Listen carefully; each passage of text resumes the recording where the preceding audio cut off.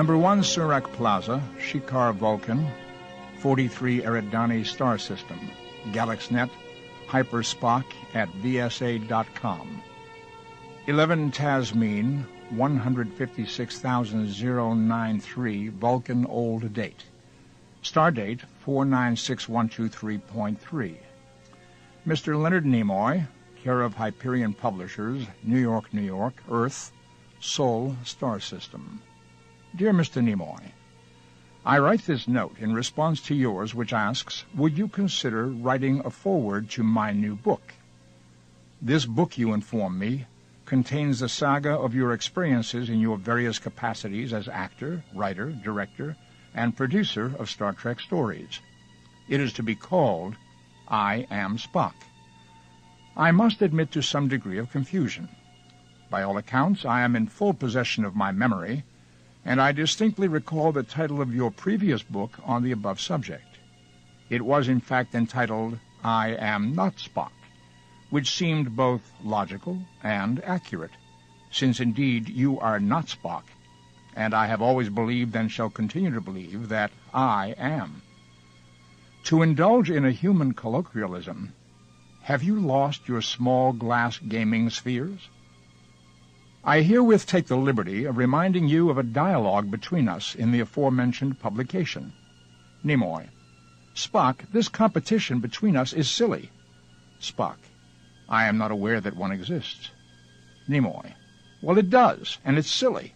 Don't forget that I'm real, and you're only a fictitious character. Spock: Are you sure? Yours for literary accuracy, Spock.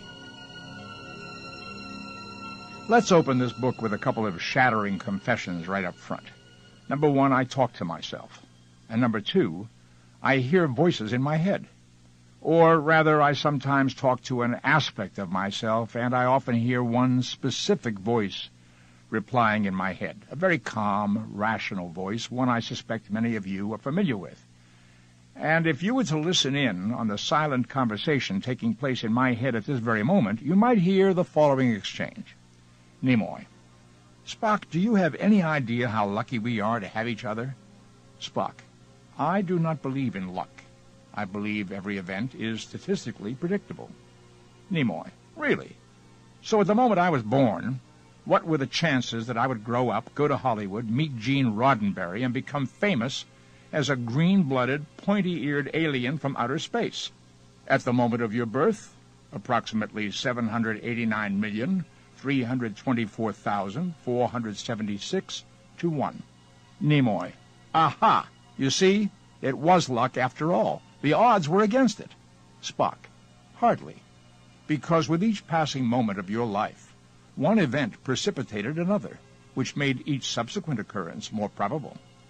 For example, by moving from Boston to Los Angeles and working hard to perfect your craft, you increased your chances of a successful acting career by a substantial margin, from 1,726,534 to 1 to 351,233 to 1. Nimoy: I rest my case. As I write these words about fortune and statistics, I can't help thinking that I'm one lucky guy. You see, I'm on my way to speak at a Star Trek convention, where I will be greeted with an incredible outpouring of affection and warmth. Why all the goodwill from total strangers? Well, a great deal of it comes because of my relationship with a certain extraterrestrial, a supposedly unfeeling character who claims he can't return the groundswell of public love directed at him. Even those few who have never seen a single Star Trek episode somehow know all about that guy with the pointed ears. Should I be jealous of him? I joked about that in a book I wrote in the mid-'70s called I Am Not Spock. I described my conversation with a group of actors and how, as I was leaving, one of the actresses said, "Leonard, we love you." I was very warmed and thanked her, but at the time wanted to add, "I'll tell him when I see him." As I said in the book, standing silently behind my shoulder is a very jealous, ever-present Vulcan. Spock: Tell her I accept her compliment, emotional though it may be. Nimoy: What compliment? Spock: She said they love me. Nimoy. That is not what she said. She specifically said, Leonard, we love you, and I know there's nothing wrong with your hearing. Spock. If you're so certain of her intent, why are you becoming agitated? Nimoy. That's ridiculous. Every time I'm paid a compliment, you grab it away. You grab it up for yourself. Spock. Would she have paid you that compliment, if not for me? Nimoy. No. Spock. Then how can you claim it for your own? I enjoyed writing the book and creating the dialogues between myself and Spock. I wanted to answer a lot of often asked questions and also explore the relationship between an actor and the character he breathed life into, especially since that character seemed to take on an existence of his own. But I made an enormous mistake in choosing the title for the book. It started a firestorm that lasted several years and caused a lot of hard feelings. When I wrote that book and handed it in to the publisher, we discussed the title and we agreed that Spock should be mentioned. But ideas like Spock and I and My Life with Spock seemed insipid. I wanted a title with some bite. So I recalled an incident when a woman pointed me out to her young son and said, "That's Mr. Spock." The little boy had stared at me without recognition because I wasn't in costume as the Vulcan. I had used that event and the fact that I was often asked to sign autographs as Spock rather than myself as cornerstones for a chapter entitled I Am Not Spock, where I had fun with a philosophical discussion about whether or not an actor was the character he played. Now, in discussing title possibilities with the publisher, I thought I Am Not Spock might work. I was completely wrong. I Am Not Spock was published in 1975 at a time when the Star Trek phenomenon had just taken hold. Having had only marginal success on NBC for 3 years, the show took on new life in syndication. Gradually, the show and its audience found each other. By the mid-'70s, it was becoming a media event. Thousands and thousands of new devotees sat in front of their TV sets memorizing each episode's dialogue word for word. Soon throughout the land came a heartfelt cry, "Give us more Star Trek." And in the midst of this desperate demand, I sent my book into the streets. I Am Not Spock. My timing and choice of title couldn't have been worse. What came back was a public anger. I got some vicious mail, most of which said, "We made you and we can break you." For years afterwards, the public assumption was that more Star Trek was not forthcoming because I had vowed never to play the Vulcan again, because I hated Spock. One of the reasons I'm writing this book is so I can put those ugly rumors to rest. Here it is in print. I don't hate the Vulcan. In fact, I like and respect and admire him. And if I could rewrite the quote from I Am Not Spock, I would say to him, "Spock, I hope you realize that I don't harbor any feelings of jealousy or competition toward you. After all, I am you and you are me." Spock. I beg your pardon? Nimoy. You sprang from who I am, from parts of my own personality. Spock. I fail to see any obvious connection. You, after all, are an emotional human, and I, Nimoy, yes, I know, you're a Vulcan, half Vulcan, but part of you is human. Let me put it another way. If I didn't exist, would you? Spock. Perhaps. Nimoy.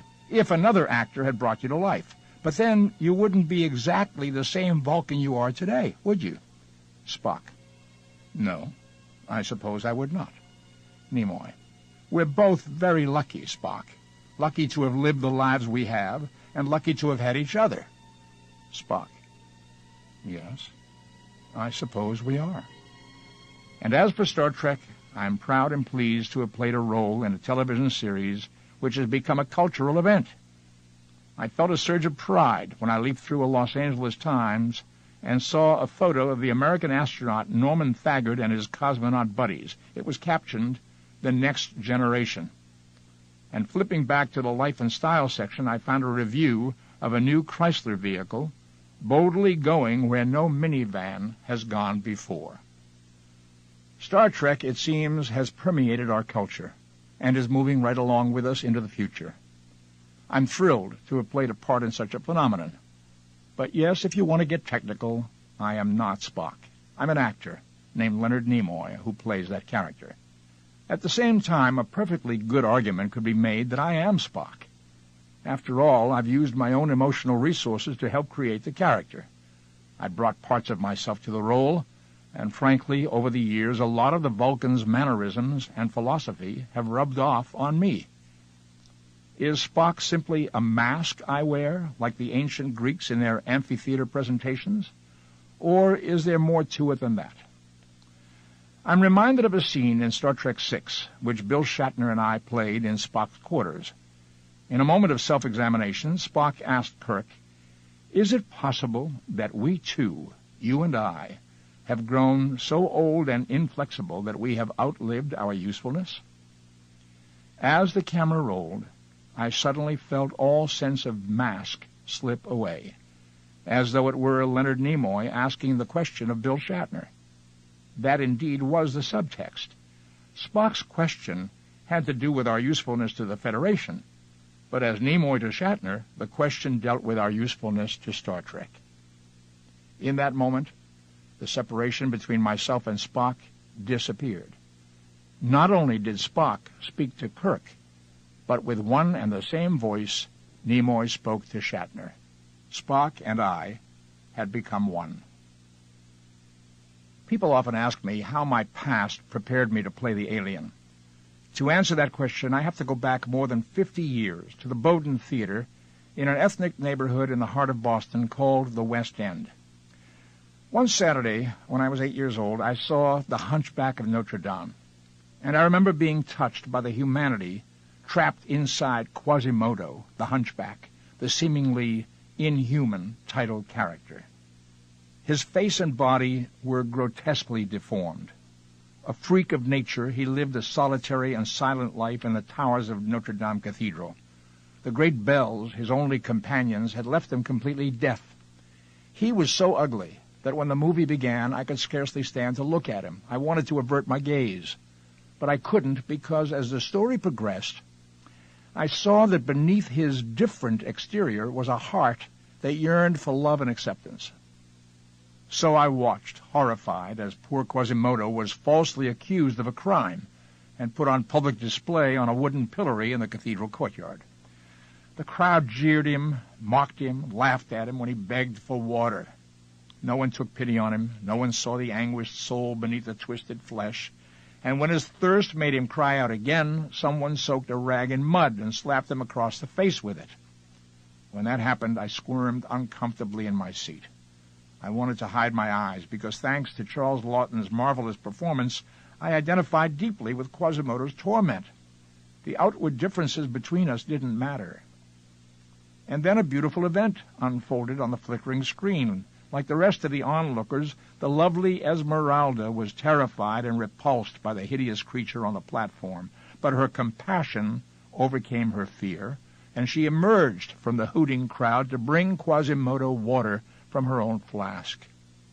At first he wouldn't take it, but she persisted, and at last he drank.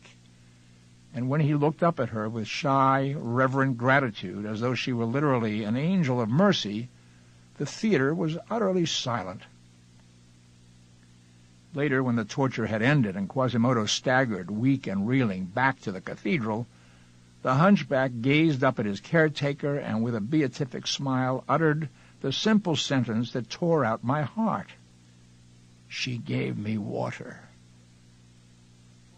I was grateful the theater was dark so that I could cry freely. The humanity trapped inside this seemingly inhuman creature profoundly touched me, and I'm sure I was not the only one moved to tears that day. Who among us does not understand what it is to be an outsider? I did. I was a Jewish kid living in a mostly Italian neighborhood. Many of my friends were Italian, but I learned early on that I was somehow different from them. Our friendships stopped at the church door. I carried Quasimodo's haunting image with me from the theater that day. The seed that would become Spock was planted. It was nurtured quite by accident when I landed my first acting job, the lead in Hansel and Gretel. There I was, an 8-year-old kid wandering down the hall at the Elizabeth Peabody Playhouse, when an adult asked me, "Do you know this song?" I nodded, and before I knew it, I was singing it on stage as the character Hansel. I came to love acting. I was a shy kid, easily embarrassed, but I found comfort in playing other characters because I was given what to say and do. I couldn't be blamed for my words or actions. I could cloak myself in the character, protected behind the performer's mask. I was determined to become an actor. Now, my parents were extremely diligent, responsible, practical people. I grew up during the Depression, a very tough time financially for most people. My parents had both escaped from Russia, and they were grateful to be living in a country where they couldn't be killed in the street. At the same time, they were very fearful of becoming a financial burden. Hard work for them was a moral obligation. Because of that, when I told them at age 17 that I was going to study drama at the Pasadena Playhouse and become an actor, they were grief-stricken. They tried to dissuade me by refusing to give me the tuition, saying, "You'll have to do it without any help from us." Being stubborn, I saved some money by selling vacuum cleaners. I bought a train ticket, and I headed west to California. My first tremendous break in Hollywood came in 1951 when I was only 20, and I was cast as the lead in a modest film called Kid Monk Baroni. The monk was an Italian boy from New York's East Side who became a boxer, and the role was especially interesting because he had a disfigured face that made him an outsider, an alien in his own world. The day that filming began on Kid Monk, I sat down and I watched as the makeup man applied pieces of foam rubber to my face. They're called appliances. I watched the slow transformation in the mirror as my mouth, my nose, my forehead became no longer Leonard Nimoy's, but the monk's. Even though I wasn't a thoroughly trained actor at the time, my emotions instinctively responded to this new face. I looked like an outsider, a person who didn't belong. I could identify with the feelings evoked by being different. Could understand why the kid had erected a protective shell of shyness and physical toughness to hide his true feelings. Yet, like the hunchback, he too had a heart which yearned for understanding and compassion. The memory of those alien characters of the hunchback and Kid Monk Baroni stayed with me, even though I went on to play many different types of roles for the next 13 years. In fact, the role that led directly to my being cast as Spock wasn't that of the alienated loner, quite the opposite. In 1964, on a television show called The Lieutenant, I guest starred as a flamboyant actor who wanted to make a movie on the Marine Corps base. I had a good time on the set. I collected my check, and I thought nothing more about it until my agent phoned a few weeks later. "Look," he said, "I just got a call from the lieutenant's producer. He liked your work on the show, and he wants to talk to you about a role in a series pilot he's doing." I was thrilled. The thought of a regular job and a regular income was very appealing, but I tried not to get too excited. I'd done enough auditions to know that I might not land the part, and I also knew that most pilots never become series. I went to see the producer, fully prepared to do the best reading for him I could. He was a pleasant man, very tall and gangly and loose-limbed, and obviously very bright. Our meeting was cordial. He gave me the complete Desilu studio tour, all the while explaining the series concept and telling me how great it was going to be. I kept waiting to do a reading. But as the producer kept going on about the series and about how interesting my character was going to be, I gradually realized that he was trying to sell me on the idea. And I thought to myself, "Don't blow it, Leonard. Keep your mouth shut, or you just might talk yourself out of a job." So I tried very hard just to listen carefully while Gene Roddenberry told me all about this role I was to play, Spock, in a science fiction series called Star Trek. The character hadn't been completely fleshed out yet, but Gene was adamant about one thing. Spock had to be obviously extraterrestrial, in order to visually emphasize that this was the 23rd century and these were interplanetary crew members aboard a spaceship. Spock would therefore be distinguished by a different skin color, probably red, a different hairstyle, and pointed ears. He would also be different in temperament. Spock was half human and half alien, raised in a world where emotional displays were firmly suppressed. This rational, repressed side would overshadow his emotional human side. But despite his coolness, he would project a sense that there was danger lurking within him that might take over at any moment. I was at once intrigued and worried about playing the role. Intrigued because Gene described a very rich internal life for the character. Worried because the part might turn out to be a bad sci-fi joke. Just how seriously could the viewing audience take a character with pointed ears and reddish skin? What was next? A pitchfork? I took the job, and I voiced my concerns about Spock to Gene, who said, "I know you can make this character work." He was very firm about it, for which I'm now grateful. But when pre-production began, I began to think my anxiety was well-founded. The first screen test with the ears was, to put it mildly, awful. Lee Greenway, who'd also done the makeup for Kid Monk Baroni, had been hired to see whether he could come up with a pair of ears. Now, normally, such appliances need to be made in a very painstaking fashion so they'll fit in a perfect, seamless way.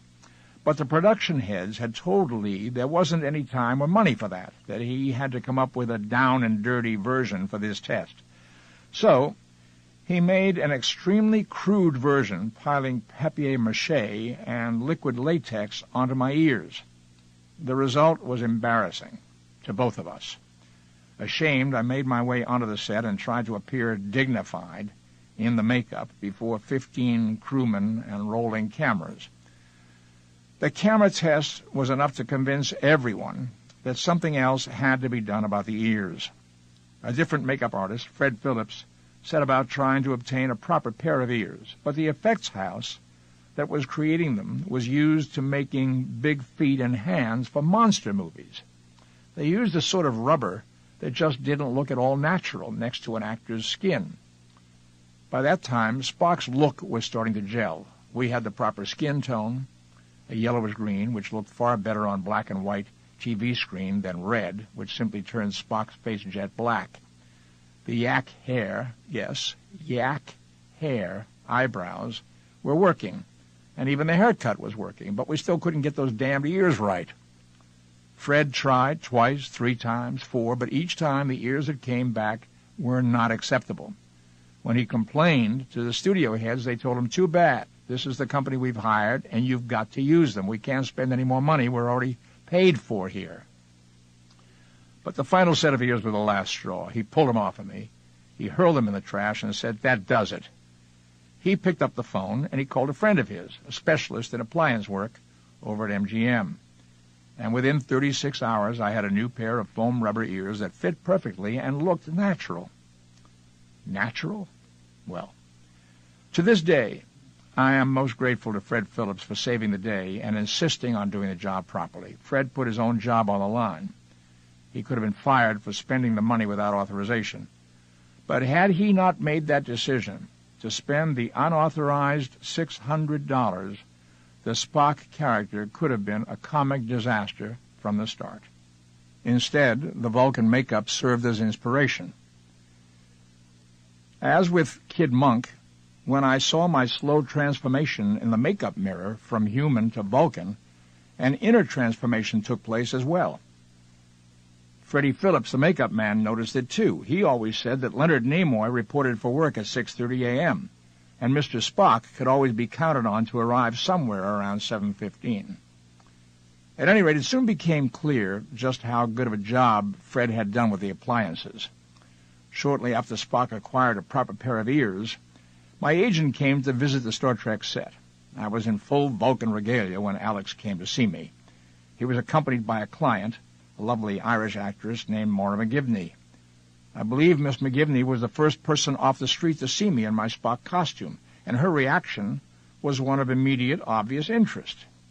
"Oh," she breathed, lifting a hand to to Spock's ears. "May I touch them? They're so attractive." I blushed a deep, decidedly un-Vulcan shade of red, and obliged. It was the first inkling I had of Spock's effect on women. Eventually, when the character's popularity soared, everyone was trying to figure out whether it was indeed the ears that were responsible. In fact, at the end of the first season, when contract negotiation time came around, the main threat the studio used with me was, "Cooperate, or we'll put the ears on someone else." The ears was something of a blessing and a curse. They weren't really painful, just a little uncomfortable, and I couldn't lie down on my side while wearing them. The worst discomfort, I think, came in the first couple of seasons with all the jokes. I was branded as the man with the pointed ears, and every article about me in the press was laden with ear puns. I can smile about them now, but at the time I began to cringe at review headlines like "Ears to Leonard Nimoy," "The Ears Have It," and the million times repeated comment, "I didn't recognize you without your ears."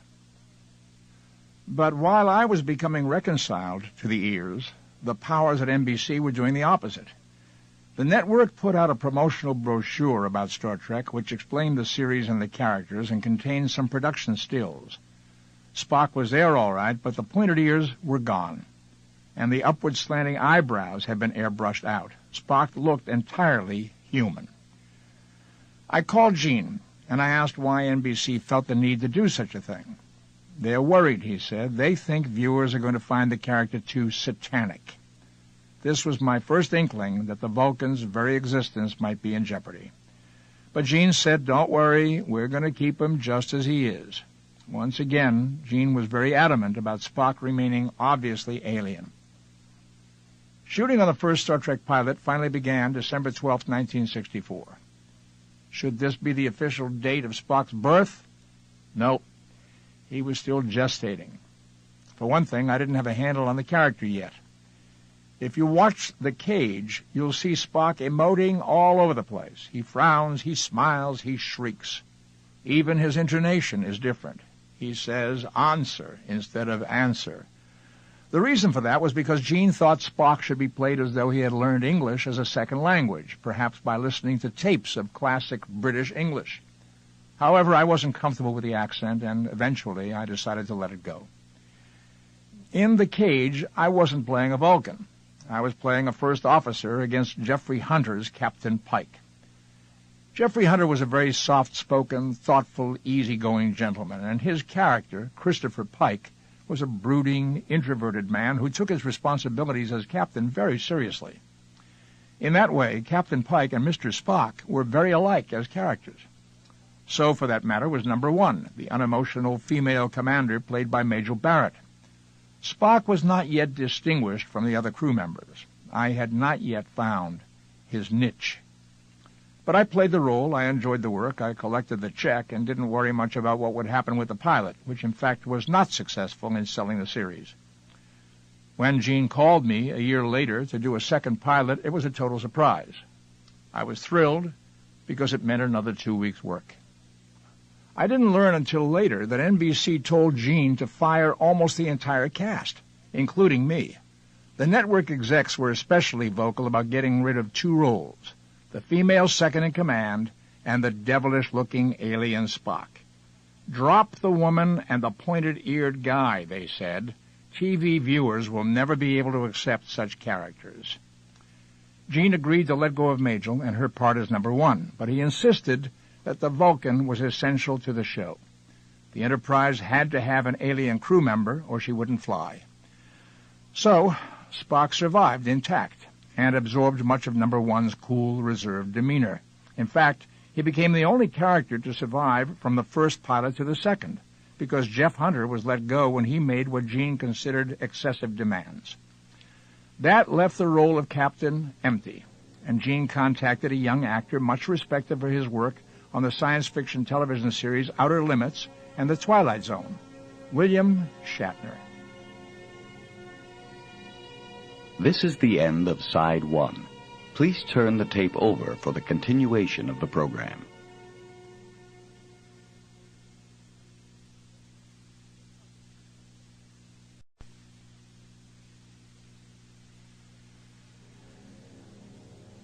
That left the role of captain empty, and Gene contacted a young actor much respected for his work on the science fiction television series Outer Limits and The Twilight Zone, William Shatner. Bill came to the show with a certain amount of cachet, solid reputation, and a lot of expertise. He was always extremely hard-working, well-prepared, and totally professional, but at the same time, he brought with him a great deal of zest and passion about work, food, his Dobermans, his cars, his life, everything. and he has a prankster's sense of humor. I think it's time the world knew the hidden, ugly truth about what really was happening on the Star Trek set. Bill Shatner is one of the worst punsters in the world, and it soon became his 5-year mission to try to crack me up on the set. It's interesting to note that although we two are as different as salt and pepper, we're precisely 4 days apart in age. Bill was born March 22nd, 1931. I was born March 26th. It's true that we were quite competitive with each other, but it was the competitiveness between two brothers who care a great deal about each other. Bill's Captain Kirk was a swashbuckling Errol Flynn type of hero. He played the role with a great deal of energy and elan, and wasn't afraid to take chances. That elan has cost him at times. People have made fun of his exuberance because it made it easy to do a caricature of Kirk. His attack on a line of dialogue, his unique way of pausing before blurting out the final word or phrase, were readily captured by imitators. But that energy was vital for the show and made it possible for me to finally find a niche for my role. I don't think the Spock character would have worked as well with Jeff Hunter, because Jeff's Captain Pike was introverted and soft-spoken, so that there was no contrast between the two.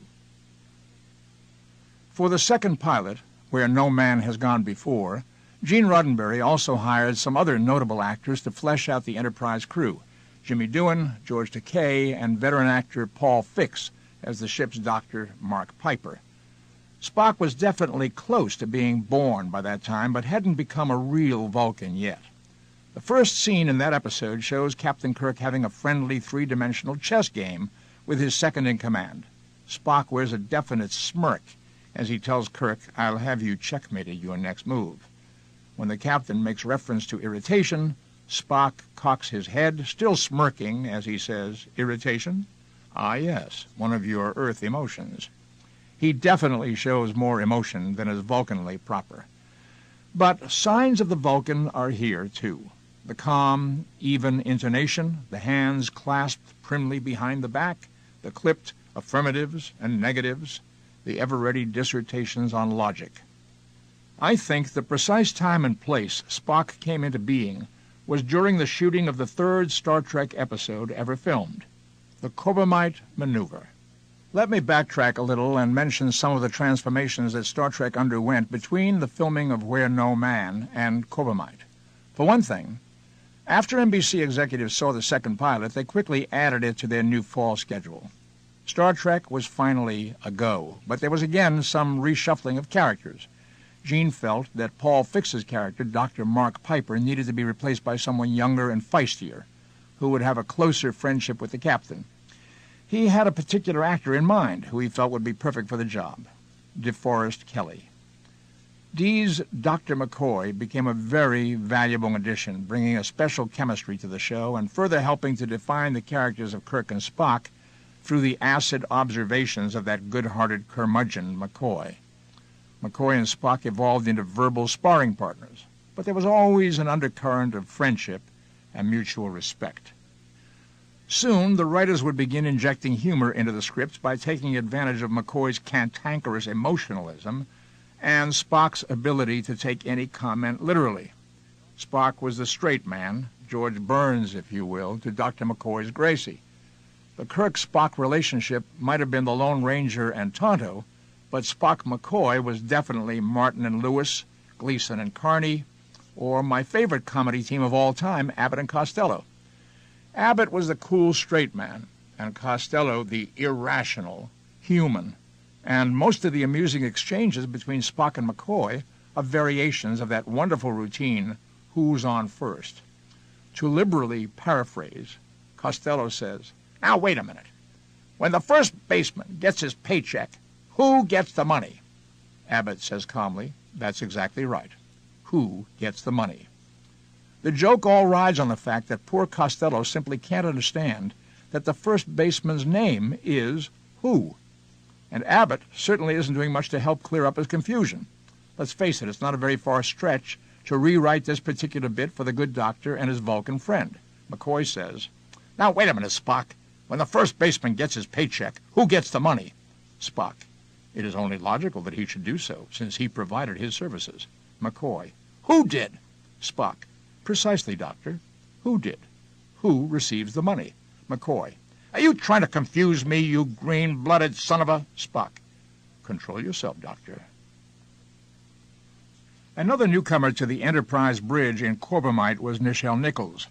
On the set, Nichelle was always very beautiful and very involved. And though she often was not given many lines in a script, she nevertheless was totally present and made an emotional investment in whatever was happening in the scene. Jimmy Doohan and George Takei had both joined the crew in the previous episode, and it was marvelous how perfectly each of them, Nichelle, Jimmy, George, filled their roles.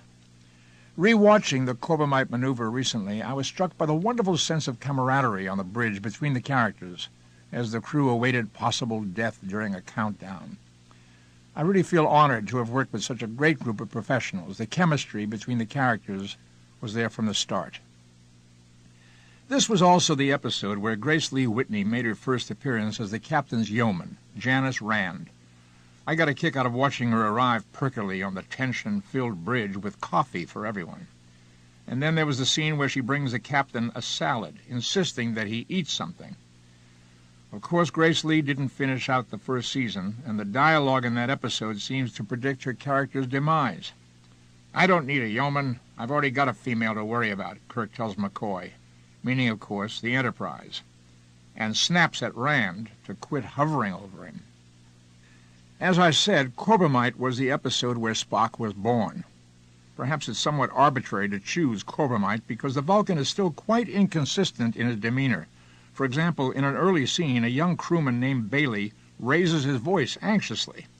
The Vulcan accuses him of unnecessarily emoting, and when Bailey says it's a result of adrenaline, Spock dryly suggests he have it removed. Yet moments later, Spock does the very same thing. Also, if you watch the episode, you'll notice that Spock wears blush on his cheeks and that his skin is very shiny, suggesting that he's sweating because of the tension on the bridge. As time went on, Freddie Phillips eliminated all the pink stuff and used a flat greenish color.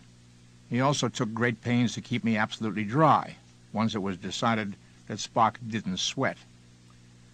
I guess I'd describe Corbomite as a crossover episode where I was still learning to play the role.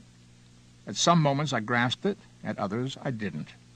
There are still moments when Spock seems on the verge of breaking into a smile. Early in the first season, the character was overwrought, overdone, more emotional, with slightly larger ears, bushier eyebrows, the jagged bangs. Over time, we refined Spock, we toned him down, until at last he became the cool, elegant creature he is today.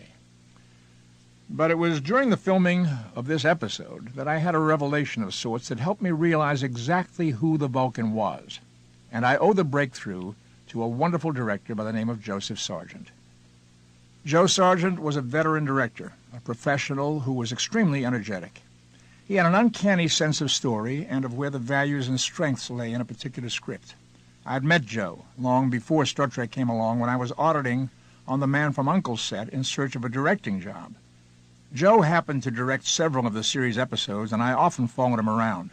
Early one morning, I made it into his office before him and found some papers on his desk. They were notes on the opening few pages of a script he was going to be shooting that day. He'd done a very concise synopsis of the entire story, but what caught my eye was the line that came after his description of the teaser, the first brief scene which is intended to hook the audience. Quote, "Our hero searches through the file drawers, finds the paper he's looking for, and reacts," Joe had written. "And then the door slowly creaks open, and we're off." I got a big kick out of that little phrase, and I've always kept it in mind when I direct, because it illustrates so perfectly Joe's elan and the joy he took in storytelling. I feel the director's job is to experience that joy and share it with the cast, and ultimately the audience. Joe Sargent, Mark Daniels, and Joe Pevney were three directors who possessed that infectious sense of exuberance about their work. In late May 1966, Joe was directing a particular scene for us on the bridge, where the crew members were all reacting to an enormous glowing globe on the view screen. We were all supposed to be concerned about this strange new threat, and my line consisted of that single fateful word, fascinating. I just didn't have a handle on how to say it, Until, that is, Joe Sargent wisely said, look, don't act uptight about what you see on the screen. Instead, when you deliver your line, be cool and curious, a scientist. The moment he said it, something inside me clicked. He had just illuminated what it was that made this character different. I composed myself, drew a breath, and calmly said, fascinating. What came out wasn't Leonard Nimoy's voice, but Spock's. And even though the Vulcan veneer would later slip from time to time, I began to understand where Spock was coming from. I began to use more restraint in the character's movements, gestures, facial expressions. In I Am Not Spock, I mentioned one of my great sources of inspiration for this, Harry Belafonte. Back in the mid-1950s, my wife and I had gone to see Belafonte sing at Los Angeles Greek Theater. For the first 45 minutes of his performance, he scarcely moved a muscle, only stood perfectly still in front of a microphone, his shoulders hunched, his hands resting on his thighs. And then, after all that time, he suddenly made a move. He merely lifted his right arm slowly until it hovered parallel to the floor. But the impact of that one subtle motion on the audience was tremendous. Had he been dancing around the stage, the gesture would have been meaningless.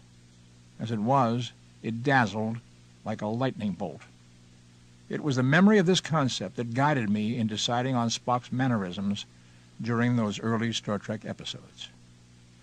By this time, my days were beginning to blur together. Working on a series is, to indulge in some understatement, grueling. My routine was to rise at 5:30 weekday mornings so that I could be in the makeup chair for Freddie Phillips by 6:30. I got into the habit of having my breakfast in the makeup chair. While Freddie applied the ears, I ate. He and I would have a nice, quiet conversation until 7 a.m., when Mr. Bill Shatner arrived and all hell broke loose.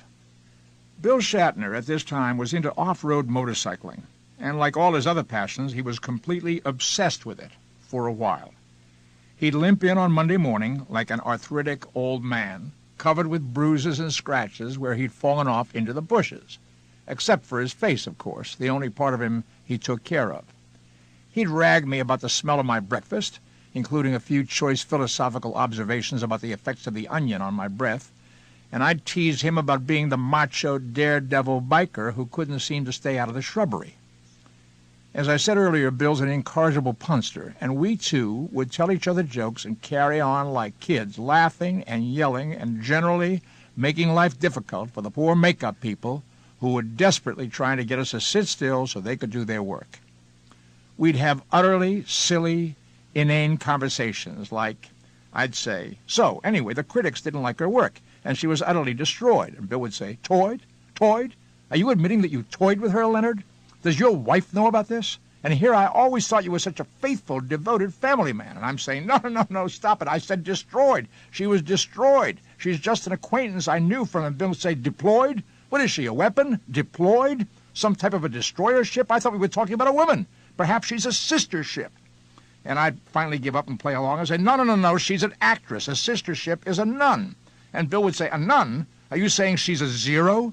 Then the critics were right. And I'd say, no, they were wrong. I didn't say zero. I said hero, or rather heroine. She's a very good actress. Heroine, says Bill. So now you're claiming drugs were involved. No, I said thugs. And there'll be two of them waiting for you in your dressing room if you don't knock this off. And Bill would say, let 'em try. My Dobermans will eat 'em alive. Well, you get the idea. The makeup people would sigh and roll their eyes at times when it really got out of hand, and I know they probably wondered, my God, how will they have any energy left for the rest of the day? But it was our way of waking up. And then D. Kelly would wander in, wonderfully laconic and soft-spoken, smiling and shaking his head at our idiocy. D was a stabilizing influence for us both. He was always there to listen to Bill or me gripe about each other, which we would come to do once Spock's popularity took off, as I'll explain later, and always dispensing his oft-solicited wisdom in classic Dutch uncle style. From the makeup department, it was on to the set or the rehearsal table, though we never had much time to rehearse. Each episode had to be shot in 6 days or so we always worked straight through until about 6:30 in the evening, taking only a short break for lunch, which usually was from the commissary. By then, I'd accumulated several phone calls, most from reporters asking for interviews or people inviting me to public appearances. I tried to return most of the calls during lunch, but it also was necessary to have a phone installed in my car. This was unheard of in the late 1960s, but I did it because time was at such a premium. During my half-hour commute home, I would return as many calls as possible so that I wouldn't have to stay up all night on the telephone. In order to save time, I also acquired a red bicycle so that I could save a few minutes getting to the commissary or to my office. Now, I must digress here because no mention of that bike can be complete without the Bill and the bicycle story. I've already divulged that my former co-star was an inveterate prankster, but in certain instances his practical joking became an outright obsession. I'll never understand why, but my bicycle became an object of his fixation. It started fairly innocently, with Bill simply hiding the bike on the set one day, and then returning it with a chuckle when I fumed and demanded it so I could pedal to the commissary for lunch. But from there it escalated, as obsessions do. Next thing I knew, Bill enlisted the help of the cameraman to hoist it up on the ropes so that it hung overhead from our soundstage ceiling. One might think this was going a little too far. But Bill was just getting warmed up. On different days, my poor bike wound up chained to a fire hydrant, then in Bill's trailer beneath the watchful eye of one of his most ferocious Dobermans. In frustration, I took the ultimate step. I locked the damn bike in my Buick and parked the car right next to the soundstage. Bill, of course, had my Buick towed away. But back to the subject of time conservation. One reason I felt the need to conserve every possible minute was because I was also traveling almost every weekend. I rarely turned down any paid engagement. I'd seen many of my active friends go to work on a series for a few years and live up to the level of their income. And then when the series was canceled, they were once again looking for work with no steady income and no money in the bank. I made a private pact with myself that this would never happen to me and my family. So every time I was offered a paid appearance, I took it. This meant that I left the studio at 5 or 6 o'clock on Friday night, and I took a red-eye flight to my destination. I'd arrive on the East Coast around 6 Saturday morning and catch the last flight out on Sunday night. I can remember a time or two when I got back to Los Angeles at 2 or 3 in the morning on Monday. I'd go right to the studio, stagger into my dressing room, and catch a few hours' sleep on the couch. From there, I headed right into makeup. I certainly wasn't the only one on the Star Trek set with a grueling schedule. Gene Roddenberry worked best in the dark. He'd be on the set all day dealing with different problems, and then after hours, under tremendous pressure, he'd write or rewrite a script from midnight to 5:30 a.m.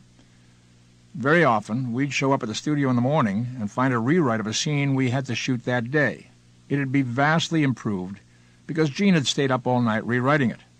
Then he'd head home and sleep, and he'd be back at the studio by lunchtime. The long hours took a toll on us all, and there was a different kind of toll taken by my remaining in character as Spock on the set. Of course, I'd laugh a lot with Bill in the mornings and quite a few times on the set. Clowning around is a natural way to ease tension and exhaustion. But sometimes, when things started to get really funny, I'd walk away from the laughter for fear I'd have trouble staying in character. I kept in Spock mode, even off-camera, because I believe that I can do better work if I make on and off stage time one seamless experience. That way, if I'm already Spock by the time the cameras start rolling, I won't find myself fumbling into the character in mid-scene. So, the more consistently I stayed in character as Spock, the more consistent my performance became. However, residing for so long inside the Vulcan psyche had some definite side effects on Nimoy the human. The character that I developed soon took on a life of his own and began affecting me rather than the reverse. Dwelling inside Spock's head became a pressure cooker. Repressing one's emotions, after all, is an unnatural condition. In my case, I found that I soon became prone to occasional eruptions of emotion. Sometimes I'd sense them coming and would go hide in a private place until the storm blew past. Once, one came over me while I was discussing a script with Roddenberry in his office. It was a typical meeting, and I was talking away, saying something along the lines of, "Okay, Gene, here on page 52, Spock is involved in a fight, but I think he would have found a way to avoid the violence." And Gene, clad in his typical cardigan and rumpled slacks and frowning down at his own copy of the script, answered, "Come on, Leonard, we need some action there. Spock realizes that in the interest of time, violence is necessary in this case." And I'd say, "Well, if you think about it, Gene, there might actually be a more interesting way to further the action without a fist fight. Leonard, I agree with you in theory, but there isn't any time. I've got the studio breathing down my neck as it is. I've got exactly 2 days to finish the next script. It doesn't have to take a huge overhaul, but Spock wouldn't engage in such violence without a much stronger motivation. I'm sure you could—" "Oh, Leonard, for Christ's sake, I told you—" "Gene, calm down. I'm not trying to be difficult. I'm just asking." "Well, you get the idea." Gene frosted up. I tensed. Words were exchanged. And very shortly I was overwhelmed by a sense of frustration that went far beyond this particular script or issue. Exhaustion and stress and the hours I'd spent inside the Vulcan's skin finally got to me, and I found myself struggling to hold back tears as a powerful surge of emotion swept over me. My Vulcan training permitted me to maintain some degree of control. I stood up and said hoarsely, "I'm sorry, Jane, but I have to leave." I could see from the faintly amazed expression on his face that he saw I was on the verge of weeping. To save us both the embarrassment, I hurried out of there and headed straight for my dressing room, where I remained until the storm had blown over. The Naked Time was the 7th episode we filmed, some 4 or 5 weeks after Spock's birth in Corbomite. But it was a defining episode for the Vulcan, one that cemented in my mind and the viewers exactly who Spock was. The Naked Time also marked my first big run-in with a writer over the portrayal of Spock. The episode was written by our line producer, John D.F. Black, who had come up with a very intriguing concept. The Enterprise crew members are infected with a virus which removes their inhibitions and causes their hidden selves to emerge. It was a great idea, but in my case, John's original draft focused strictly on the humorous, the frivolous. It called for Spock to step from the turbolift into a corridor, where he's accosted by a crewman who runs up and paints a mustache on the Vulcan. Spock then bursts into tears as he staggers down the corridor. It was a funny scene, theatrical and inventive, but it disturbed me. I was certain that Spock would never permit himself to dissolve into tears in front of that crewman. He would maintain control at all costs and not let down his barriers until he had found a private place. I relayed the above concerns to John, and I asked him to rewrite the scene so that Spock struggles against the virus effects, then hurries to an empty room where he fights to regain control of himself. Now, you must understand that writer-producers on a television series have an extremely tough job. To indulge in a metaphor, they're always chasing the rabbit, but they're never allowed to catch it. No sooner have they pulled the last page of a script out of the typewriter than someone comes up to them and says, "Here's a problem with the second act. This script is going to need a total rewrite." Of course, they're supposed to be working on the next script without a chance to pause and catch their breath, so they don't appreciate it when the actors won't let them get their work done. "No way," John told me flatly. "There isn't time. Just play the scene the way it's written." But the Vulcan was looking over my shoulder by then, and I was stubborn about not letting his dignity be torn away just for the sake of a brief moment of humor. So I took a deep breath, and I went to Gene Roddenberry, and Gene listened very thoughtfully and then said, "You're right. It's really out of character for Spock. Don't worry, I'll take care of it." I went back to work on the set, and an hour or so later John Black came over to me and with a grudging look on his face said, "Okay, tell me what you have in mind." "It's about emotion versus logic," I told him. "Love versus mathematics." Based on that, John wrote the marvelous scene for Spock that now appears in The Naked Time. After becoming infected, the Vulcan seeks out a private place in which to ride out his emotional storm. While there, he chants multiplication tables in an effort to regain control. But it's useless. Just as he chides himself, "I am a Vulcan, I am in control of my emotions," he finally breaks down, and we learn the source of his grief, that he could never bring himself to tell his human mother he loved her. I'm sorry for any frustration the rewrite caused John, but I'm very grateful for the result, because that scene really showed our viewing audience the internal conflict that drove the Vulcan. The episode had an enormous effect on the show's popularity and on Spock's. The week after the first episode aired, I received less than a dozen fan letters. After the second, perhaps 40 or 50. But once the Naked Time aired, the fan mail started arriving in laundry bags, each containing hundreds and hundreds of letters. The Vulcan was alive and kicking, but, if you'll pardon the expression, the most fascinating period of his growth was yet to come. Spock says, "A question, Mr. Nimoy." Nimoy, "Yes, Spock?" Spock, "This process, this recitation of dialogue, display of emotion being recorded by a camera, is this your chosen profession?" Nimoy, "Yes." Profession, obsession. Spock, "And who will be responsible for the choices made? For example, what shall we put on public display? Character delineation, and so forth." Nimoy, "It's a process, Spock. Writers, producers, directors, and actors all participate. In any case, I'll take a firm hand."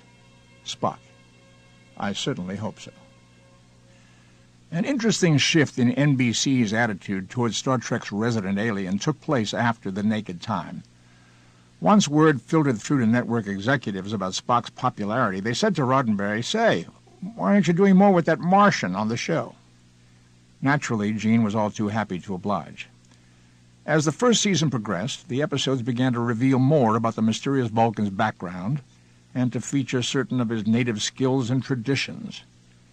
In preparing to play the character, I'd already done some thinking about Vulcan culture and customs, and I'd made a decision that the Vulcans were a touch-oriented society, that the fingers and hands featured prominently, as they were touch telepaths. Based on that concept, the Vulcan neck pinch was created. It came about during the shooting of The Enemy Within, an episode wherein Captain Kirk was confronted by the evil half of his personality. The original script called for Spock to steal up behind the bad Kirk and strike him over the head with the butt of a phaser. The scene jarred me when I first read it. It seemed more appropriate for the Old West than the 23rd century. I could practically hear the Vulcan whispering in my ear. Barbaric. A Vulcan would avoid unnecessary violence at all costs. We have, after all, made a thorough study of the human anatomy and utilized more scientific methods which render the use of force obsolete. In keeping with the Vulcan emphasis on touch, I spoke to the director, Leo Penn, about my concern. Leo agreed it was valid and asked what alternatives I might suggest. After explaining the business about Vulcans and how they no doubt were thoroughly familiar with the anatomy of recalcitrant humans, I suggested they were capable of transmitting a special energy from their fingertips. If applied to the proper nerve centers on a human's neck and shoulder, that energy would render the human unconscious. Leo asked for a demonstration. Since Bill Shatner was the other actor in the scene with me, he was the most available victim. I quietly briefed Bill on what I had in mind, and then the two of us made our little presentation for the director. I applied pressure to the juncture of Bill's neck and shoulder, and he most convincingly and cooperatively fell into an unconscious heap on the floor. Thus, the famous neck pinch was born, in part because of Bill Shatner's talent for fainting on cue. This is the end of this cassette. This program is continued on side 1 of cassette number 2.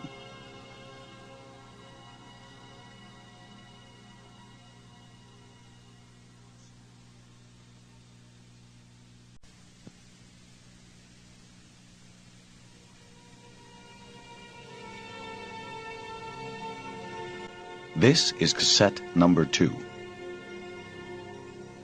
I applied pressure to the juncture of Bill's neck and shoulder, and he most convincingly and cooperatively fell into an unconscious heap on the floor.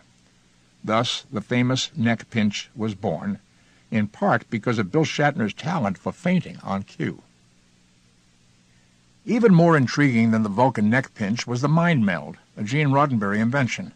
It debuted in Dagger of the Mind, in which an apparently insane escapee from a penal colony demands asylum on the Enterprise. The madman, Van Gelder, incoherently accuses his captors of sadism. Originally, In order to get at the truth hidden behind the man's tormented thoughts, there was a dull, expository scene in which Van Gelder was interrogated at length in sickbay. To make it more dramatic, Gene came up with the Vulcan mind meld. It also gave me an opportunity to emphasize the importance of touch to Vulcans. Spock uses his fingers and hands to probe Van Gelder's face and skull.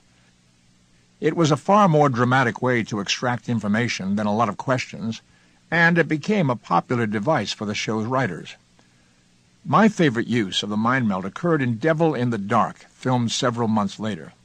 In fact, Devil in the Dark would definitely be among my top favorite episodes, along with Amok Time, City on the Edge of Forever, Journey to Babel, Naked Time, and This Side of Paradise. Why Devil in the Dark? Because of its theme. The story deals with the Enterprise coming to the rescue of a crew of human miners who are being attacked and killed by a creature that burrows through rock. The miners want to destroy the creature, which we later learn is a Horta. Kirk and Spock track the Horta down, and Spock mind melds with it, only to discover that it is a she, a mother protecting her eggs from the miners, who are ignorantly destroying the strange rocks. Ultimately, Kirk explains the situation to the miners, who then form a happy partnership with the Horta. She and her children are protected from harm, and in turn use their natural rock-dissolving ability to assist the miners. The theme is a powerful one, dealing with racism and intercultural conflict. The Devil in the Dark illustrates beautifully how unreasoning fear begets violence, and how an attempt at understanding can benefit both sides in a conflict. The episode was also significant in terms of the Vulcan's development because it allowed us to glimpse a little deeper into his psyche. It also showed a far more pacifistic character than the Spock in Where No Man Has Gone Before, who coldly urges the captain to kill Gary Mitchell. By the time of Devil, it's established that Vulcans revere all life forms and are willing to go to almost any lengths to avoid violence towards them. We shot the episode in January 1967, and while we were shooting a scene in which Kirk had a lot of dialogue, Bill Shatner got a phone call on the set. Sadly, his father had just passed away in Florida. The producers told him to go ahead and leave, but Bill just shook his head and gritted his teeth and said, "No, we're right in the middle of a scene, and I'm going to finish it before I walk off the set." Dee Kelly and I both said, "It's okay, just leave, Bill, just go." But Bill's a scrapper. He was determined not to walk away from the challenge, and he did finish the scene. Finally, Bill left, and we went on to shoot the scene where Spock approaches the Horta in order to make mental contact with it. Kirk is supposed to be standing and watching during this time, so we wound up filming across the back of Bill's double.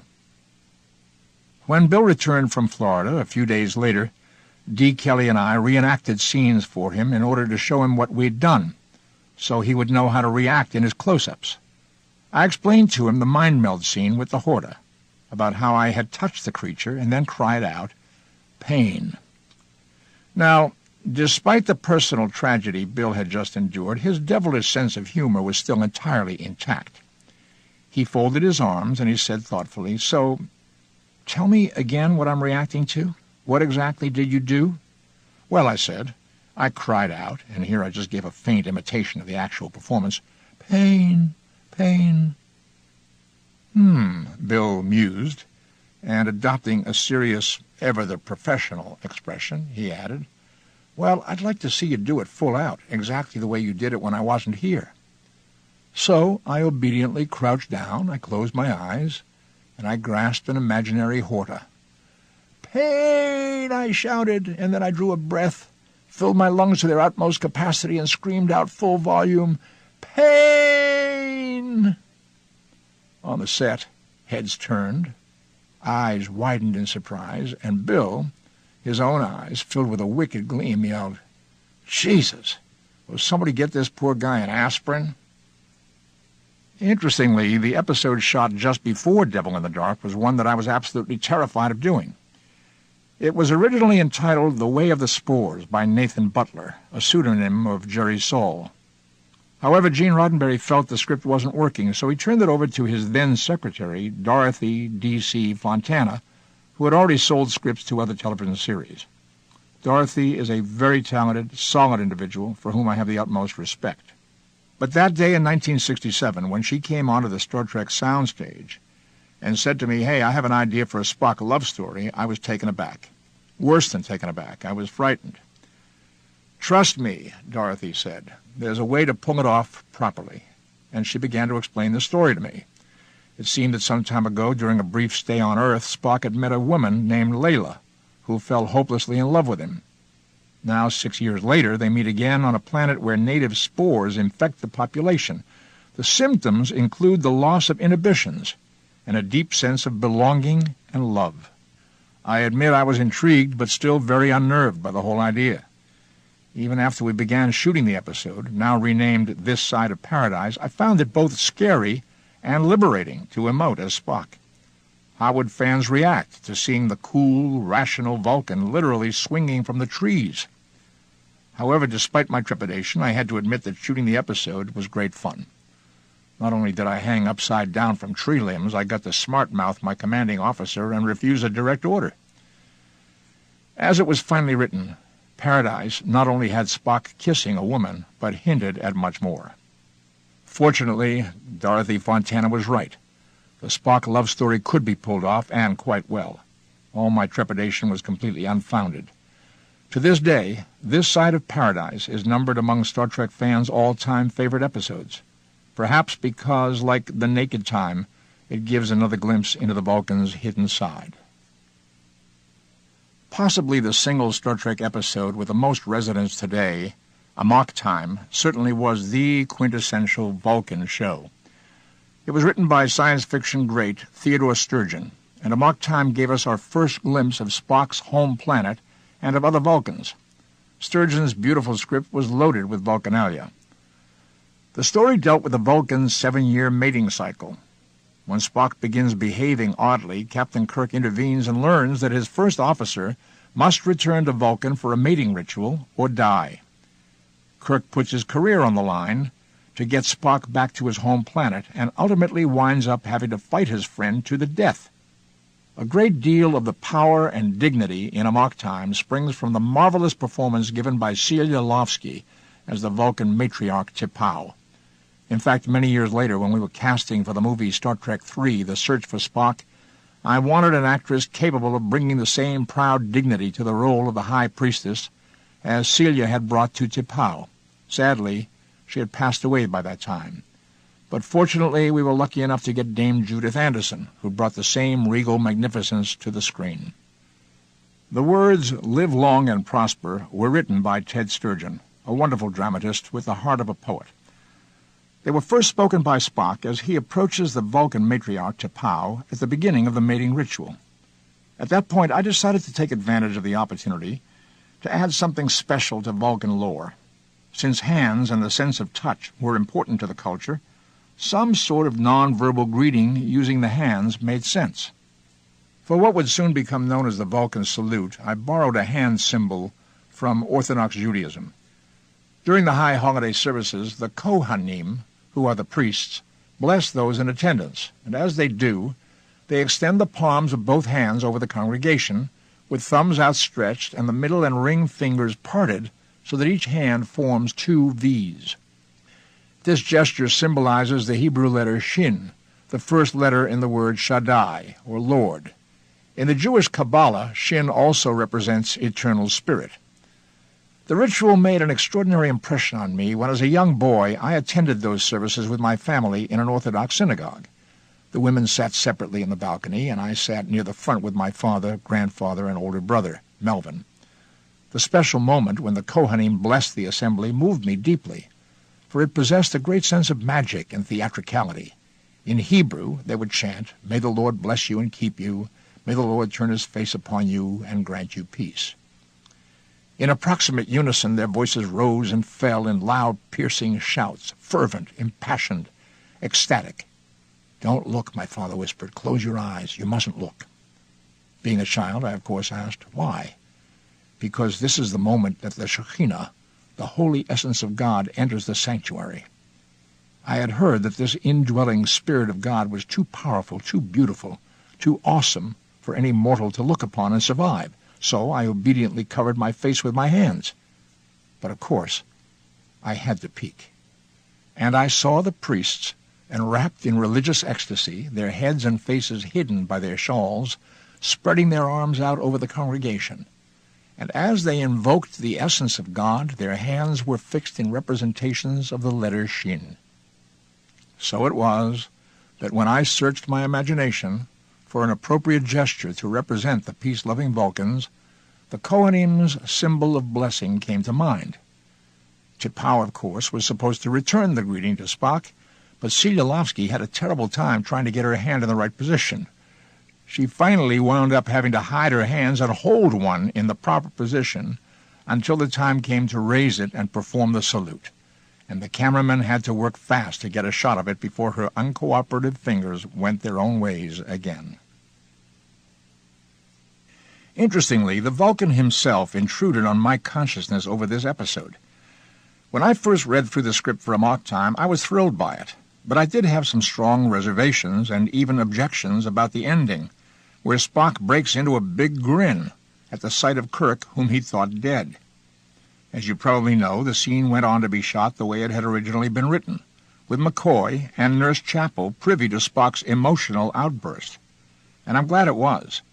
Every time I've been at a Star Trek convention where that scene has been shown, the audience goes wild. They especially love it when the Vulcan stiffly explains to Dr. McCoy that he was merely expressing quite logical relief that Starfleet has not lost one of its finest officers. It took me a while to figure out who really had the objection to the scene. The Vulcan was looking over my shoulder again, and even had me unwittingly speak out on his behalf. Spock didn't want McCoy in that emotional scene because he knew the doctor would make him pay for it later.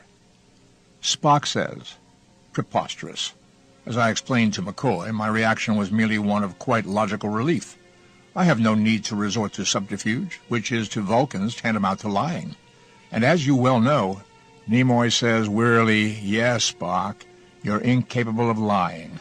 But as you well know, you're quite capable of exaggeration. Can subterfuge be far behind?" Spock's reply is a stony silence. In I Am Not Spock, I had a brief conversation with the Vulcan on the subject of celebrity. Nimoy: "Spock, how does it feel to be popular?" Spock: "I do not have feelings." Nimoy: "I'm sorry. I didn't mean to offend you." Spock: "I am not offended. I understand your tendency to judge me by your human standards. It would, however, facilitate matters if you would refrain from doing so." Nimoy: "I'll try. Are you aware that you are popular?" Spock: "I am aware of a certain public interest which exists." Nimoy: "People like you. Do you care about that?"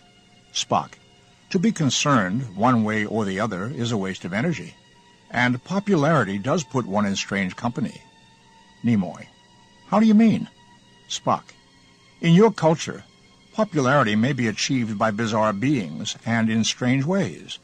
One can achieve popularity by appearing nude in your magazines. Certain animals, dogs, mammals, etc., have become popular through weekly exposure in your television dramas. Would it not be better to honor real achievement?" Nimoy: "Can't popularity and achievement go together?" Spock: "Victor Hugo said, 'Popularity? Why, it is the very crumbs of greatness.'" Nimoy: "That sounds pompous." Spock: "Possibly, but Mr. Hugo was only human." Nimoy: "Let me put it this way, Spock. If you're popular among humans, doesn't that say something positive about the human ability to value a culture and a lifestyle alien to its own?" Spock: "That does seem logical." Nimoy: "Coming from you, Mr. Spock, I consider that a great compliment." Perhaps Spock was unfazed by celebrity, but I can hardly make the same claim. In fact, I was so concerned and affected by it that I found myself riffling through a Bartlett's quotations in search of insight on the subject, and I found the above-mentioned quote from Victor Hugo. That phrase became a touchstone for me, reminding me to stay focused on the work at hand rather than its side effects. Popularity was bound to fade, and what would be left behind would be the quality of the work, if it was there.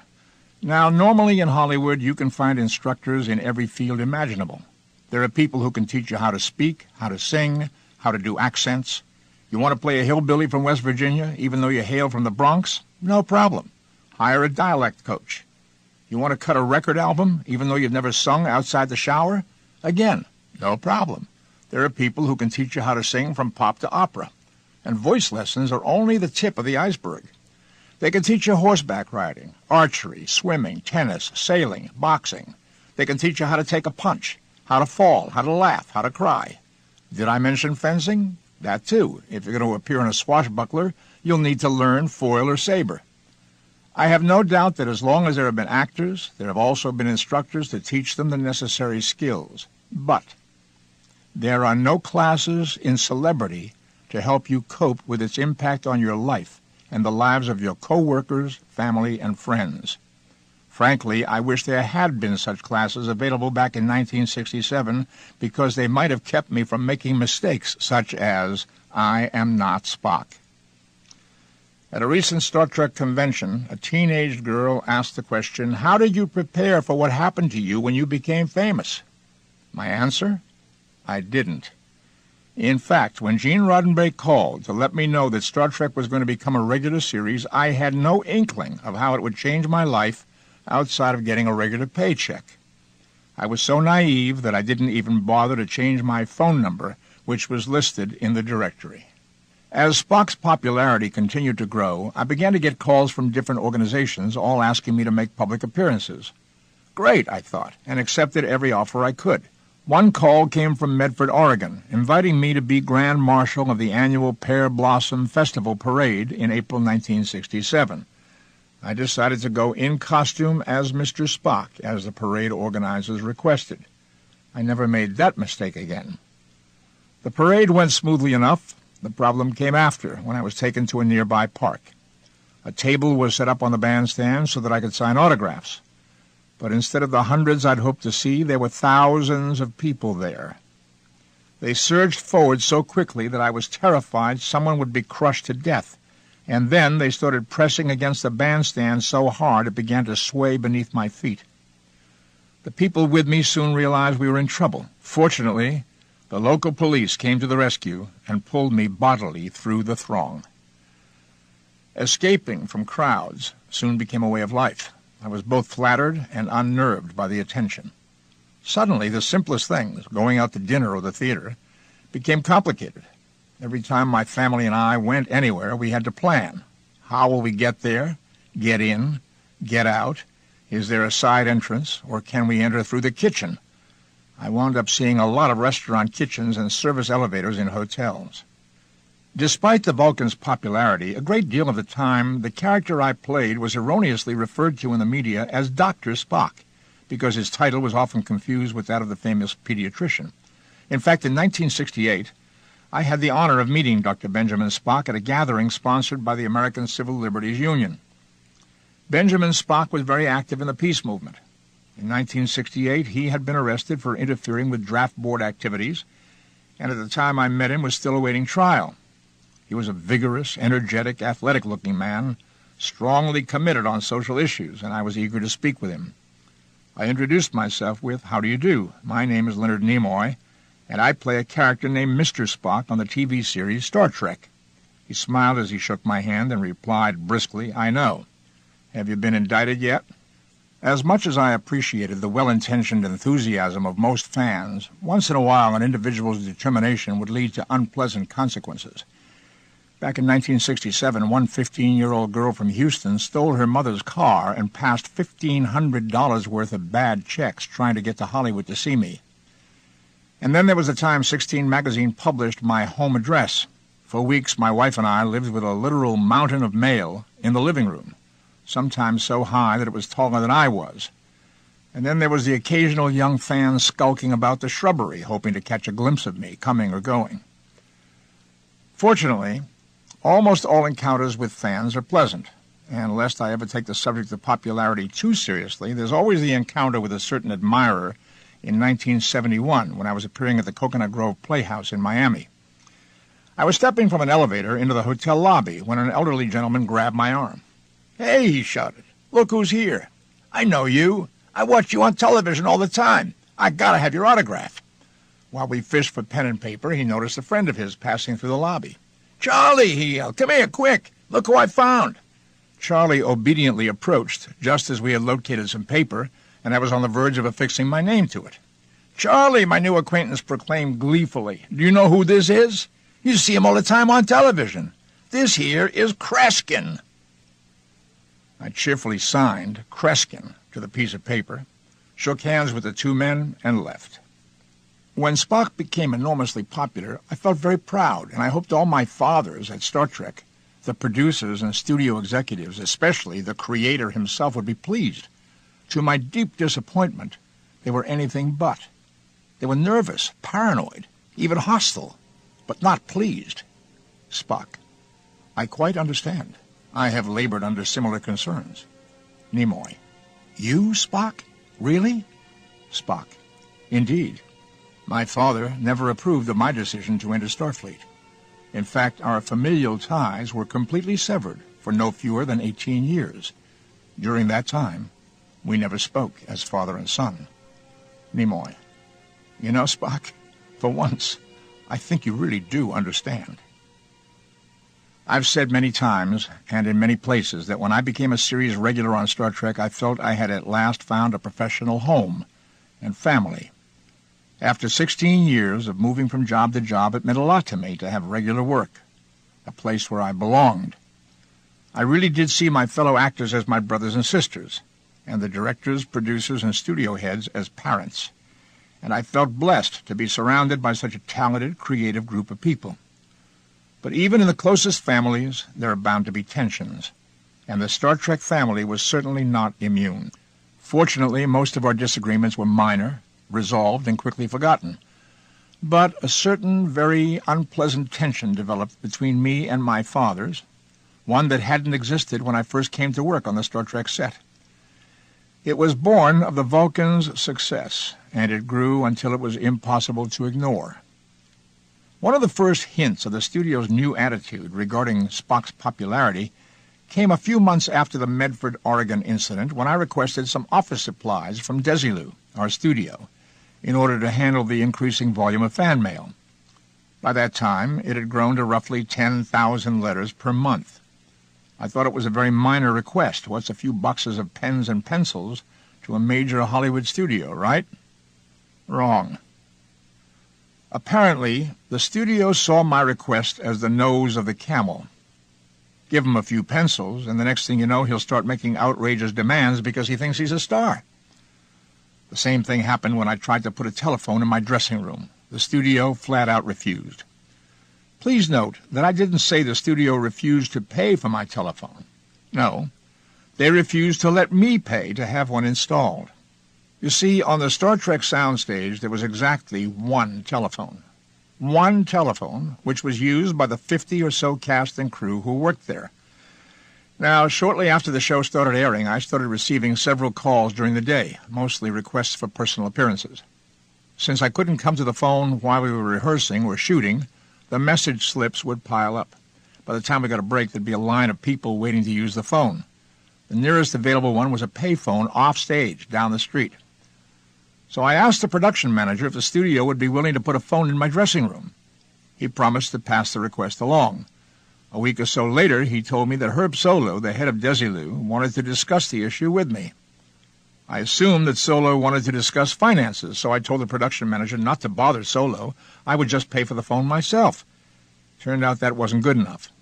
One day, Herb came to my office and he said, "Leonard, we can't let you have the phone." "No problem," I told him. "I've already decided to pay for it myself."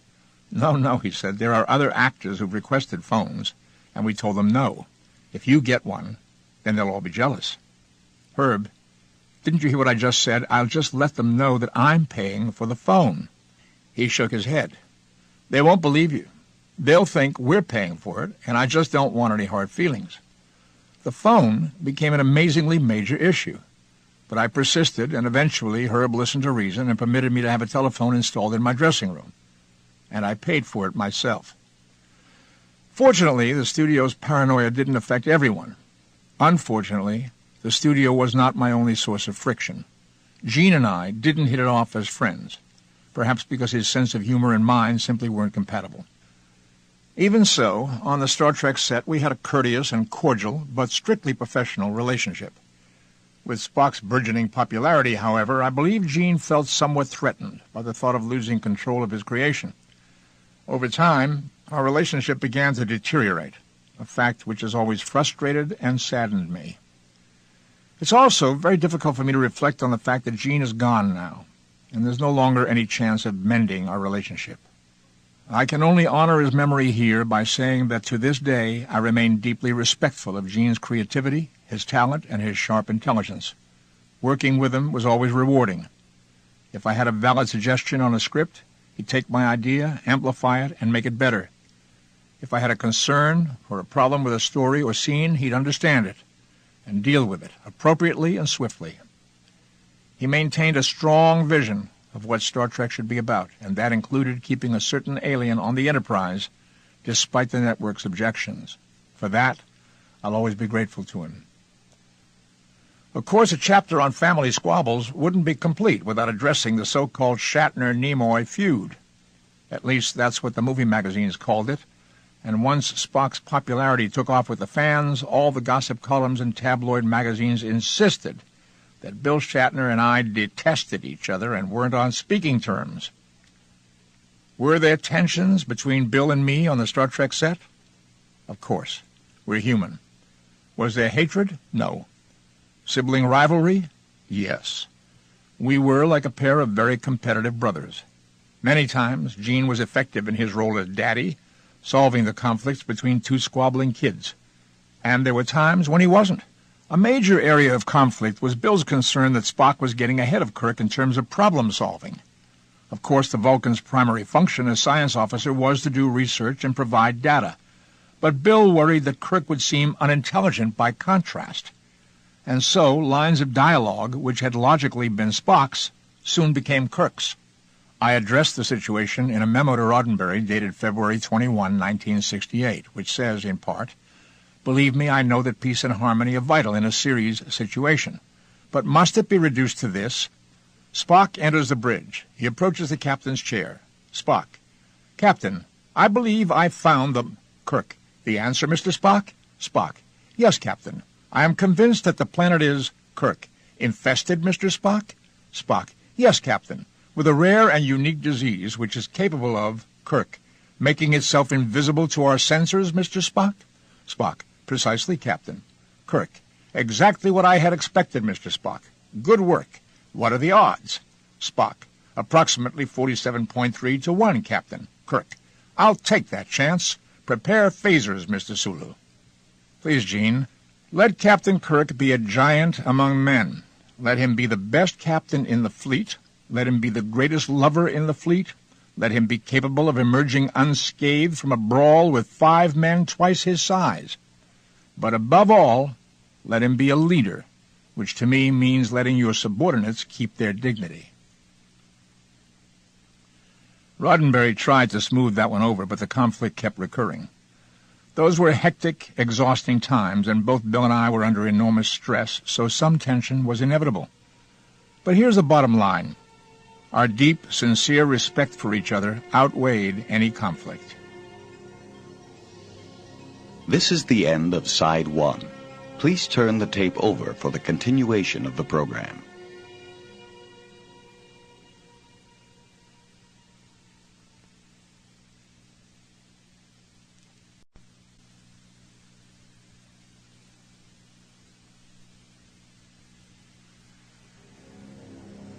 Those were hectic, exhausting times, and both Bill and I were under enormous stress, so some tension was inevitable. But here's the bottom line. Our deep, sincere respect for each other outweighed any conflict. One of the wisest things I think Gene Roddenberry ever did was to consult Isaac Asimov on the friction between Shatner and myself and the problematic popularity of Spock.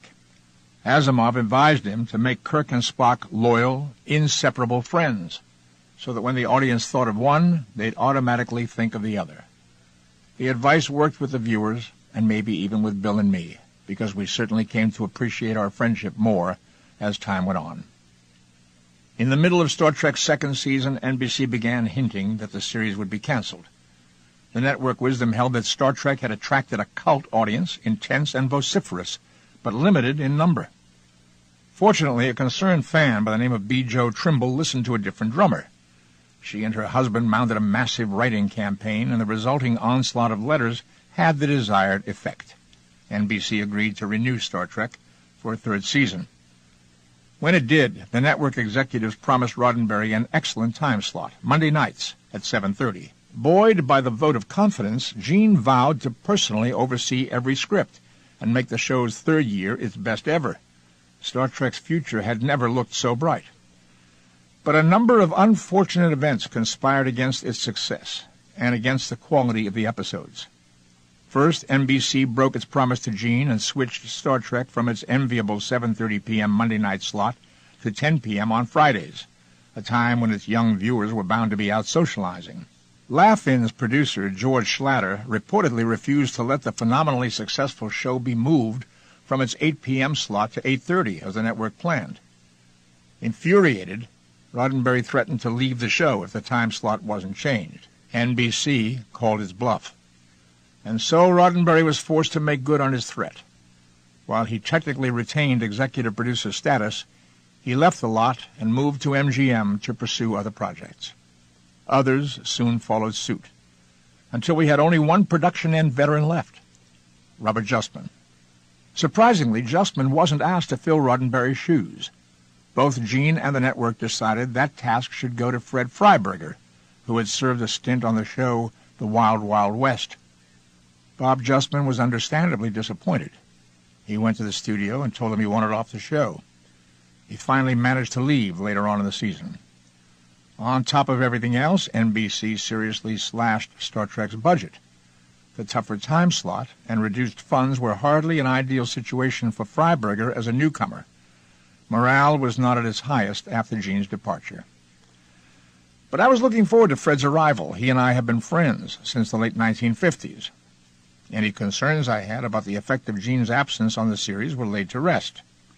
Unfortunately, the moment of his arrival was the best moment we had. Our friendship soon became strained because Freddie came to Star Trek with some very strong ideas about how it needed to be changed.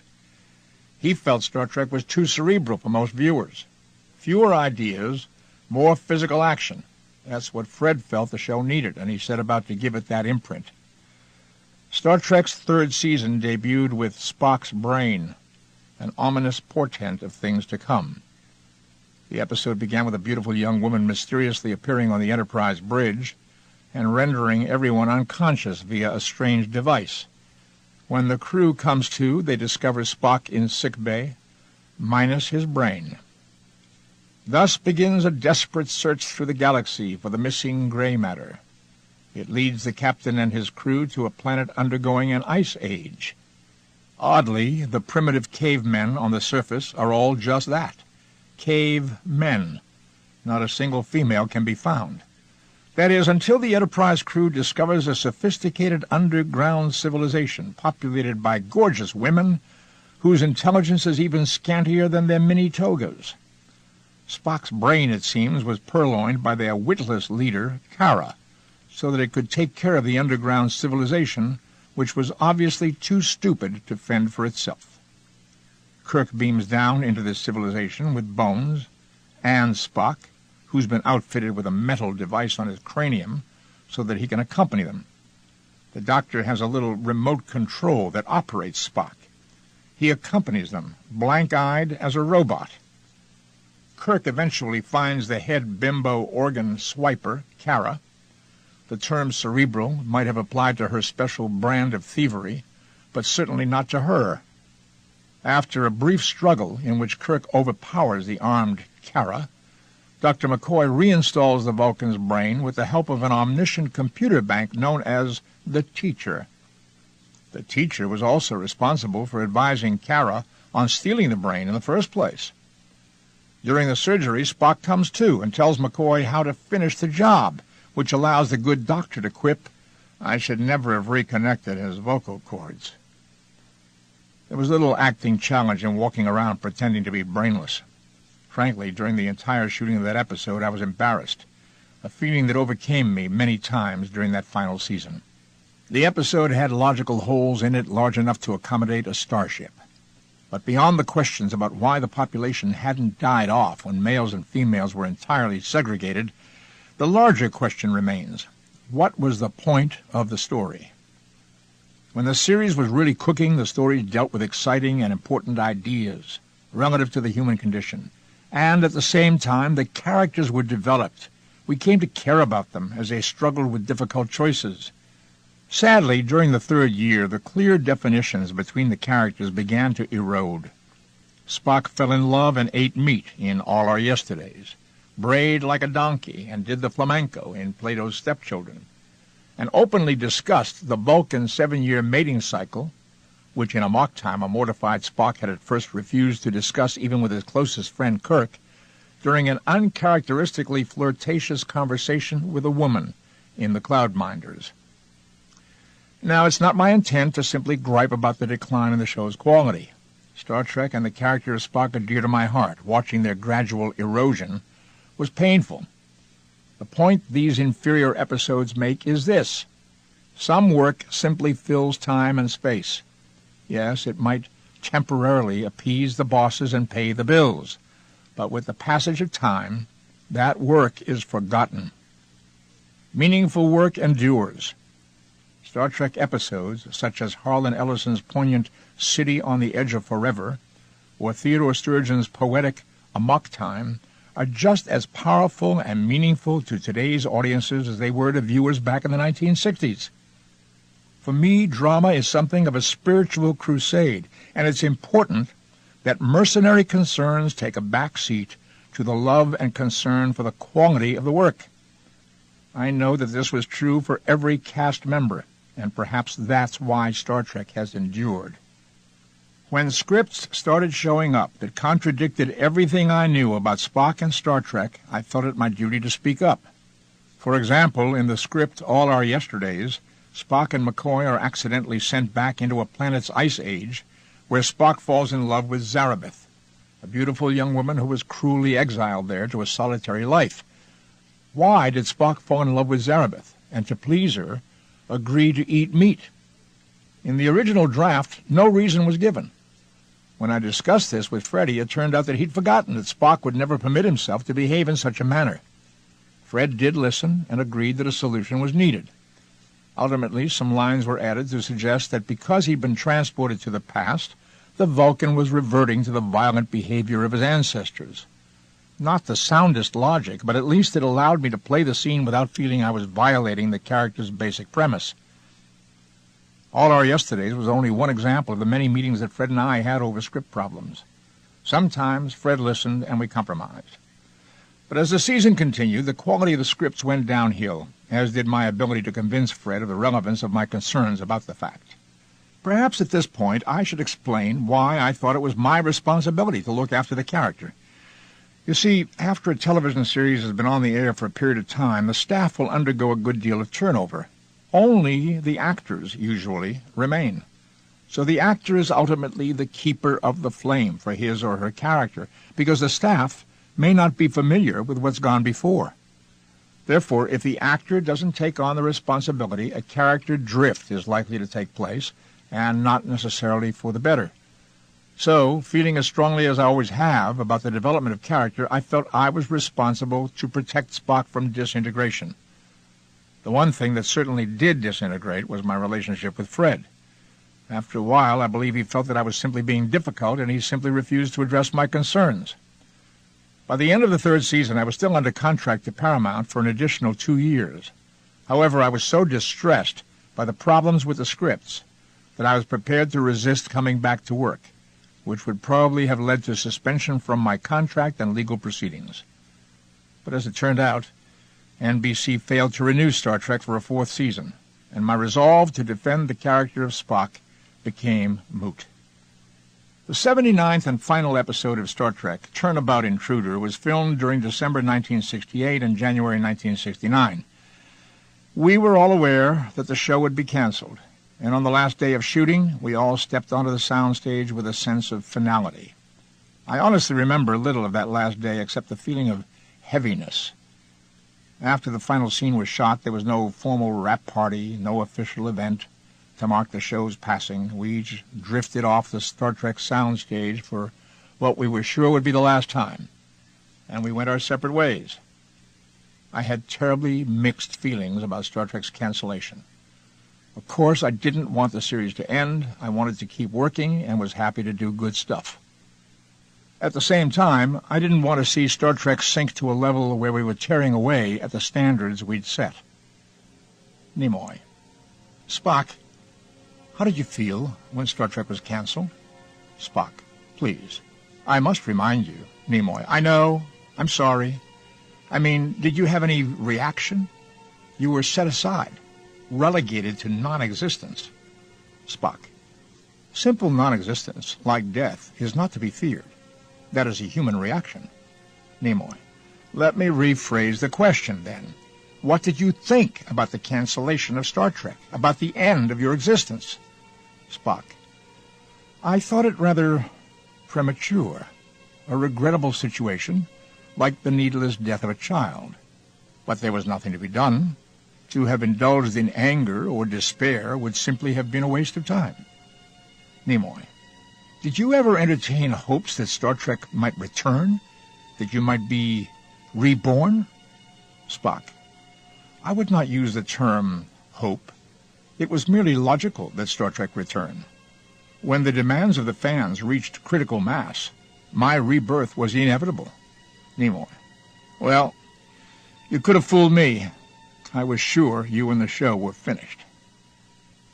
A short time after we finished shooting Turnabout, I signed on with Mission Impossible. It was exciting, at first. My character, Paris the Great, was a master of disguise. Therefore, I got to play a multitude of characters. Old men, Asians, South American dictators, blind men, Europeans. And Mission was refreshing television for the time because it was very cinematic. You had to stay glued to the screen to follow what was happening. Mission was also very clever. Like the movie The Sting, in each episode, all the series regulars used their different talents to pull a fast one on the villain of the week. In fact, the third script Paramount submitted to me was a beauty. In it, I played a revolutionary leader loosely based on Che Guevara. I did some research on the character, worked with the wardrobe and makeup people, got myself some cigars, and in general had a marvelous time with the part. And I guess the fun I had must have showed, because when Paramount and CBS saw the footage of the episode, they offered me a longer 4-year contract. Enthused at the time, I agreed. But then, before I knew it, I was playing the South American dictator again, and the Asian, and the old man, and the blind guy. It got boring, particularly because of the character I played, Paris. Whereas Spock's internal life had been rich and clearly defined, Paris had no internal life at all. On Mission, none of the characters did, nor did they have any interaction with each other. The focus was on their skills and activities as part of the Mission team. Each episode, Paris simply reached into his bag of theatrical tricks, but we never saw what made him tick. Midway through my second season, I finally realized I had done it all. I had played all the different parts that I had wanted to play, and the fun had begun to wear thin for me. So I called my agent and asked him to request my release from the series. A short while later, I left the show. After Mission Impossible, I played Tevye in Fiddler on the Roof. It was only the first experience in my extremely enjoyable theatrical career. I went on to appear as Fagin in Oliver, Arthur in Camelot, and the Siamese monarch in The King and I. In addition to the musicals, I also appeared in numerous dramas, including The Man in the Glass Booth, which was performed at San Diego's Globe Theater. It was during my theatrical experiences that I became increasingly aware of a surge of interest in the defunct Star Trek series. The show had gone off the air in 1969, but by 1971, many television stations had picked it up in syndication and were running episodes on a daily basis. Star Trek and Spock were dead, or so I mistakenly thought. Yet here they were gaining new fans. And almost every review of the plays I worked in contained a reference to Spock or Star Trek. In fact, the review of Glass Booth in San Diego bore the headline, "Nimoy Great, Sans Ears." I have to admit this caused me something of an identity crisis. I didn't want to be known as a one-note performer. I was involved in theatrical work to convince audiences of precisely what the San Diego critics said, that I could act without the ears. Still, the Vulcan was always with me. Even the night when, at a theater in the Round, I was deeply engrossed in my character and moving slowly down a darkened aisle preparing to make my entrance onto the stage. From one of the nearby seats a little voice whispered, "Hi, Mr. Spock." And I confess there were times when I was annoyed by Spock's continuous presence. I recall quite clearly the time I gave a performance as the Mad Emperor in Caligula in Austin, Texas. There was a line in the play I dreaded, when Caligula says, "We are resolved to be logical." Night after night I approached that line like a reluctant horse approaches a hurdle. I didn't want to say it, but knew I had to. And once I uttered those fateful words, I could hear, or almost hear, in the silence, the little laugh that said, "He's here. Spock is here." Dialogue here. Spock says, "Greetings. You've been away." Nimoy says, "Yes, doing a play in Austin, Texas. Caligula." Spock says, "Ah, the Roman emperor. He was mad, was he not?" And Nimoy says, "Yes, the play was written by Camus." And Spock says, "The French existentialist, a contemporary of Sartre and Gide." "And what did the play concern?" Nimoy says, "Caligula, in his madness, wants to change the scheme of things, to teach his people to demand more of themselves and each other." And Spock says, "And how does he propose to do that?" Nimoy hesitantly says, "By insisting they base their actions on logic rather than emotion." Spock says, "Brilliant. I must reread my Camus." Nimoy triumphantly says, "But Caligula is mad, and even he in the end realizes he's lost his way." And Spock says, "Unfortunate. A fine idea gone astray in the hands of an unbalanced human." But at the very same time that I was struggling to avoid being typecast as a Vulcan, I really did miss Spock. I was glad for his return and for the opportunities that Star Trek's newfound popularity brought me. Now, the year 1972 was a landmark for the show, because in January, the very first National Star Trek Convention was held in New York City. It was an entirely new concept, this gathering of fans to celebrate Trek for a weekend. The organizers crossed their fingers and hoped for 500 attendees. They got 3,000. At my first convention in 1972, I walked into a hall so crowded there was some concern the fire department would close it down. The thunderous wall of noise that greeted me took me completely by surprise. For several seconds I literally could not speak because of the emotion. It was a wonderful homecoming. What made it even more touching was the fact that the conventions were so genuine. There was no hype, no commerciality, no Hollywood promoters organizing the events. These were people who came together simply because of their love of Star Trek. Why did the Star Trek phenomenon occur? Why did the series attract such a large and devoted audience? Like everyone else, I can only speculate, but some things seem clear. For one thing, Star Trek offered hope to a generation who had grown up haunted by the specter of nuclear war. A significant portion of its viewers remembered the 1961 Cuban Missile Crisis when the country was readying for World War III. Grim, end-of-the-world scenarios were shown in popular books and films. At the same time, our paranoia towards Soviet Russia had reached an all-time high, which may explain why space aliens were generally portrayed in films as evil monsters bent on conquering Earth. And in the midst of this paranoia and fear came a message of hope, in the form of Star Trek, which said, yes, we will survive the atomic age. We will contact other intelligent life on other planets, and they'll be our friends. Together we'll work for the common good. Suddenly, a whole generation who'd grown up with these fears turned on their television sets to discover Star Trek there every weekday. The 1970s were still times of great cultural upheaval as well. This was the era of Vietnam and Watergate, of drug abuse and sexual revolution. Society was undergoing a rapid change. Americans were learning to mistrust their political leaders. And in the midst of those undependable times, there were the Star Trek crew.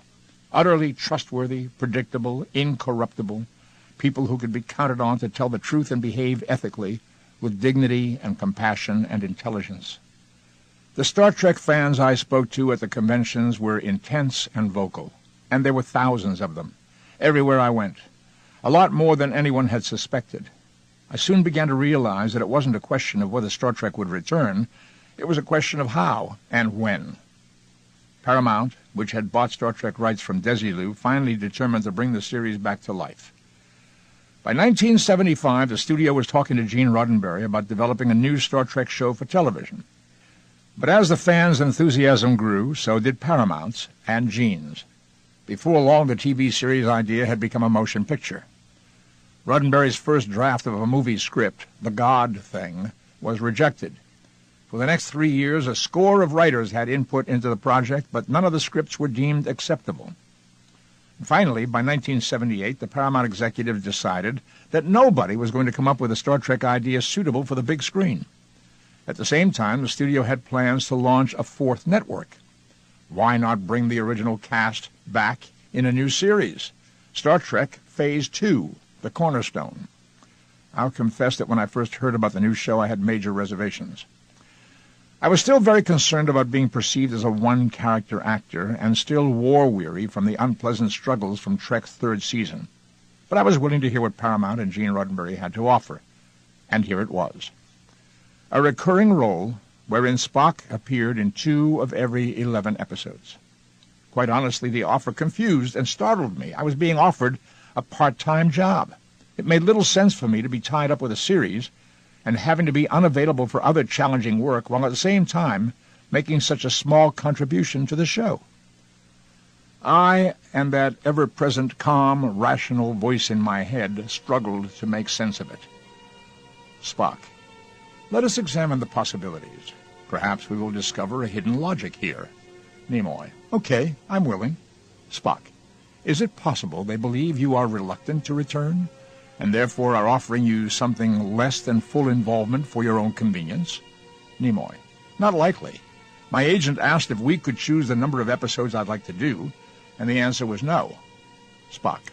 Is it possible your salary per episode is prohibitive? Nimoy. It hasn't even been discussed. Spock. Then we must face the possibility that my contribution is judged to be non-essential. Nimoy.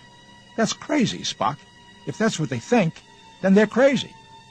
Spock. I appreciate your support.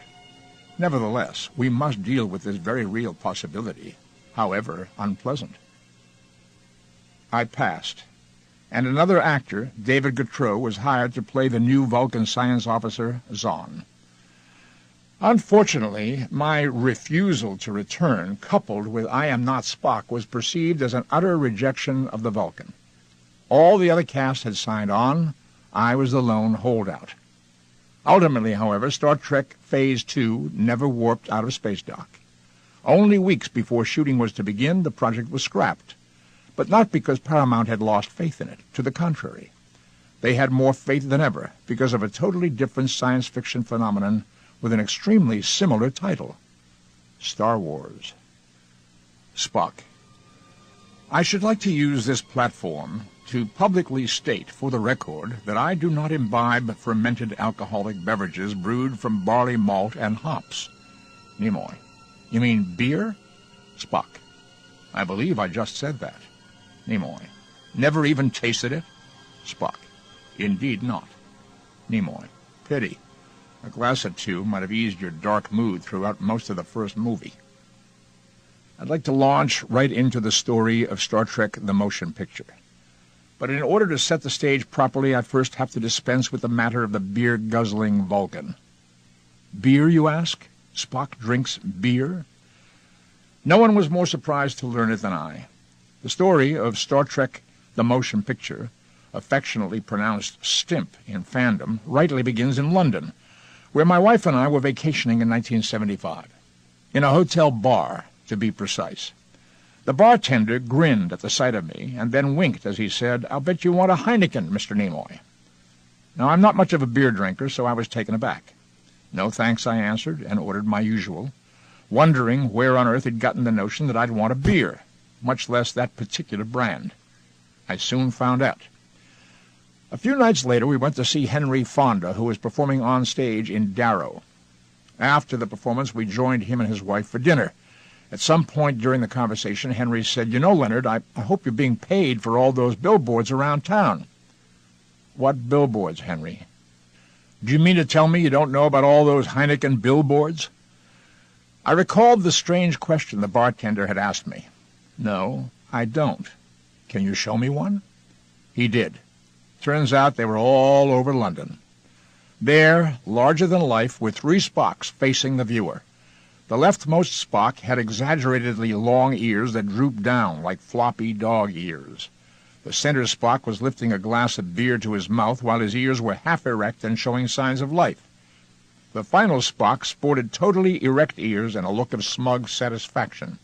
The bold caption, "Heineken refreshes places other beers don't reach." A familiar voice whispered in my ear. "What does it mean?" Nimoy. "It's an advertisement to sell beer." Spock. "I'm not certain I fully understand the implication. Refreshes places other beers don't reach? My ears, for example? Is this an attempt at humor?" Nimoy. "It's a joke, Spock, with a sexual subtext." Spock. "Ah. Not exactly what I would call a dignified presentation in so public a place. Did you authorize this?" Nimoy. "No, certainly not. It's a giant pain in the ass." Spock. "A strange place for the discomfort to manifest itself." Nimoy. "It's a figure of speech, Spock. Let me deal with this." Spock. "Please do." I soon learned that the Heineken billboard deal had been made back in Hollywood. Now, I'd seen my Spock image used commercially before, such as on a box of Kellogg's cornflakes. I'd been amused by it, finding it campy and even flattering. The notion of whether it was legal for my image to be used without my permission had never even occurred to me. But it occurred to me when I saw those billboards. So when I returned to Los Angeles, I contacted my business manager, Bernie Francis, who arranged for me to discuss the issue with a lawyer. Do they have the right to do this, I wanted to know? Do I have any approval over how my likeness is used? The lawyer studied my old Star Trek contract and asked Bernie how much business was being done with my likeness. Bernie went over the books and discovered some explosive information. We hadn't received a single check for use of likeness in 5 years. The checks prior to that had been so negligible we hadn't paid any attention when they stopped coming. The next bombshell came from the lawyer.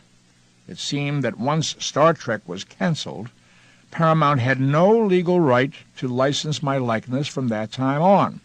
So not only had Paramount been marketing me as Spock for almost 10 years without the right to do so, for the last 5 of those 10 they hadn't sent me any of the proceeds. You better believe there were a lot of phone calls between my office and Paramount. The studio claimed, and I believed them, that the billboards caught them by surprise.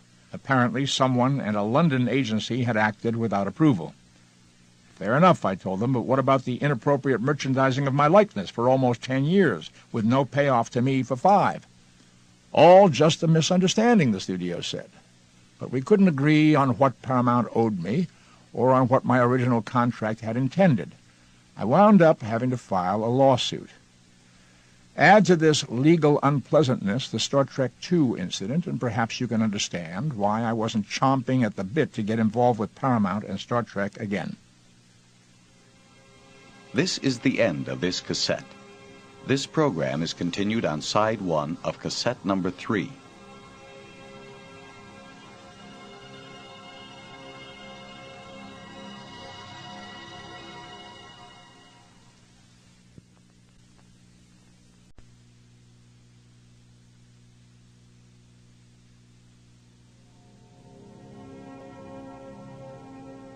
This is cassette number 3. Add to this legal unpleasantness the Star Trek II incident, and perhaps you can understand why I wasn't chomping at the bit to get involved with Paramount and Star Trek again. But I knew I'd be hearing sooner or later from the studio, because in the summer of 1977 I'd seen a movie called Star Wars, and it had blown me away. At the time I said to myself, you're going to be getting a call from Paramount. Indeed, I did. Fortunately for us all, it came from a young man named Jeffrey Katzenberg. He was a studio executive at Paramount, and he asked to see me in New York, where I was appearing in Equus. The weekend Jeff came to visit, he mostly listened while I talked. He gave the impression that he wanted to be truly helpful and fair. We frankly discussed the difficulties I was having with the studio. After several hours of talks, he asked whether I'd be willing to look at a new script for a Star Trek movie. I told him I didn't feel comfortable doing that while the lawsuit was still going on. He accepted that, and we parted on good terms. In the meantime, I finished the play, and I went to work on Invasion of the Body Snatchers in San Francisco, a remake of the 1950s science fiction classic. The tension was building. Word was out that a Star Trek movie script was written, and that other original cast members had signed on. Did I want the Enterprise to sail without me? No. But I had faith that the matter would soon be settled. And soon Robert Wise, of The Sound of Music and The Day the Earth Stood Still fame, was signed to direct. Mr. Wise believed Spock to be important to the film to the degree that his own contract with Paramount required the studio make its best efforts to settle our differences. Then word came that the entire cast had now signed their contracts. The script was finished, and everything was in place, except for Spock. Finally, my lawyer called. Look, Paramount's actually showing some willingness to reach an agreement. Would you read the script if they settled the lawsuit? Yes. 4 days later, on a Friday evening, the lawsuit settled. My lawyer came to my house with a check. An hour later, the script arrived. I sat down and read it through that night. There were two problems. For one thing, the story simply wasn't very good. For another, Spock didn't appear in it. The following morning, Saturday, Gene Roddenberry, Robert Wise, and Jeff Katzenberg came to my home to discuss the script and my involvement in the film. But before they came, I had another visitor, Nimoy. Spock? Is that you? Spock. I'm quite certain that it is I. Do you not recognize me? Nimoy. Well, of course, but you seem somehow... I can't really describe it. Spock. I experience myself as unfocused, but I do not find this condition surprising. Unpleasant, discomforting perhaps, but not surprising. Nimoy. Why not? Spock. We have been quite preoccupied with the ancillary aspects of our relationship for some time. Nimoy. I'm sorry. All this stuff had to be dealt with. The fans, the press, the merchandising. They may seem strange to you, but they're part of what this is all about. Spock. I will try to understand. But then there is the other matter, the matter of identity. Nimoy. Whose identity? Spock. Ours. Nimoy. I don't understand. Spock. The separation of personalities. The rejection. The book. Nimoy. You mean I am not Spock? Well, that was just a play of words. Ideas. I was just trying to find a way to come to terms and explain us, our relationship. Did you feel rejected? I'm sorry. Spock. I would not describe my experience as a feeling. Nimoy. I didn't mean to offend. Spock. No offense taken. I am more concerned now with the gentlemen you are about to receive, who want me to make an appearance in their film. Perhaps I should be meeting with them instead of you. Nimoy. Spock, you're not even in the script yet. Spock. I am well aware. Nimoy. Then maybe I should meet with them and find out what we can do about a proper entrance for you. Spock. Very well, if you think it best. I must admit, however, that I look forward to being done with this business and getting on with the creative work. These past few years have been wearing. Nimoy. I know what you mean. Spock. I believe your guests have arrived. Perhaps you should go greet them. Nimoy. What do you mean? I didn't hear the doorbell rings. And Nimoy says, the doorbell. All right, Spock. Let's go see what they have in mind. I answered the door to find Gene Roddenberry, Jeff Katzenberg, and Robert Wise. We exchanged greetings and took our seats. Gene and I greeted each other cordially, and the tone of our conversation remained pleasant, but in all honesty, he appeared agitated, haggard, and preoccupied. I got the impression that he had only come reluctantly at Katzenberg's insistence. Perhaps he also instinctively knew I would have problems with the story. And I think we both were grateful for the buffering presence of the other two men. After the unpleasant Star Trek Phase 2 incident, We were more uncomfortable than ever with each other. Once the small talk was done, Jeff got right to the point. So, Leonard, did you read the script? Yes, I read it last night. What do you think? I'd known the question would come. My gut instinct was to reply, I think it's pretty bad. But there seemed little point in complaining. In one of my more admirable moments of diplomacy, I evaded answering by throwing out a question of my own. Is this the story you plan to shoot? Yes, Jeff, Gene, and Mr. Wise chorused at once. Of course, Jeff hastened to add, there will be some modifications. He and Mr. Wise quickly outlined them. And what are your intentions for the character of Spock? I asked. Katzenberg and Wise both turned in their seats to look at Gene, who fidgeted a bit in his chair, a man put on the spot. Well, said Roddenberry, when the 5-year mission was over, Spock returned to Vulcan to purge himself of all human emotion. And in his effort to achieve pure logic, he suffered the Vulcan equivalent of a nervous breakdown. I drew a deep breath and replied, I'm not sure how many of our audience would look forward to seeing Spock mentally disabled. In truth, I had no stomach for it myself.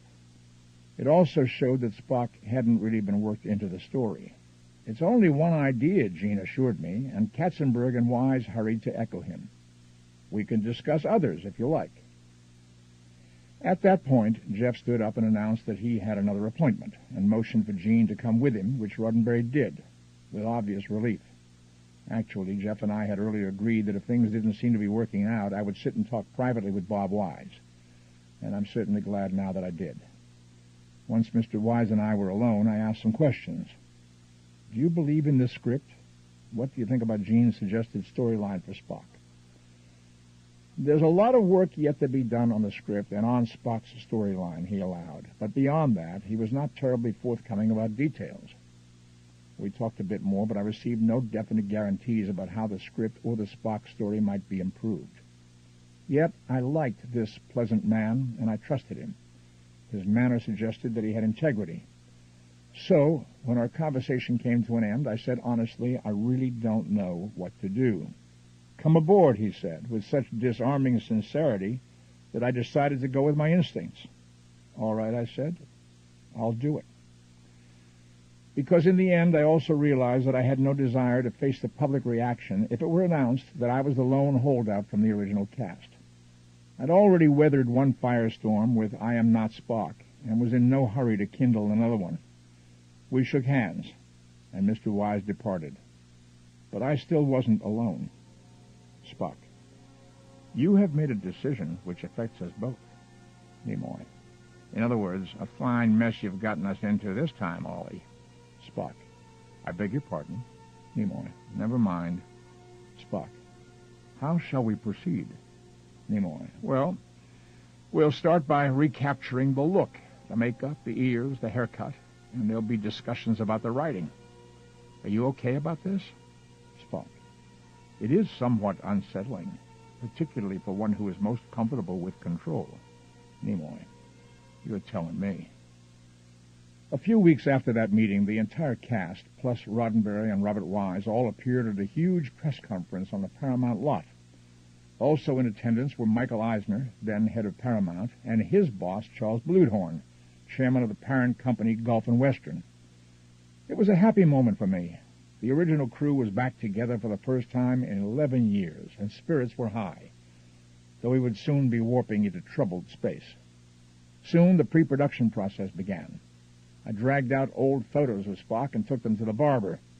Freddie Phillips, my makeup artist from the original Star Trek days, was hired and made new molds of my ears. It was decided that we'd have the best special effects around, so millions were spent on that alone. Brand new costumes were designed, and we recreated the transporter effect entirely from scratch.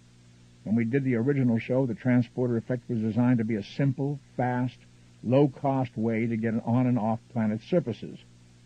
Since shots of the Enterprise herself landing or taking off were prohibitively expensive, the beaming effect was designed around a simple dissolve. We actors would gradually disappear from our place and gradually reappear in another with a few cents worth of glitter thrown in. However, for Star Trek the Motion Picture, A camera unit and special effects crew spent countless days shooting tests in the transporter room as though it had never been done before. However, there was one expenditure of which I totally approved. A huge group scene in which Kirk addresses the entire Enterprise crew. 400 faithful Star Trek fans were rewarded for their support by being summoned to appear as extras in that scene. In the meantime, the writing continued. Could we create a role for Spock which would be successfully grafted onto the existing story? Actually, yes. The nervous breakdown idea was dropped, but it was decided we would indeed find Spock engaged in the ancient and mystical Vulcan rite of Kolinar, the pursuit of total non-emotion. This he would abandon when he sensed he was needed aboard the Enterprise, at which point he became involved in the main story. Spock's reappearance aboard the Enterprise was extremely dramatic. He beams aboard wearing a black cape as stark as his manner. When this scene played in the theaters, the audience was hoping for some sign of the old camaraderie between the Vulcan and the Enterprise crew. It never came. Spock remained dark and moody until the very end of the picture, coldly ignoring any friendly overtures from his crewmates. Once filming commenced, it seemed like we actors stood forever on the bridge of the Enterprise staring at a blank screen, which later would be filled with special effects. The work was, frankly, not much fun. What was this gloom, this depressed atmosphere? I think it came out of a sense that we were doing something historic and important. Somehow, although the TV shows depended heavily on the day-to-day energy of the writers, directors, and actors, the movies seemed to have been taken out of our hands, and our energy was sapped by an unwarranted reverence. But we all pitched in and worked hard. Bill Shatner and I offered numerous suggestions on how scenes which weren't working might be played. Gene Roddenberry and Harold Livingston kept a steady stream of rewrites coming at all hours, and Bob Wise chipped away at the moment-to-moment shooting issues. Finally, the last day of filming arrived. We were scheduled to shoot the final tag scene on the Enterprise bridge. The dialogue called for Kirk to tell McCoy that he, the Doctor, would be returned to Earth, where he'd been planning to retire. McCoy refuses the offer on the grounds that once on board he might as well stay. Kirk then turns to Spock and offers to return him to Vulcan. Spock declares that that is unnecessary, since his business on Vulcan is finished. The implication was that the crew was together again and would fly off together towards the next adventure. It made sense and was a neat wrap-up, but not particularly fun. In the final rehearsal before filming, I at last heard a Spock voice in my head that captured the right feel of the characters and relationships from the series, so I decided to take a chance. With the cameras rolling and Bob Wise and Gene Roddenberry watching, our scene began. Kirk delivered his line, and McCoy gave the appropriate response. Then Kirk turned to Spock and offered to return him to Vulcan. And I, or rather Spock, replied, "I have decided to stay with the Enterprise, Captain. If Dr. McCoy is to remain on board, my presence here will be essential." It drew a good laugh on the set, but when I saw the whispered conversation between Gene and Bob Wise, I knew it was doomed. Bob walked over with the decision. The feeling is that the joke is inappropriate in light of what's gone before. The scene was filmed as written.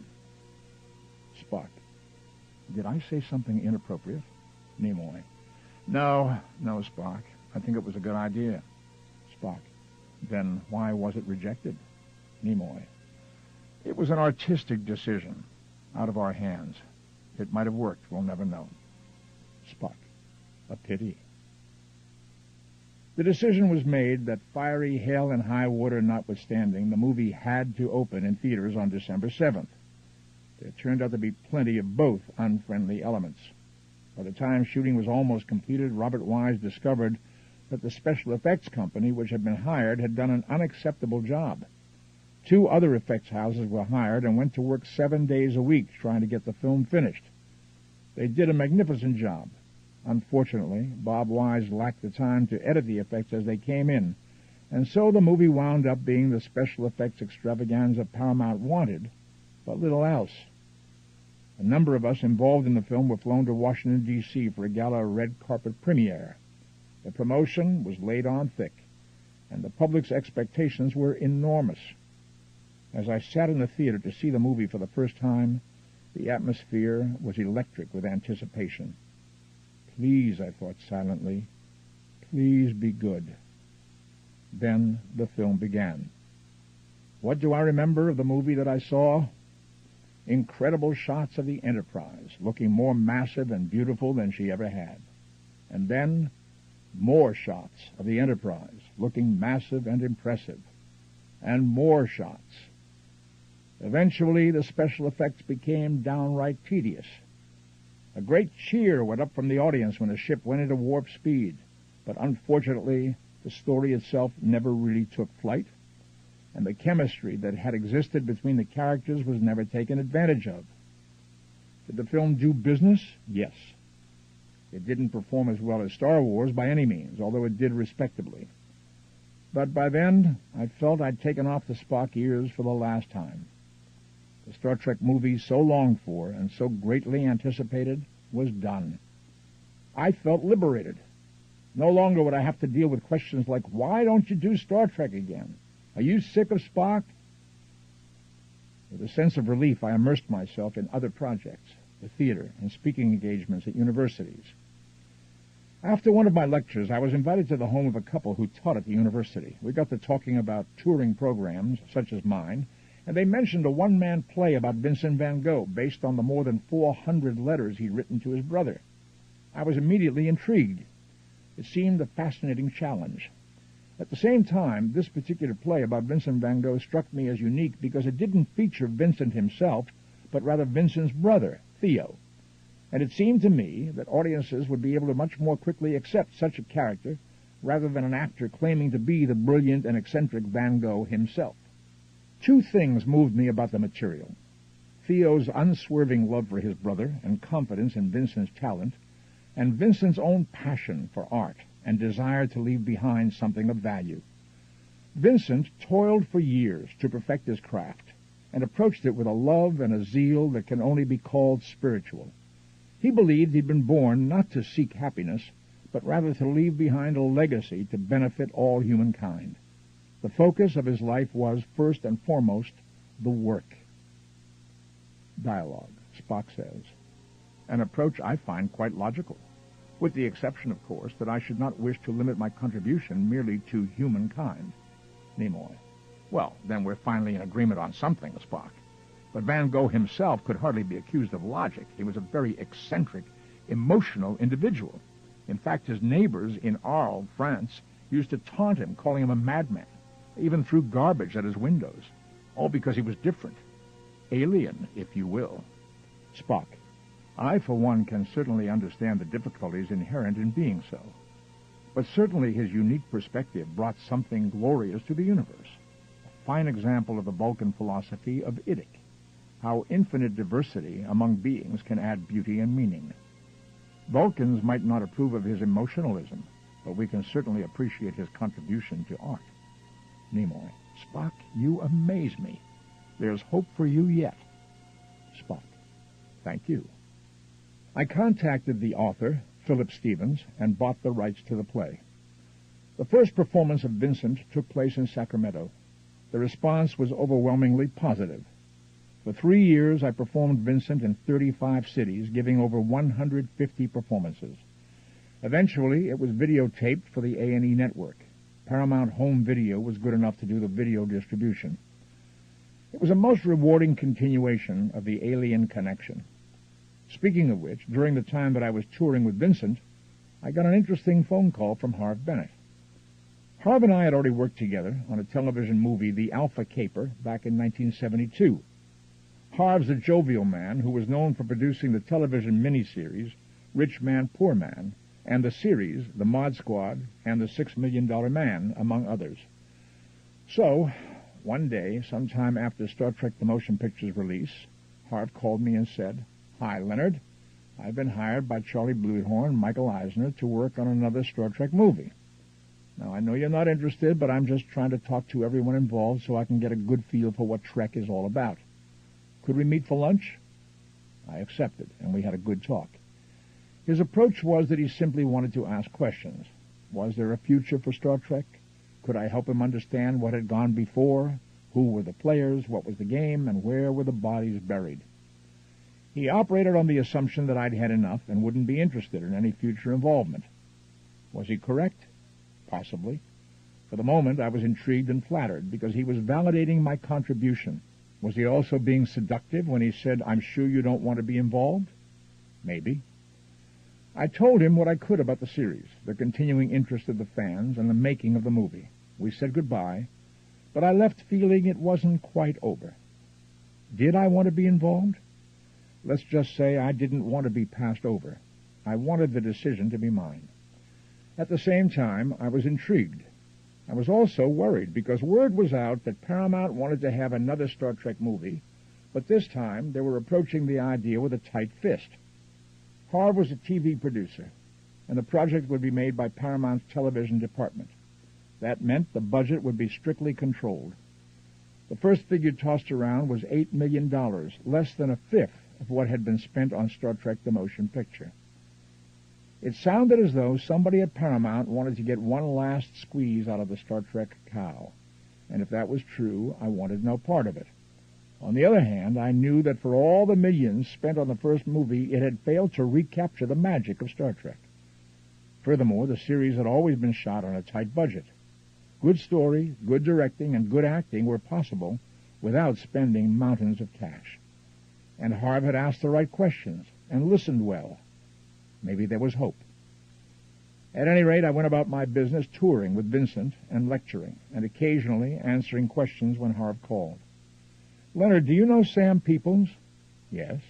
Sam had written for Star Trek in its first season, and legend has it that he first suggested to Gene Roddenberry that Spock be half human. If that's true, then I'm eternally in Sam's debt. Clearly, Harv was dealing with writing issues by this time. I asked no questions, merely waited to see what developed, and tactfully let it be known that I wouldn't be interested unless the idea was exciting to me. I had no desire to participate in another Star Trek the Motion Picture. So one evening I invited Harv and Jeff Katzenberg to a gathering at my home, and at one point I recall pouring Harv a drink at the bar and asking, "So, how's it going?" He leaned forward and responded to my question with one of his own. "How'd you like to have a great death scene?" I laughed nervously and said, "Let's talk." Did I want to see Spock killed?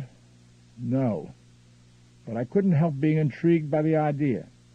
After all, if this was indeed going to be the final Star Trek effort, then it would make sense to go out gloriously. But a lot would depend on the script.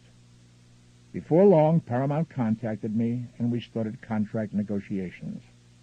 Harv told me the story he had in mind, one that was energetic and more in keeping with the flavor of the original series. I was interested, but I felt it was important that I also find new ways to broaden my career. I wanted a commitment from Paramount to employ me in other projects. "No problem," Harv said enthusiastically. "I'm also producing a Paramount TV movie about the life of Golda Meir.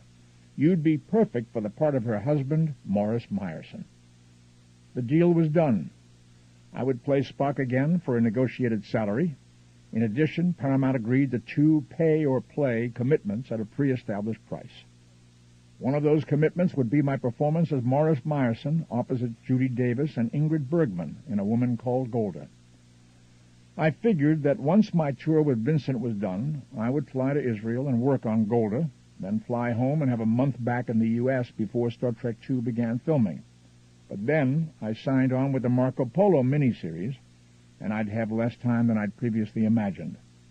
After a week or so of working on Golda in Israel, I received the Star Trek II script.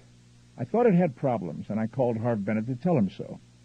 Spock's death, which came as an early surprise in the script, was a well-written scene, but his function in the plot wasn't clear.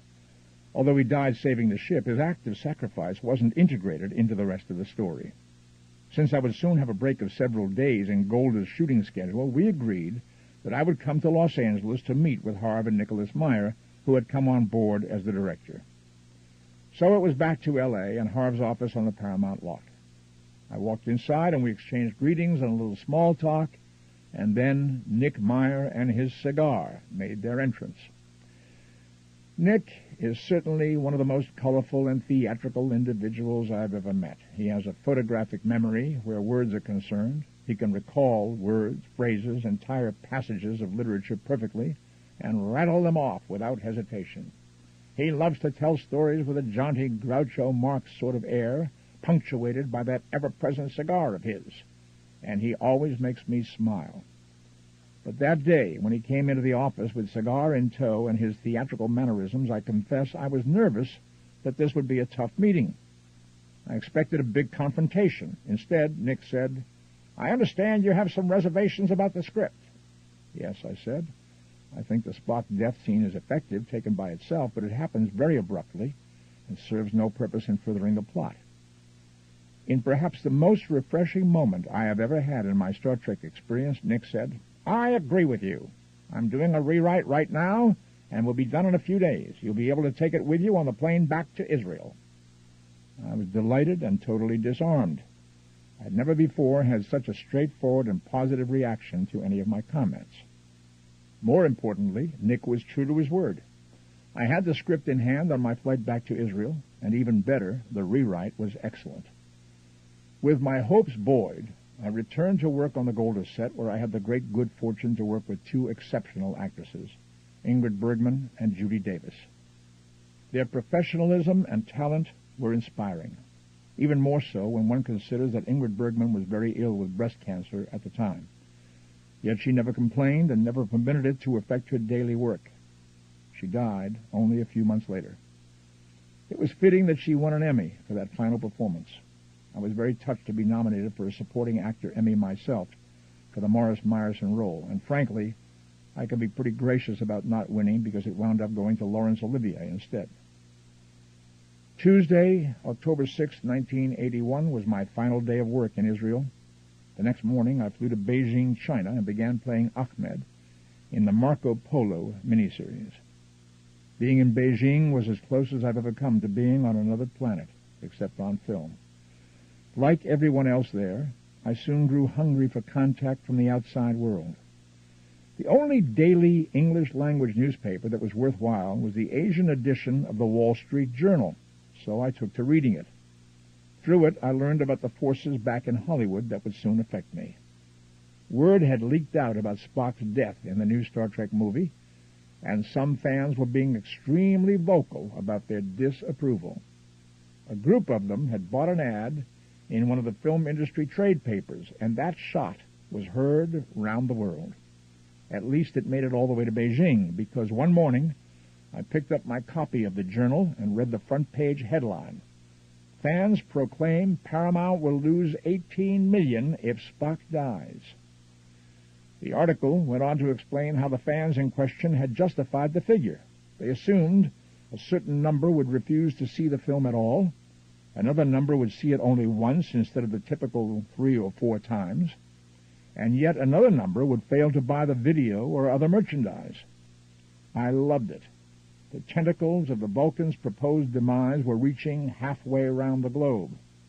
I had the best laugh of my entire China stay. Spock. I fail to understand why the issue of my death strikes you as humorous. Nimoy. I don't think it's funny, Spock. I wasn't laughing about that. It's just all this other stuff. Spock. I find your attitude flippant at best. Nimoy. I'm sorry, but you are just a fictional character.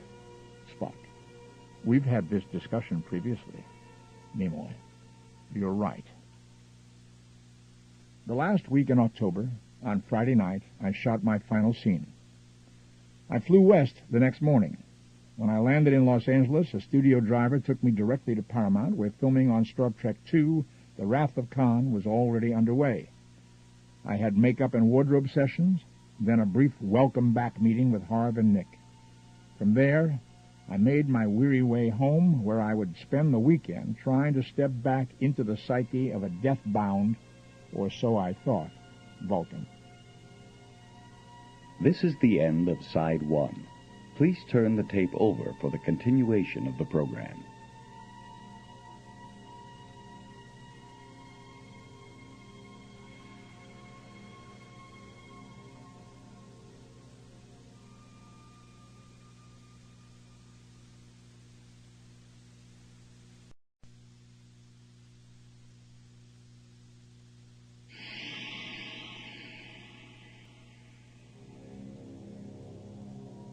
From there, I made my weary way home, where I would spend the weekend trying to step back into the psyche of a death-bound, or so I thought, Vulcan. Sometime earlier, I had written a book of poems titled Will I Think of You, which included the following. Will I think of you only when I die, and realize that I am born again? For dying is a beginning, and I have died thousands of times, sometimes several times a day. I am learning that from each death comes a new vision of life, a new sense of the miracle of being and creation. For fear is worse than dying. Fear prevents discovery and destroys the creative flow of God-man's soul. And when I let my old self, hardened and rigid, die, I am reborn, vital, open, and fresh. And this discovery, this victory over the fear of death, came when I thought I was dead and found you. So each time I rise out of the ashes of my fear, I will gratefully think of you. How would you like to have a great death scene? When I first wrote those words about dying, I realized they set in motion a storyline that would take 3 movies to complete, and greatest of ironies, would have a rejuvenating effect on my life. At the same time that I experienced some unease about killing off Spock, I also felt a great deal of enthusiasm about working on Star Trek II, The Wrath of Khan, which translates into fan speak as TWOC. For one thing, there was a vastly improved story that was much truer to the feeling of the original series. For another, the moment I walked onto the set, I noticed that where Star Trek the Motion Picture had been a study in cool shades of gray, TWOC immediately established itself in warmer, more welcoming colors. Star Trek the Motion Picture had been influenced by Stanley Kubrick's 2001, A Space Odyssey, attempting to capture the sense of space's mysterious silence, its cold, uninviting vastness. But The Wrath of Khan was about heat. Even the new uniforms were warmer, both literally and metaphorically. The Wrath of Khan's costumes were bright, colorful, and of heavier fabric, so that on hot days we all sweated. And although The Wrath of Khan dealt with aging and death, it did so with exuberance, meaning, and warmth, and the promise of new life. The Genesis device featured in the film, a device capable of turning uninhabitable planets into ones lush and verdant, capable of sustaining life, turned out to be a visual metaphor for the film's theme, and for Spock's death and rebirth. Harve Bennett had already decided that special effects would take a back seat to the story and characters this time out. And unlike Star Trek the Motion Picture, which made no mention of the fact that a few years had passed since the Enterprise crew warped out of space dock together, The Wrath of Khan attacked the issue of aging head-on. In the film, Kirk deals with his reaction to his 50th birthday. Family, too, was an issue, and new characters were introduced. Spock's Vulcan-Romulan protege, Saavik, portrayed by newcomer Kirstie Alley, and Kirk's son, David Marcus, played by the late Merritt Buttrick. The aging issue was further brought to the fore by showing the seasoned crew taking a group of raw cadets on what was supposed to be a training mission.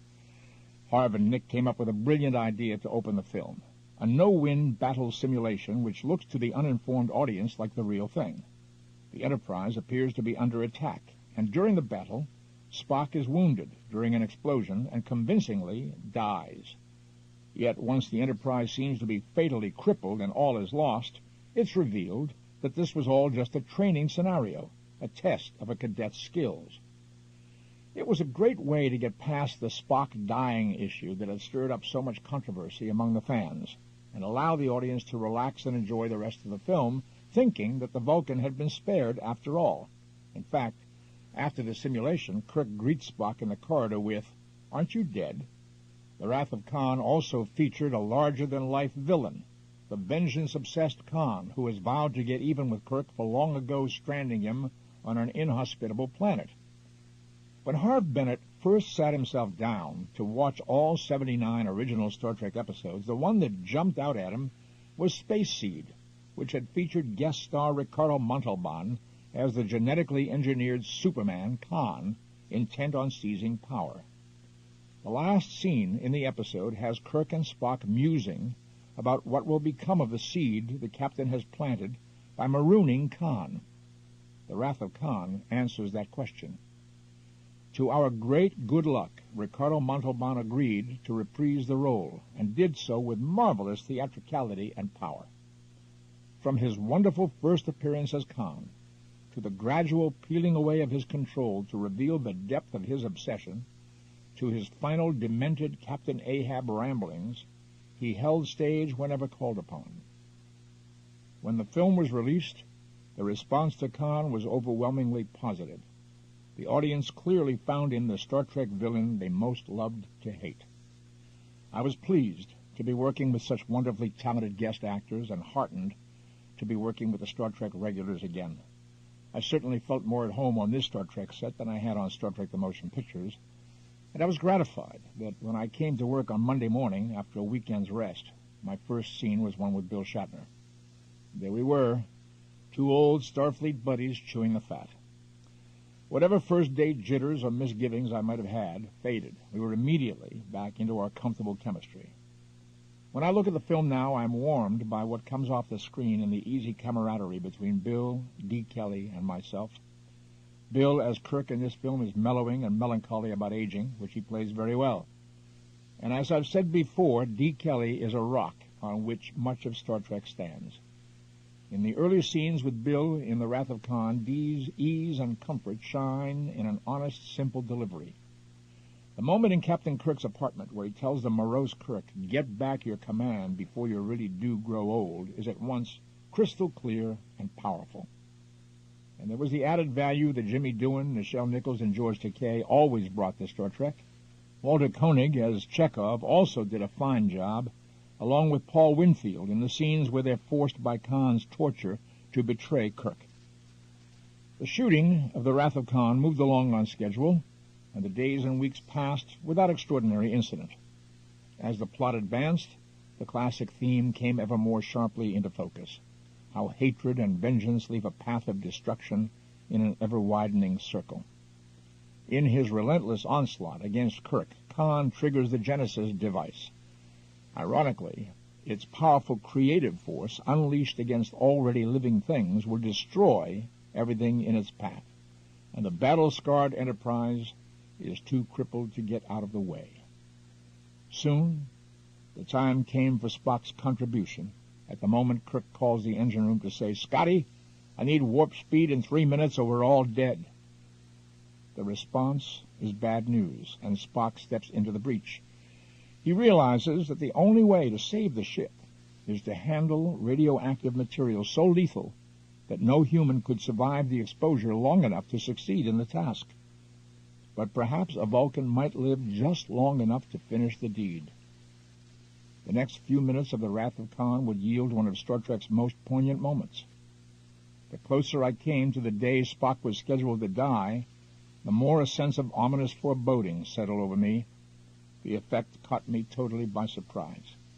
When I walked onto the set that fateful morning and saw the radiation chamber, which would be the instrument of Spock's death, I felt like a condemned man viewing the gas chamber for the first time.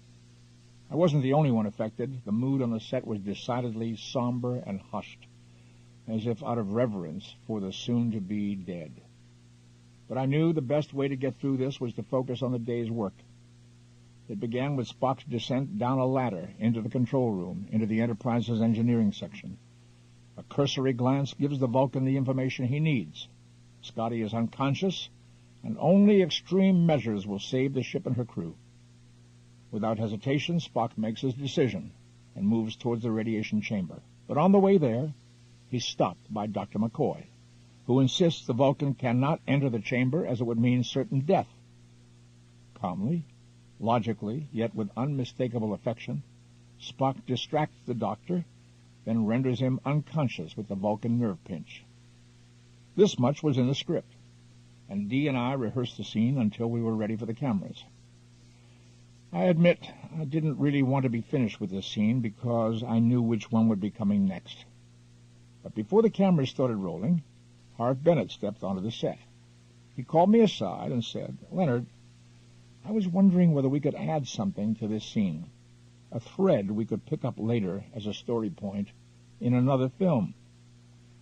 Now, I should comment here that Harv had worked a great deal in episodic television, and that's the way his mind worked. He didn't focus only on the story being shot, but also on what dramatic opportunities might be created or damaged by that story. And at that instant, he was the only one actually looking to Star Trek's future. I was struggling to get through the present, and Nick was looking at today's work with an eye toward evoking a sense of finality. "I'm not sure," I said. What exactly are you looking for?" Harv thought a second. "Well, could you do a mind meld on McCoy?" Yes, of course." "And what might you say to him?" Harv prompted. I searched my dazed brain for something vague enough to cover a lot of possibilities, yet specific enough to open a dramatic door. "How about remember?" "Perfect. Let's do that." And with Nick's acquiescence, that's the way it was done. As I said, I thought nothing about the implications of that scene. I was only doing what was requested, then moving on towards Spock's final moments. Here's how they went. With Scott and McCoy out of the way, Spock enters the chamber, removes the large round head of a pedestal-shaped contrivance, and, exposing himself to a lethal dose of radiation, makes the necessary repairs. For me, entering the chamber brought a renewed sense of oppression, but it passed quickly. In fact, those moments of high-intensity action went easily because I could focus on the physical tasks at hand, remove the head, reach into the brilliant blaze of light and smoke, make the repair, replace the head. It was all physical activity, and my only difficulty was physical as well, a surprise. After a short time in the chamber, I found I couldn't take a deep breath. It turned out the glass-walled chamber with its one revolving door was effectively airtight, and the hot camera lights quickly heated up what little remaining oxygen there was. So the crew slid hoses underneath one of the set's glass walls and pumped in compressed air, but the pump made so much noise it had to be turned off whenever Bill or I delivered a line. And the final scene had quite a bit of dialogue. Very well written, touching dialogue, I might add. Getting through it was more difficult, frankly, than trying to act without oxygen. Rehearsal for that last encounter between Spock and his captain began with Kirk's entrance. The Enterprise is now safe. Summoned by an urgent call from McCoy, Kirk rushes off the bridge. Bill Shatner slid down the engine room ladder and was stopped by McCoy and Scotty as he tried to enter the radiation chamber. "He'll die," Kirk protests, and Scott delivers his hoarse, agonized line, "He's dead already." We staged the rest of the scene. Realizing that any attempts to save his friend are futile, a grief-stricken Kirk moves to the glass wall and calls out to his Vulcan friend, who has collapsed. The sound of his voice rouses Spock, who struggles to his feet and meets his friend at the glass. As their final exchange progresses, Spock sinks weakly to the floor as his life ebbs away. Kirk follows, crouching down to remain close to his friend until the very last moment. And then staging was over. "Great," Nick said. "That's the way it'll work. Let's turn it over to the crew for lighting while Leonard gets his radiation-burned makeup." It was silent in the makeup room as the burned makeup was applied to my face, or rather to Spock's. What did the Vulcan think about what was about to happen? I'm sure he felt that sacrifice was simply the only logical course open to him. But Leonard Nimoy felt very differently. I watched the transformation in the mirror with a sense of grief at what was about to happen. I'd spent many years inside this character's skin, and I felt a great deal of respect, admiration, and yes, even fondness for him. And now, I was condemning him to die. Was there anything positive operating here? Of course. It was damned good drama, and I knew it. And yet, by the time I headed back to the set, I was an emotional wreck. The hushed stage crew parted as I came walking through, and Bill, Dee, and Jimmy were somber. For once, Bill wasn't in a joking mood. I made my way through one final rehearsal and forced myself to concentrate on my lines, on Spock's final act of saying goodbye to his captain and friend. That's what the scene was about for me, not about confronting mortality or pain or personal sacrifice, but about Spock's desire to not leave anything unsaid while still maintaining his dignity. It was time to start filming. I stepped inside the chamber, took my position, sitting on the floor at the far end, and the cameras started rolling. Despite all my emotional travail preceding it, the scene played easily and well, and Bill Shatner gave a truly wonderful performance. Then, sooner than I realized, it was over. I stripped off the ears, the makeup, the uniform, until Spock gradually disappeared, leaving behind only Leonard Nimoy. In some ways, it was just another day's work on a Hollywood soundstage. After all, I was an experienced actor. I'd died before in movies. But never before had any character I played had such a profound impact on my life. And I had just conspired to bring about the end of our relationship. Never again the raised eyebrow, never again the delicious teasing of the irascible doctor, or the offering of logic to my impetuous friend and captain. Never again the mind meld, the neck pinch, or the Vulcan salute and blessing, live long and prosper. The weight of it finally struck me full force as I was driving home. I asked myself, what have I done? And in the car there was this dialogue. Nimoy. Spock. And there was silence. Nimoy. Spock. I'm sorry. Several weeks after we finished shooting Wrath of Khan, I was invited to a screening of the movie in the Studio Theater on the Paramount lot. Typically, cast and crew, along with their immediate family and close friends, are invited. I watched the movie unfold and thoroughly enjoyed myself, until suddenly the Enterprise was facing utter destruction at the hands of the dastardly Khan and the Genesis device. Once again, I heard the familiar dialogue repeated, as Kirk called Scotty and got the bad news that the ship wasn't going anywhere. And I saw Spock absorb this information and make his decision. By the time Spock got up to leave the bridge, tears began gathering in my eyes, because I knew better than anyone else what he was about to do. By the time it was over, the tears were rolling down my cheeks. There followed the funeral scene. Spock's sleek black burial tube was loaded into the torpedo bay, then ejected into the starry void of space. Then came a new piece of footage, one not called for by the original script, but filmed as an afterthought in response to the audience reaction at test screenings. The camera cuts to the surface of the Genesis planet, where it pans over the mist and foliage of the surface to reveal Spock's burial tube lying intact and gleaming in the sunlight. Now, I knew that the Remember mind meld with McCoy had left open a door of some kind for Spock. But I'd been so involved in the work itself that I'd never really thought about just how open that door might be for me. I sat there for a moment in the darkness, staring with surprise at that burial tube, and then the realization struck me. I'm going to be getting a call from Paramount. The movie was a hit. Critics and fans' reactions were positive, and the lines at the box office were long. It didn't take long for the phone call to come.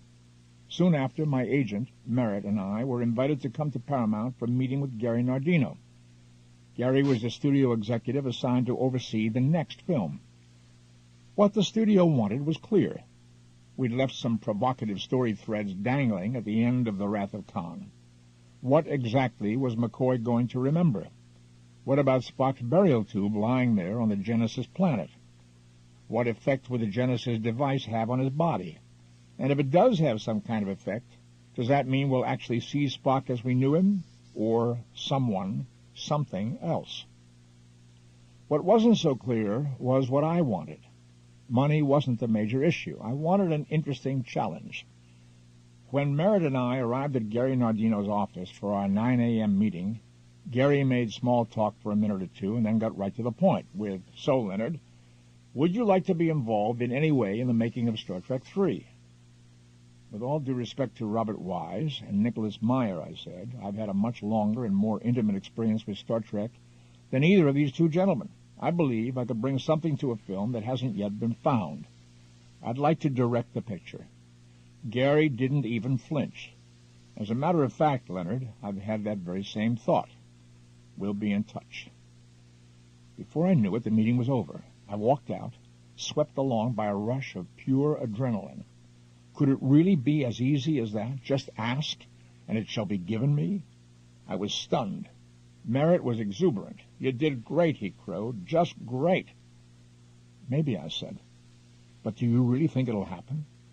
It'll happen, Merritt said, with enviable confidence. Now, right here, I have to stop in order to give credit to my old friend Harv Bennett. You see, until the success of Star Trek IV, Harv was the only person who'd ever called me and said, I'd like you to direct for me. He did so while he was producing a television series called The Powers of Matthew Starr, around the time of The Wrath of Khan. Something made Harv pick up the phone and call me to offer me that directing job, and his timing and instinct were perfect for my life and career. My experience directing the Matthew Starr episode gave me a sense of confidence and validation, which I think gave me that extra bit of determination to venture out into new territory and ask for Star Trek III. Within 2 weeks, Michael Eisner called to request a meeting. This time, I arrived at Gary Nardino's office alone, and together we headed for Eisner's office, down a long corridor in the administration building. As I walked towards my uncertain future, it suddenly occurred to me to ask, does Michael know what I'm coming for? No, Gary answered.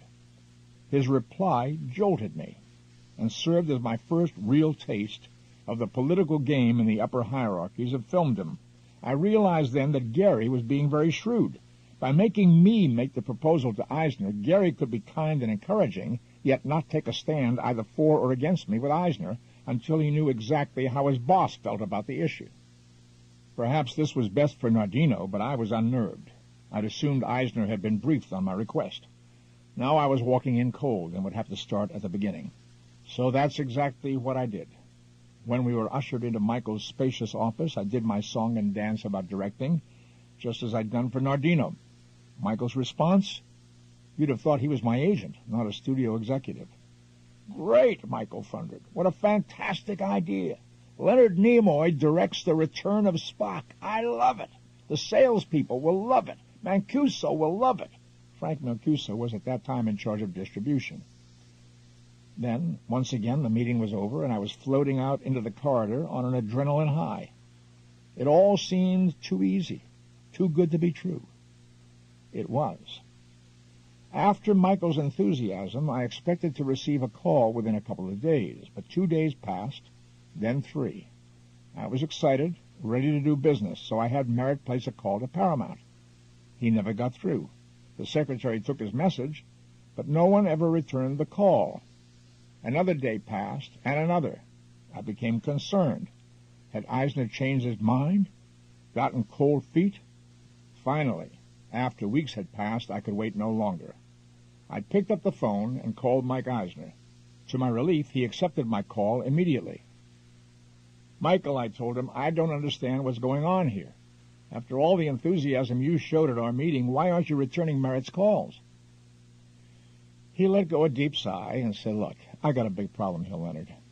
I don't feel comfortable about putting you in charge of this very expensive and important movie. After all, you hate this character, Spock, so much that you insisted we kill him off. You even made us put it in your contract for The Wrath of Khan. I was slack-jawed. The ghosts of I Am Not Spock had returned to haunt me again. I protested, Michael, that simply isn't true. I don't hate Spock, and it wasn't my idea to kill the character off. And it certainly was never in my contract. It wasn't? Michael, a copy of my contract is right there where you are in the administration building. Why don't you have someone look it up so you can see for yourself? He was silent a moment, then said, if you say it isn't there, then I believe you. It's not. Look, this is very important to me. I think we should meet again. How about tomorrow, Michael asked. And by 9:30 the following morning, I was back in his office. During an intense, hour-long meeting, I explained the history of I Am Not Spock and the misperceptions it had created. I also assured him that I wanted to make a contribution to Star Trek and to revive Spock. He thanked me and promised I'd hear something soon. This time, I did. Within a day or two, my agent got a call from Paramount's Business Affairs Department, and shortly after that, we'd negotiated ourselves a deal. I was to direct Star Trek III, The Search for Spock, and also portray the back-from-the-dead Vulcan. Harv Bennett and I began talking about the script. And then there were more private conversations with my alter ego. Nimoy. Welcome back, Spock. Spock. Thank you. I must admit that this entire process has been quite fascinating. Nimoy. How do you mean? Spock. Specifically, your personal behavior. It has been some time since I've seen you so single-minded, so goal-oriented. Clearly, you value this directing assignment greatly. Nimoy. I do. I've always wanted to direct Star Trek. I guess I want to prove my value to it, to show I can make a contribution. Spock. I failed to follow your logic. You portray one of the most popular characters in science fiction. Nimoy. False modesty was never one of your weaknesses, was it, Spock? Spock. I was endeavoring to make a point. May I continue? Nimoy. Please. Spock. Since your portrayal of me is considered to be of paramount importance to the show, Nimoy. Pun intended, I assume, Spock. I fail to see why you think you have not contributed. Nimoy. Maybe it's because I've always done so as you, Spock. I want to show that Leonard Nimoy as himself wants to make a contribution. Spock. Surely you are not jealous of me. As you are so fond of pointing out, I am merely a fictional character. Nimoy. It's not jealousy. It's that if I give something beyond an actor's performance, maybe it'll put all those ugly rumors to rest about my rejecting Star Trek, about my wanting you dead, about my not wanting to appear in a second Star Trek TV series all those years ago. Spock. Ah, yes, the offer of the part-time job, as you put it. Whose idea was that? Nimoy. It came from himself, the creator. Spock. I see. As I have said before, I understand your search for validation and acceptance, but sometimes it must come from other quarters than the one you seek. There is but one thing to be done. Plunge into the task at hand. You may indeed be approaching the final plane. Nimoy. The final plane? Spock. We can discuss it at a more appropriate time. For now, there is much work to be done. So I did as Spock wisely suggested. I plunged into Star Trek III with the enthusiasm of a hungry gourmet sitting down to a sumptuous 9-course feast. I planned to taste it all. Harv and I began to meet regularly to discuss the storyline. We knew the basic ideas that would provide the framework. Something was bound to emerge from Spock's burial tube on the Genesis planet, and the Vulcan had told McCoy to remember something. All we had to do was figure out what those two things were and set them in a dramatic adventure which would ultimately lead to the return of Spock. Early on, we decided that the Vulcan's resurrection should be accomplished near the film's end in order to keep the suspense going. Soon, the story ideas were hammered out. The planet, enveloped by the Genesis wave, is evolving too rapidly. Because of the danger to living creatures, the planet is declared off-limits, a fact that Kirk and crew will ignore, of course. To make things even more interesting, a life form is detected near Spock's burial tube.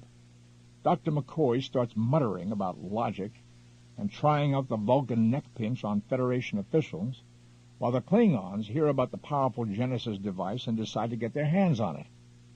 In the meantime, Spock's father, Sarek, is hopping mad, in a controlled, logical way, of course, and confronts a grieving Kirk, demanding to know why the Admiral has failed to return Spock's Katra, his immortal spirit, to Vulcan. The task left to Kirk and company becomes clear. Go to Genesis, get what's left of Spock, and bring it and McCoy back to Vulcan. Harv sat down to write the script while I began to explore other areas, specifically the thousands of details that would set Star Trek III's tone. Most importantly, I started considering its theme. Clearly, the theme of Star Trek II centered around sacrifice, and the notion that the good of the many outweighed the good of the few or the one.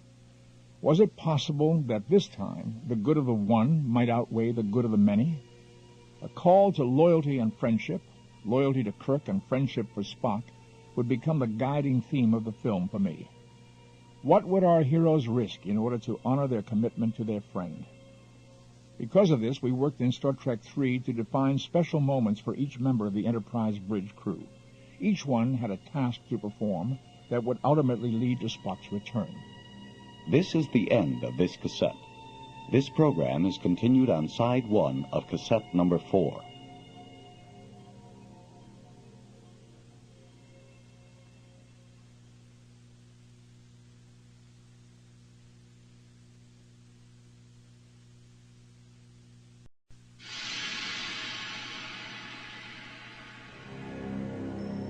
This is cassette number 4. Because of this, we worked in Star Trek III to define special moments for each member of the Enterprise bridge crew. Each one had a task to perform that would ultimately lead to Spock's return. Kirk, of course, served as ringleader for the adventure, and D. Kelly had some marvelous early moments in the film as a Katra-crazed Dr. McCoy who vacillates between Vulcan logic and his usual emotionalism. The good doctor winds up in a seedy bar spouting Spock-McCoy hybrid lines like, "What's the logic in offering me a ride home, you idiot?" In addition, Scotty, Uhura, and Sulu would all have their moments in the film. While Chekhov's abilities weren't specifically showcased in this movie, I hope we made it up to Walter with the wonderful Chekhov scenes in Star Trek IV. When Harv was finished with the script, it was time to start the actual shooting, but we ran into a few new problems. Now, I'd rather naively thought that Bill and the rest of the cast would accept my taking the reins as director comfortably. That, of course, they would understand that I had the best intentions for everyone, but I was out of touch with their concerns. They were uneasy because of the shift in dynamic, and they wondered, why is Leonard being given this job? Does he know what he's doing? What are his intentions towards me and my character? Is this an ego trip, or is he really serious about this job? Shortly before shooting was to begin, Bill Shatner asked for a meeting with Harv and me about the script. To say the encounter was tense is putting it mildly. Bill was accompanied by his attorney, and his first statement was, "I want nothing to do with this script." Well, Harv and I decided the best way to handle it was to deal with Bill's objections one by one. So for the next several hours we did, and once Bill realized that any legitimate gripes he had would be listened to and dealt with, he relaxed. I'm still not certain whether he was intentionally overreacting to test the waters or whether he was sincerely that upset. As for the other 6 of the magnificent Enterprise 7, they too had their reservations about this new director, but decided to keep silent and see what happened. Once the actual filming of Star Trek III began, the cast came to realize that I didn't view my role as director as a license to dictate. I was far more interested in collaborating with the actors who had each spent years getting to know their characters. I also tried my best to prepare meticulously for each day's work, and I believe that fact, combined with my genuine affection for each of the Star Trek characters, helped any tension to gradually ease. At long last, shooting got underway in August 1983, and things started getting really interesting. First, let me say, there is no work in my business more demanding or exhausting than directing. Up to that point, I directed a couple of night galleries, an episode of Mission Impossible, an episode of The Powers of Matthew Starr, and one of T.J. Hooker. But this was my first major motion picture. Let me explain a little bit about the director's responsibilities. He or she is the person responsible for making sure everything goes right. For example, in the case of Star Trek III, I typically had a certain number of scenes scheduled to be shot on each given day, and I had to be sure that the shooting of those scenes went smoothly and that what was captured on film was good. In order to do that, I first had to make a lot of decisions. Exactly how will the scene be laid out? How will it be lit? Will the effects department need to supply smoke and steam? Should there be sparks given off? If the character's clothing is burned, how burned should it be? So in order to do the all-vital preparation, I'd walk through the scenes in advance with the various department heads, from lighting, makeup, camera, special effects, wardrobe, and so on, and we'd discuss everything and coordinate. In order to accomplish this and my other responsibilities, I had to be on the studio lot no later than 7 a.m. every morning and never left before dark. But no matter how meticulously one prepares, it's a law of physics that something has to go awry at the last minute, requiring on-the-spot adjustments. If we were shooting outside, the weather would change, or some much-needed piece of equipment wouldn't show up on the set because somebody goofed. The real challenge was to be able to adapt to all the last-minute changes while still accomplishing the day's task. To film that scheduled scene enough different ways so that it can be cut into a montage that adds up to something exciting. It was work that was both exhilarating and fulfilling. The early scenes of Star Trek III establish a mystery surrounding Spock's death. McCoy is found in Spock's quarters in a strange mental condition, urging Kirk in the Vulcan's voice to remember. Soon after, Kirk gets a surprise visit from Sarek, Spock's father, and learns that he must find Spock's body and take it and McCoy back to Vulcan. One of the film's most exhilarating moments comes when Kirk, having been denied the Enterprise and warned against returning to Genesis, reports back to an expectant Sulu and Chekhov. Sulu says, "The word, sir?" And Kirk replies, "The word is no. I am therefore going anyway." That's our hero.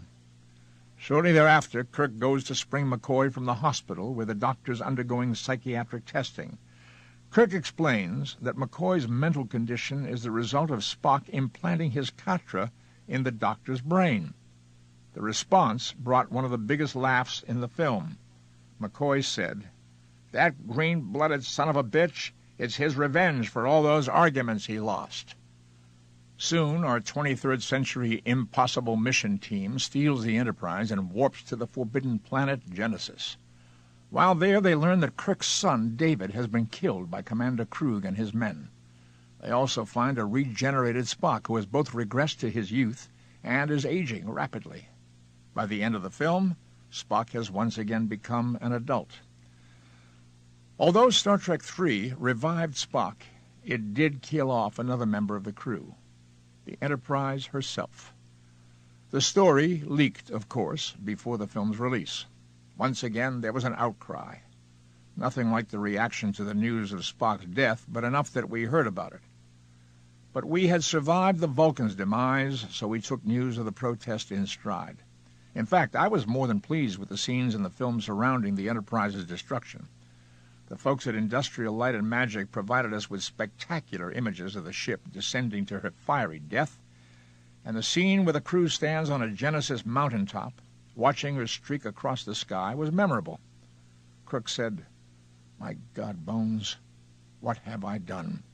And McCoy answered, "What you had to do." The final days of shooting were the most challenging for me because up to that point the adult Spock hadn't appeared in the film. I soon developed a hearty respect for those who both act and direct in a film. At first I tried coming in at my usual 7 a.m., getting the day's work started, then slipping off while other work was in progress to get my Spock makeup done. What a mistake. In the middle of it, I'd be called away to check someone's wardrobe or a special effect, tearing around the set with one Vulcan eyebrow in place or one Vulcan ear. And when the time came around for Spock to appear on camera, I'd still be looking like a very strange half-Vulcan, half-human hybrid. I soon realized the only way to get anything done was to have the makeup completely in place before I ever stepped onto the stage as the director. And that meant coming in no later than 5 in the morning and staying put until the Vulcan makeup was finished. Quite honestly, I wasn't fond of it. In some ways, the final scene of the movie was the most difficult to capture because, as an actor, I had to focus on my dialogue as Spock and, as a director, on everything and everyone else at the same time. The scene in question called for Spock to struggle through a conversation with Kirk while trying to recapture bits of our relationship, as the other Enterprise crew members looked on with anticipation. The Vulcan's memory banks haven't kicked in yet, so he's full of questions. Who are you? Why did you come back for me? The final lines of the movie are full of hope that Spock would soon be himself again. Jim. Your name is Jim. And Kirk said, "Yes, Spock. Yes." The scene ends with the crew happily gathering around their Vulcan friend to welcome him back. As director, I encouraged them all to embrace Spock if they could. Interestingly, while all their faces clearly shone with joy, not one of them dared hug the Vulcan. I guess you just don't grab Spock. After shooting wrapped and the finishing touches had been put on the film, Jeff Katzenberg invited me to a meeting in his office. The Paramount brass had all viewed the finished film, and when I saw his beaming face, I knew the response had been good. "Leonard," he said, "congratulations. We know that Star Trek III is going to be a success, but there's something we want to tell you now so that you know our decision has nothing to do with the box office. We want you to make another one for us. This time, the training wheels are off.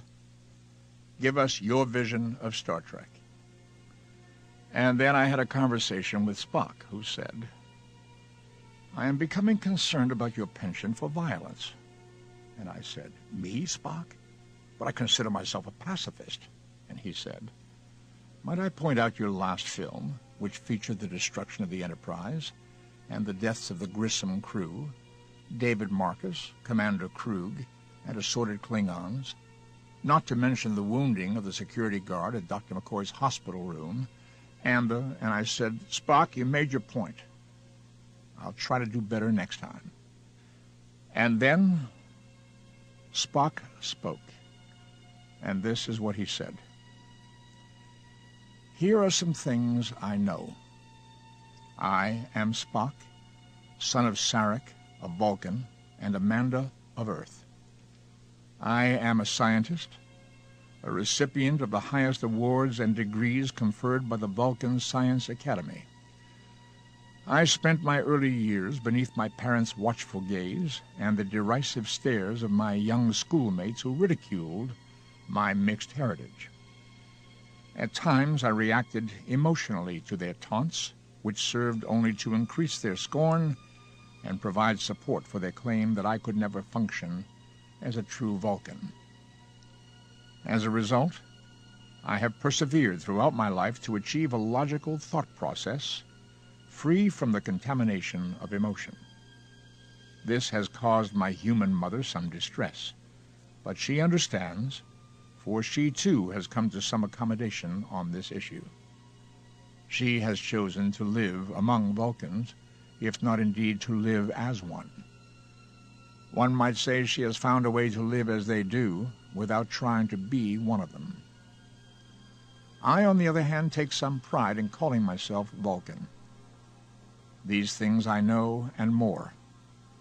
I left home and family under troubled circumstance to cast my lot as science officer among a polyglot collection of various species from various worlds, brought together as an organization known as Starfleet, beneath the auspices of the United Federation of Planets.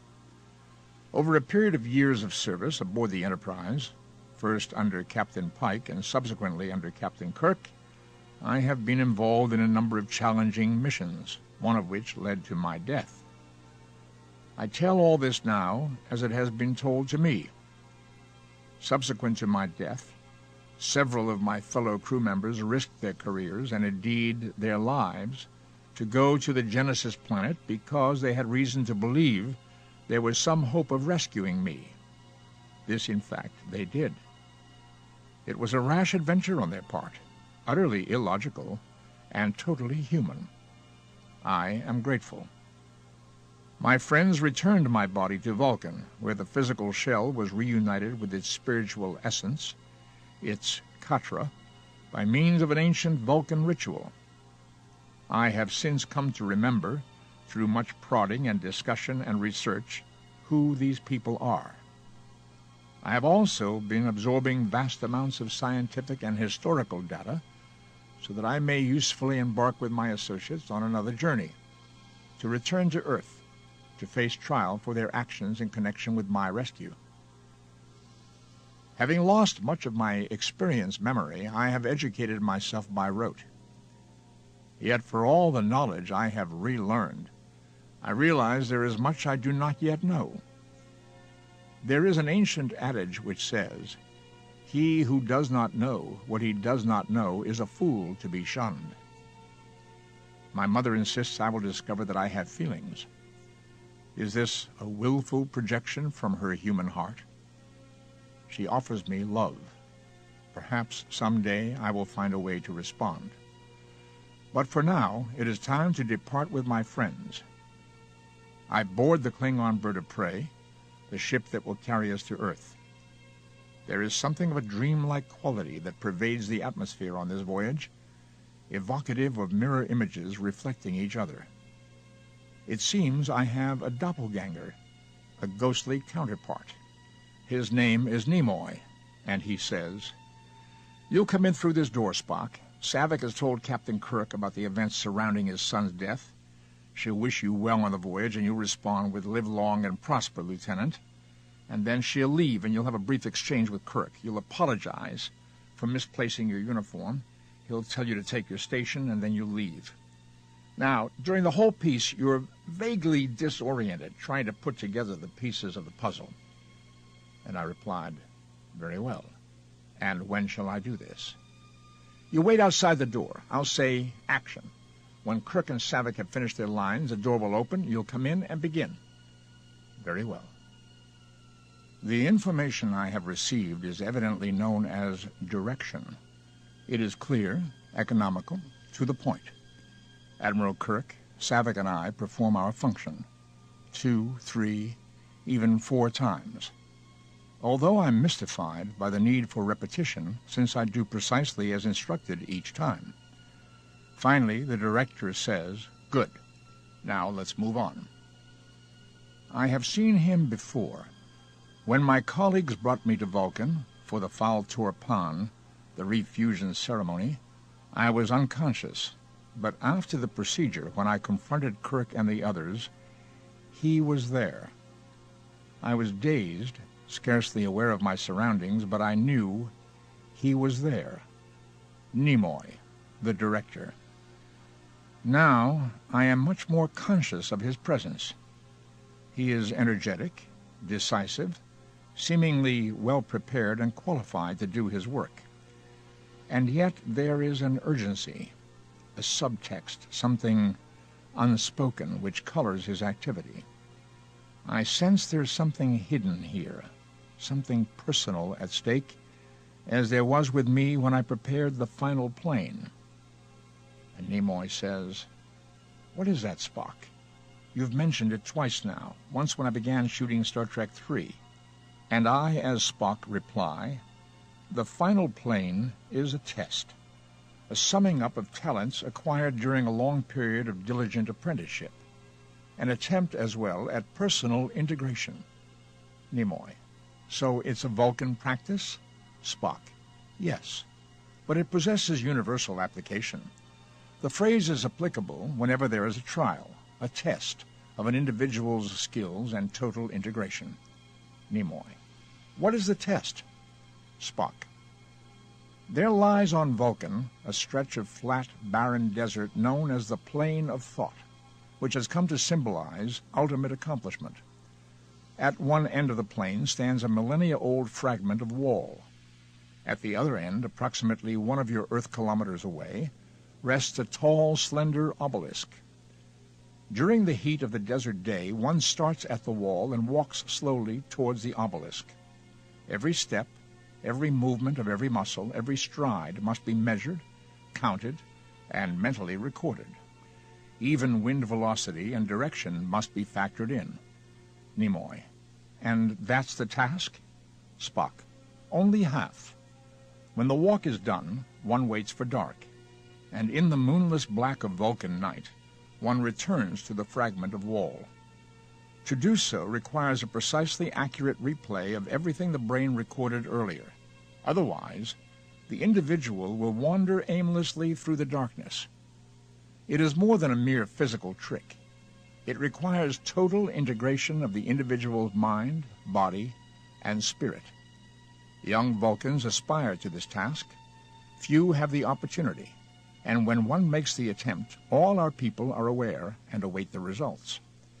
If successful, the one who has accomplished this task wins the right to wear the symbol of Kolinar, a great achievement."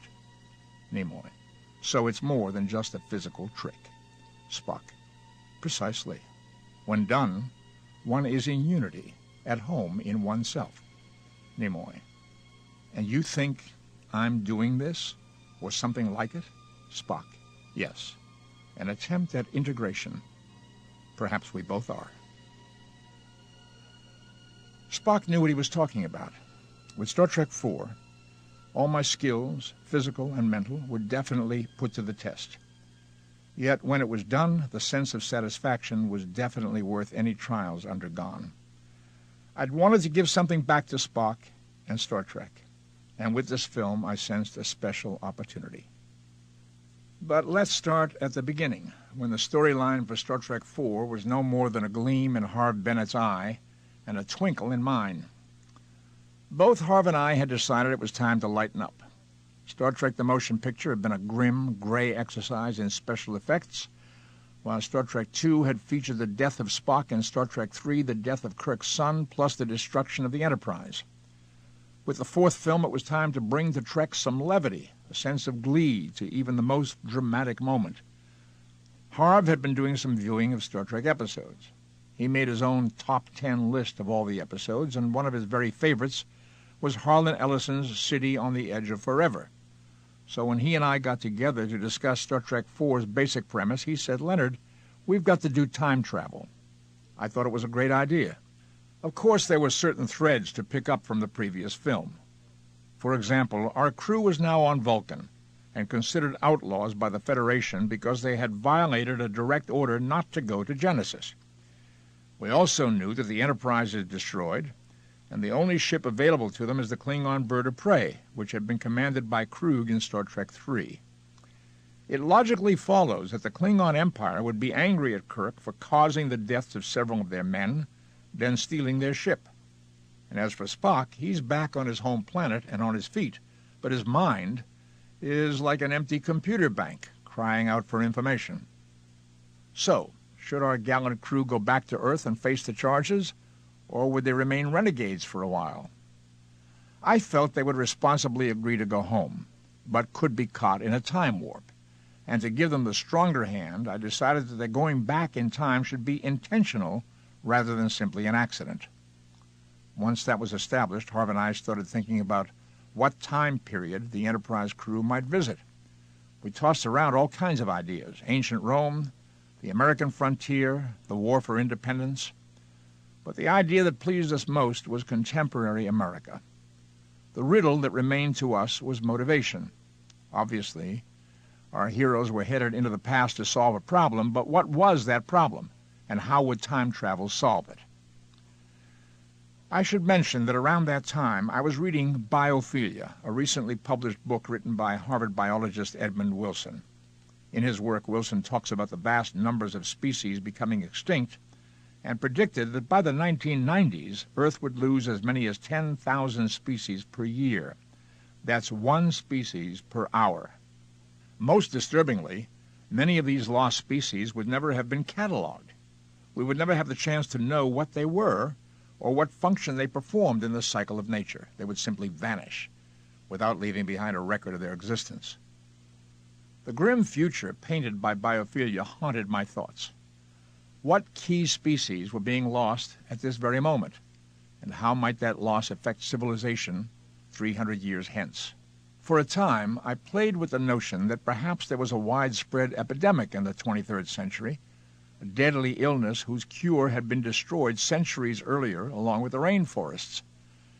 But the depiction of thousands of dying people seemed rather gruesome for our light-hearted film, and the thought of our brave crew taking a 600-year round trip just to bring back a snail darter wasn't all that thrilling. Finally, after several weeks of mental thrashing about, I had a breakthrough. It came during a conversation with a friend, Roy Danchig.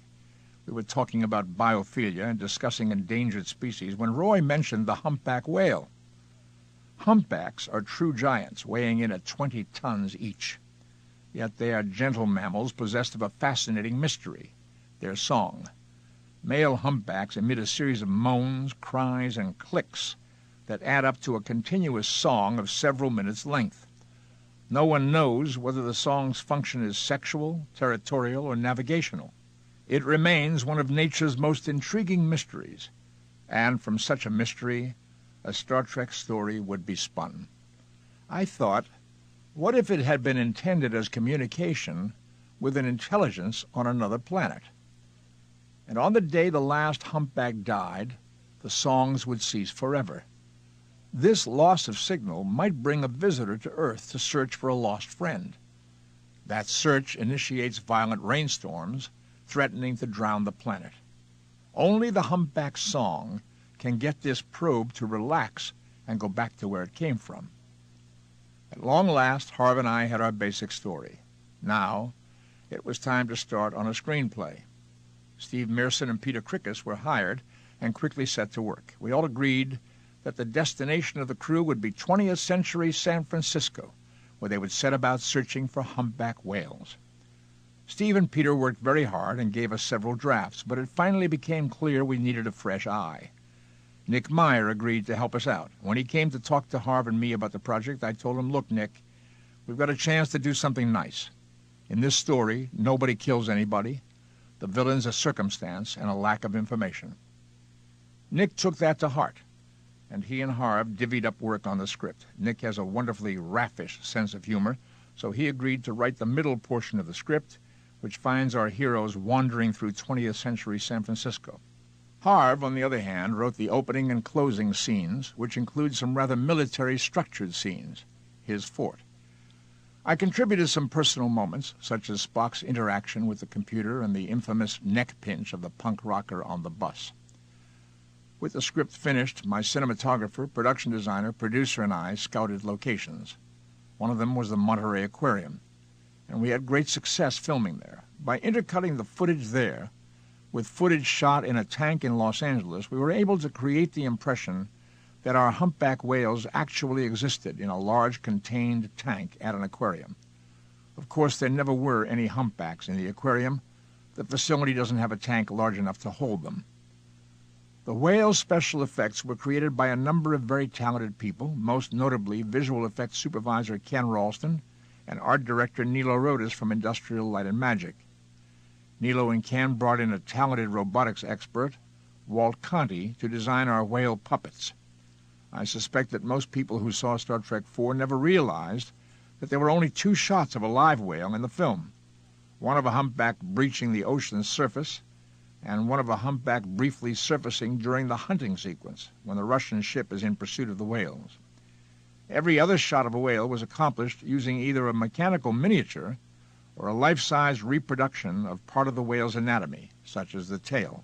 Many of the impressive, authentic-looking underwater sequences of the whales were actually shot with 4-foot mechanical puppets at a nearby high school swimming pool. Once the pre-production work was done, shooting began on location in San Francisco, with the scenes where the Enterprise 7 wander out onto the streets. True, there were some hired passers-by who were working for us, but the sidewalks were also full of regular pedestrians not under our control, which made the whole thing pretty exciting and nerve-wracking when you're the director praying someone walking by won't ruin the shot. The most amusing part about it was the fact that no one bothered us, despite the fact that the Star Trek actors' faces are well known. San Francisco is known for attracting colorful, eccentric people, and for the most part, the pedestrians treated us like run-of-the-mill weirdos and ignored us. Perhaps my favorite street scene in Star Trek IV featured Walter Koenig as Chekhov and Nichelle Nichols as Uhura. It was during the filming of this scene that one of many happy accidents occurred. I should set the stage by reminding you that back in 1986, Russia was still the Soviet Union, and there was still very much a sense among Americans that the Russians were our main competitors in the nuclear arms race. Because of that, Harv and the writers and I had a few weeks earlier devised a scene where Chekhov, in an attempt to procure some radioactive material necessary to power the Klingon bird of prey, asks people passing by where he can find some nuclear vessels. I decided to shoot that scene candid camera style by laying back with the camera so that it wasn't very noticeable and just filming the reaction of people passing by to Nichelle and Walter's questions. The scene was very much improvised. There was no specific dialogue, no script. I just told Nichelle, ask people where the naval base is. And Walter, I told, you ask them the same thing, but be sure to repeat the term nuclear vessels. loud and clear. So we started the camera rolling, and Walter and Nichelle started asking. Some of the people that passed by were hired by us, but some weren't. In fact, there's a motorcycle cop in the scene who just keeps staring silently at Walter from behind his dark police glasses. He's not an actor, but a real San Francisco policeman who'd been assigned to us to help with security and traffic control. Nichelle and Walter did exactly what was needed, and everything was going great. Most pedestrians, including those who weren't in on the joke, just stared at them as though they were crazy and walked past without a word. Then up walked this woman with long, dark hair, whom none of us had ever seen before. She paused to listen to Walter, who said, "We're looking for nuclear vessels. Where is Alameda?"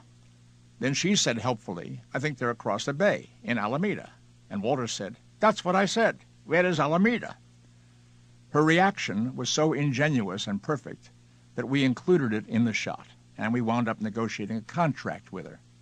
It was a wonderful accident, from our perspective as well as hers. Overall, the filming of Star Trek IV went well and was a joyful, if exhausting, experience. As I mentioned before, in Star Trek III, I'd only acted in a very few scenes, but in IV, Spock appeared throughout the film. During Star Trek IV, The Voyage Home, Spock's character underwent an interesting development. In the third film, the Vulcan's mind was essentially a clean slate. At the beginning of The Voyage Home, he's shown allowing his newly reacquired scientific knowledge to be tested by the computer. He's smoothly answering rapid-fire questions such as, "What is the electronic configuration of gadolinium?" without a second's hesitation. He's memorized all the data he needs to be of use to his friends, but when the computer throws him a curve with a simple query, "How do you feel?" Spock cannot fathom the question. His mother, Amanda, appears and explains to him that he is half human. His feelings are bound to surface, even though he considers himself Vulcan. As the story progresses, Spock finally comes to the very human conclusion that the entire crew should risk rescuing the critically injured Chekhov, a compassionate action based on the opposite of the good of the many outweighs the good of the one. At the film's end, when Spock is taking leave of his Vulcan-bound father, Sarek asks whether he would like to send a message to Amanda. "Yes," replies Spock. "Tell her I feel fine." And he takes his leave of his father with the Vulcan phrase, "Live long and prosper." It marks for the character a moment of true integration of both of his halves, Vulcan and human. I said to him, "Spock, I understand now what you meant about the final plane." And he said, "Ah, if I might indulge in figurative language, we seem to have crossed the plane together." And I said, "Well, you seem to have accomplished your goal of integration, Spock. But did I? Did I pass the test?" And Spock replied, "Time alone will judge." By the time shooting wrapped on Star Trek IV, everyone involved in the production began to suspect that we had achieved something special. Reviews and audience reaction validated our suspicions. The Voyage Home went on to break box office records, earning over $100 million in domestic release. In addition to the loyal Star Trek audience, it drew large numbers of people who had never attended the 3 previous films featuring the Enterprise crew. As of this writing, it remains the highest-grossing Star Trek film. When the finished version of Star Trek IV was previewed by test audiences, I was very gratified to hear all the laughs coming in the right places. But I soon came to an interesting realization. Most people were surprised by the humor in the film, because they didn't perceive me as a funny guy, nor did they think Star Trek fans had a sense of humor. And that surprised me, because not only had we played some very funny scenes in the original series, but there'd been some light-hearted moments in the movies as well. I knew Star Trek fans had a terrific sense of humor, and their response to Star Trek IV confirmed it. But from articles and reviews printed about the 4th film, I soon learned that the unsmiling Vulcan had thoroughly colored the public's perception of me. Everyone was startled to find that I could pull off comedy. And Spock said, "I do not understand. How did the public come to the conclusion that you lack a flair for comedy?" And I said, "Well, nothing personal, Spock, but I think it came because of my association with you." And Spock said, "Most illogical. You are, after all, human, and humans are noticeably afflicted with what is termed a sense of humor. And I said, well, what about you, Spock? You may be Vulcan, but I happen to think you're a pretty funny guy. And he said, uncertainly, is this an attempt to insult me? And I said, no, not at all. It's a compliment. To say you lack the sense of humor, now that would be an insult. And he said, oh, are you sure? This is the end of Side 1. Please turn the tape over for the continuation of the program.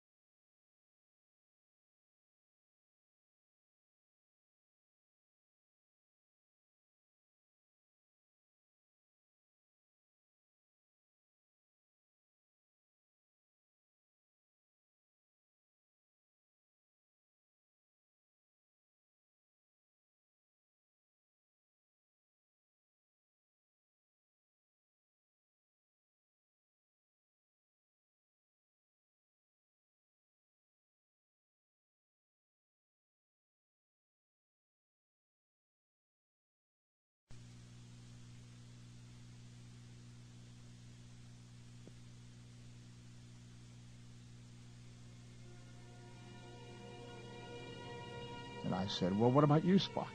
You may be Vulcan, but I happen to think you're a pretty funny guy. And he said, uncertainly, is this an attempt to insult me? And I said, no, not at all. It's a compliment. To say you lack the sense of humor, now that would be an insult. And he said, oh, are you sure? At any rate, Jeff Katzenberg, who along with Michael Eisner had moved from Paramount to Disney, was delighted with the humor in the voyage home, and therein lies our next tale. I was enjoying the success of Star Trek IV when one Friday my agent, Phil Gersh, called. Leonard, he said, Jeff Katzenberg called from Disney. You're going to be floated a script this weekend along with 3 other directors. I think you ought to take a look at it. What's it about? It's the remake of a French film, 3 Men and a Cradle. Ever seen it? No. Could you get me a video? Phil obliged, and that weekend I had both the American script and the original French film, Trois Hommes et un Couffin, which had been written and directed by Colleen Serrault. The film was wonderful, but severely Gallic in tone, with French attitudes and atmosphere. But when I read the script, I was troubled because it read like a direct translation of the French, with very stilted English. The characters' attitudes towards life, work, love, and children were still extremely Gallic. They even had French names. An American audience wouldn't identify with the characters at all. Because of that, I felt strongly that new writers would need to be brought in. Even so, I could see the project's potential, so I contacted Jeff Katzenberg and got some clearer insight as to what was going on.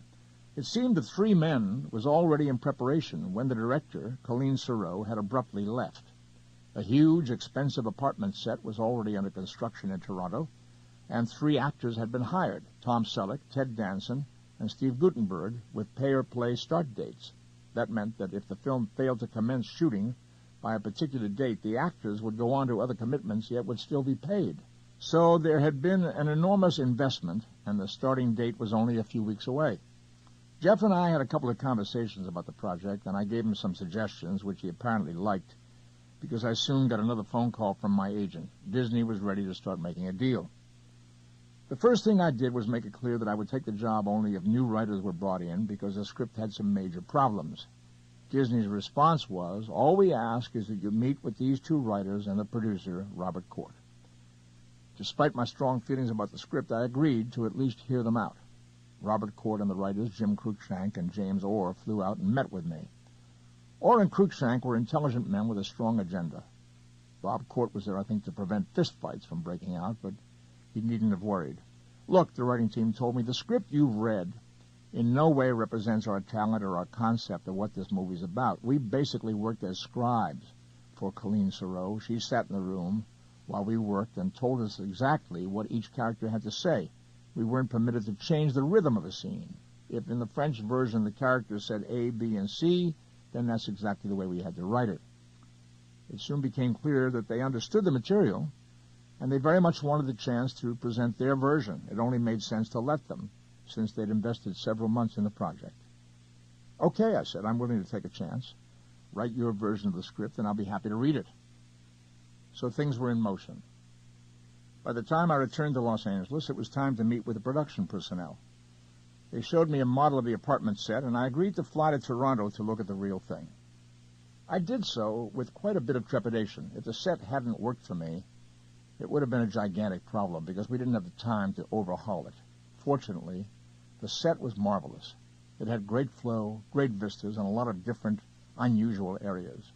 I was relieved because most of the film took place in this one apartment, which could have caused a claustrophobic feel.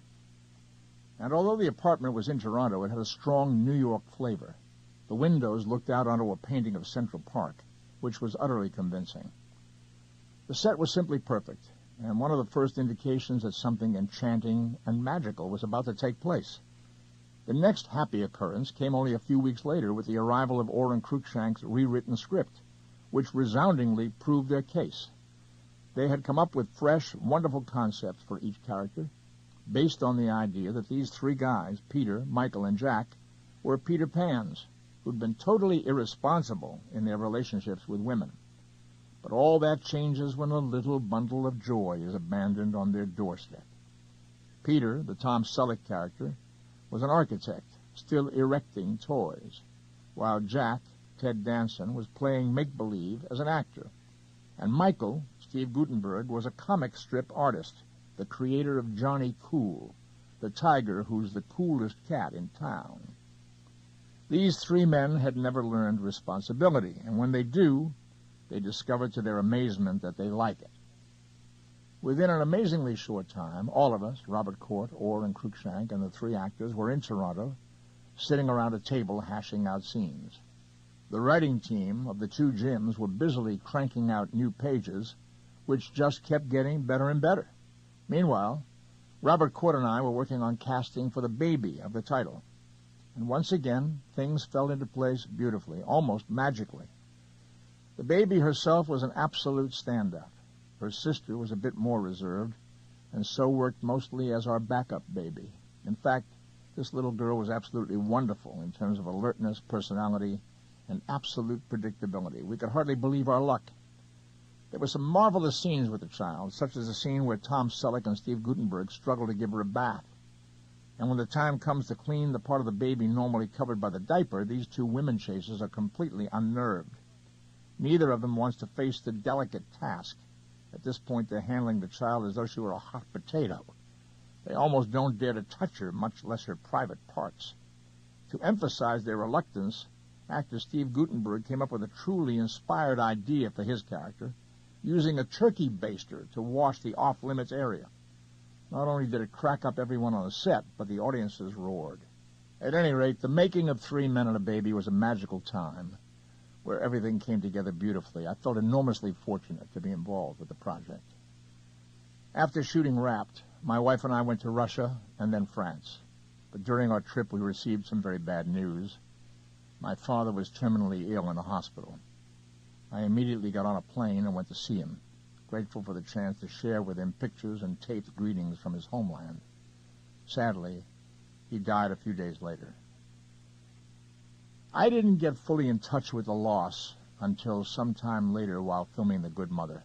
In the meantime, I had distractions, work to do, for which I was grateful. Not long after my father's death, Three Men and a Baby opened to phenomenal box office and terrific reviews. The success was heartening, but also tinged with sadness. As I mentioned earlier, most critics seemed amazed to find out that Leonard Nimoy actually had a sense of humor. The reviews typically read like the one in the New York Times, which in essence said, based on his past work, you wouldn't think Leonard Nimoy has the necessary sense of humor to make such a movie. Fortunately, he does. After the success of Three Men, Jeff Katzenberg called again. Leonard, I've got an interesting project you might want to look at. It's a drama based on a novel, The Good Mother. Pretty controversial stuff, and the producer's hoping for a high-profile director, someone with a solid rep for serious drama. Right now, the project's at a standstill, so I'm sending it, but with the understanding that I can't necessarily promise it to you. I know you can do drama, but after Star Trek IV and Three Men, all everybody else knows is that you can do comedy. If you like it, let me know, and I'll see what I can do. So there it was. Here I've been reading all these reviews of The Voyage Home and Three Men and a Baby that said, gee, who would have thought Nimoy could do comedy? Yet because of those two films' box office successes, I was already being labeled in Hollywood as a director who could only do comedy. But Jeff sent me along the script, and I read it, and the novel with great interest. I found them powerful and thought-provoking, so I contacted Jeff, and I let him know I was interested, and I was soon directing the project. By the time filming on The Good Mother wrapped, I felt the same way I had at the end of shooting Three Men and a Baby, that I've been blessed to work with a group of people who had all contributed their best to create something magical. I'm not sure exactly what sort of response I expected to the film. I only know that I was as proud of The Good Mother as any work I've ever done, and the performances by Diane Keaton and Liam Neeson were brilliant. I thought, boy, this could be even more of a rocket ride than Three Men. And it was a rocket ride, all right, straight down. Critics gave the movie either the highest or the lowest rating, and viewing audiences responded the same way. Some were outspokenly excited by its tough, mature content. Others were infuriated, and in essence said, there's no place for this movie, get it out of here. Box office was disappointing, and the film soon disappeared from the theaters. At any rate, this drama of viewer and critic reaction to The Good Mother was played out during the time we were shooting Star Trek V, The Final Frontier, which is a whole other story in itself. This fifth Star Trek project had something of a long and troubled history. Bill Shatner and I had first discussed it a couple of years earlier during the filming of The Voyage Home, when Bill expressed his desire to direct the next film. I was very much in favor of Bill doing his own movie, so I immediately introduced him to Frank Mancuso, who was then head of Paramount. Bill pitched his story idea to Frank, and they had their first discussion about film number 5 that very night. Eventually, Bill contacted Harve Bennett and convinced him to come aboard as producer. Soon after, I became involved in protracted contract negotiations with Paramount over Star Trek V. Then along came Three Men and a Baby, and The Good Mother, and a Writers Guild strike. The combination of those three things, plus difficulties in coming to an agreement with Paramount, worked to stall the project. By that time, Bill was chomping at the bit to get on with the race, but to be honest, I had a major problem with his proposed storyline. The premise: under the sway of a self-styled religious zealot, the Enterprise crew goes warping across the galaxy in search of God. Early on, I let Bill know that I felt the story had problems. Bill, I said, there's no way you can go in search of God and find him. The audience won't buy it. And if you don't find him, there's no story. But Bill was adamant about sticking to his storyline, though eventually Harve and the studio persuaded him that it would be more believable to filmgoers if God turned out to be an alien masquerading as the big guy. Once the Writers Guild strike was settled after a year's delay, Harve Bennett and David Lowery finally set to work on the script. I first read their draft of Star Trek V, The Final Frontier, while I was finishing work on The Good Mother. And to say I was disappointed is putting it mildly. The draft I read had Spock and McCoy and the entire Enterprise crew betraying Kirk and joining forces with a religious madman, Sybok, who just happened to be the Vulcan's long-lost brother.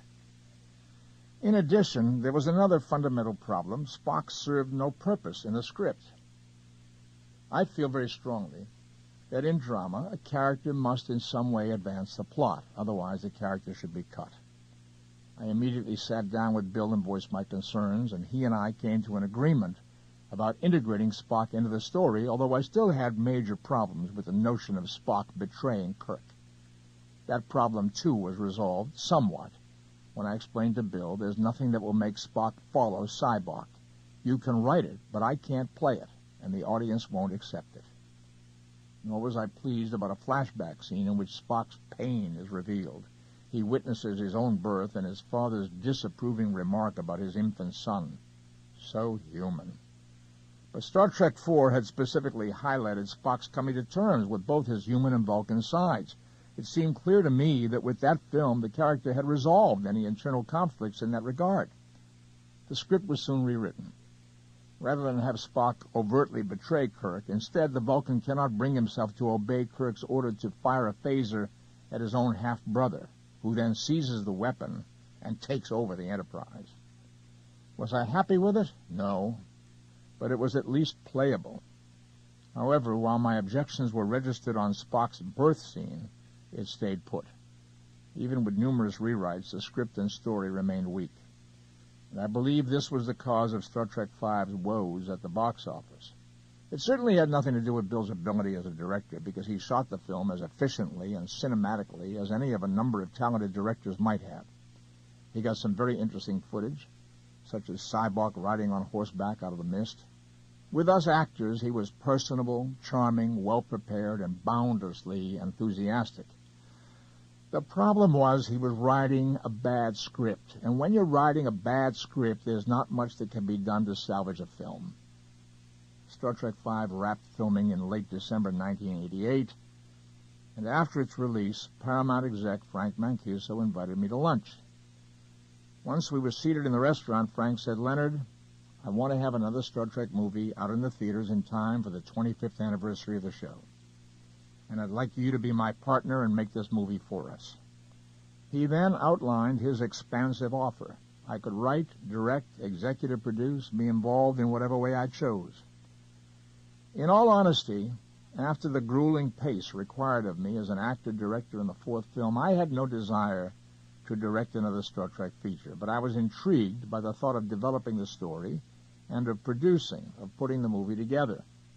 "Let me give it some thought," I told him, "and I'll get back to you as soon as I can with a story idea," and that's the way we left it. Now, I've always been interested in the Klingons, and it seemed to me that this movie presented us with a perfect opportunity to explore their culture. I was mulling all this over and thinking about the similarities between Federation, Klingon Empire relations and U.S.-Soviet Union relations, the Cold War. Bear in mind that this was right as the Berlin Wall was coming down, and it was pretty clear that what Ronald Reagan called the evil empire was starting to crumble. So 3 days later, I called Frank Mancuso, and I said, "Here's the idea. What if the Klingon Empire is in the same mess the Soviet Union is in right now? Their economy's collapsing, they're heavily invested in weaponry, there's dissent, and on top of it, they experience some sort of Chernobyl. And they reach out to the Federation for détente and help, which is where the Enterprise comes in." "Great," he said. "I love it. Will there be a Gorbachev character?" "By all means," I said. "I think we should get Nick Meyer to write it, and if he wants to direct it, we ought to give it to him." Frank agreed. After lunch, I called Nick and I said, "We want to make another Star Trek movie. Can I come to talk to you?" "Sure. Come on out." So my wife and I flew to Boston and got on a plane out of Logan Airport, which in turn took us to Provincetown, where Nick's family has property. At any rate, we landed in Provincetown, climbed out of this tiny airplane, and there was Nick waiting for us, grinning, cigar in hand. He drove us back to his family place, and we all visited for a half hour with his wife and kids. And then Nick and I took a long walk down the beach. We talked about lots of different things at first, but at last the conversation turned to Star Trek, and I said, "I want to do a movie about the Berlin Wall coming down in space." "Perfect," said Nick. For 2.5 hours, we paced up and down that stretch of beach. I recapped for Nick what I told Mancuso. the plot instigating Chernobyl in the Klingon Empire, the cash-poor, overarmed Klingons reaching out to the Federation for help, the Gorbachev Klingon character being assassinated. We started hammering out plot details. Kirk would, of course, be the designated diplomat. I pointed out to Nick that only Nixon could go to China.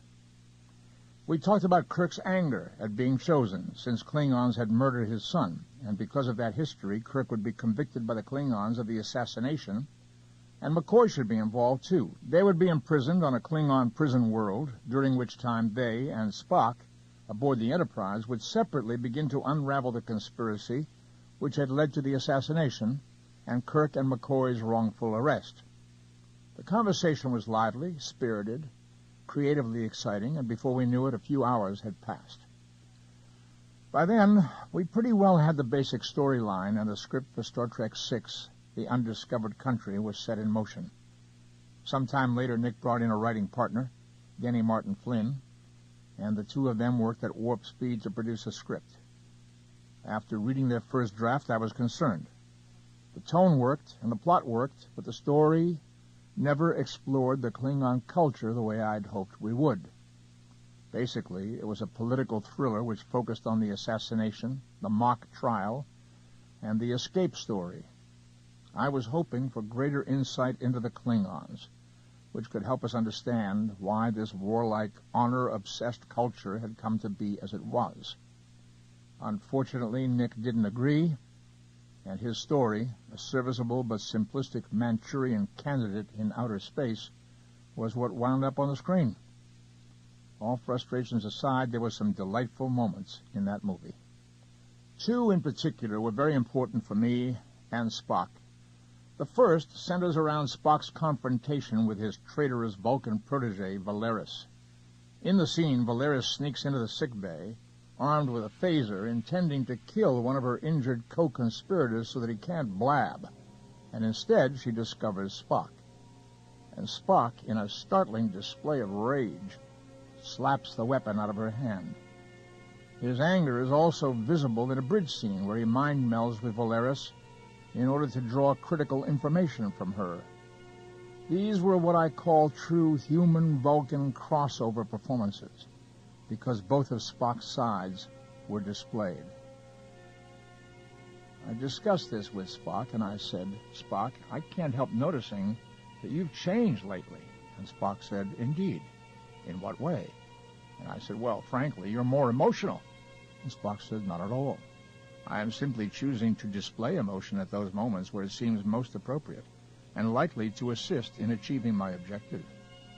And I said, "In other words, you're emoting when it seems like the logical thing to do." And Spock said, "Precisely." To borrow Spock's own term, it seemed to me to be a logical progression of the character's development. In the first Star Trek film, Spock is utterly Vulcan, but over the course of the story begins to see the need to accept both his human and Vulcan halves.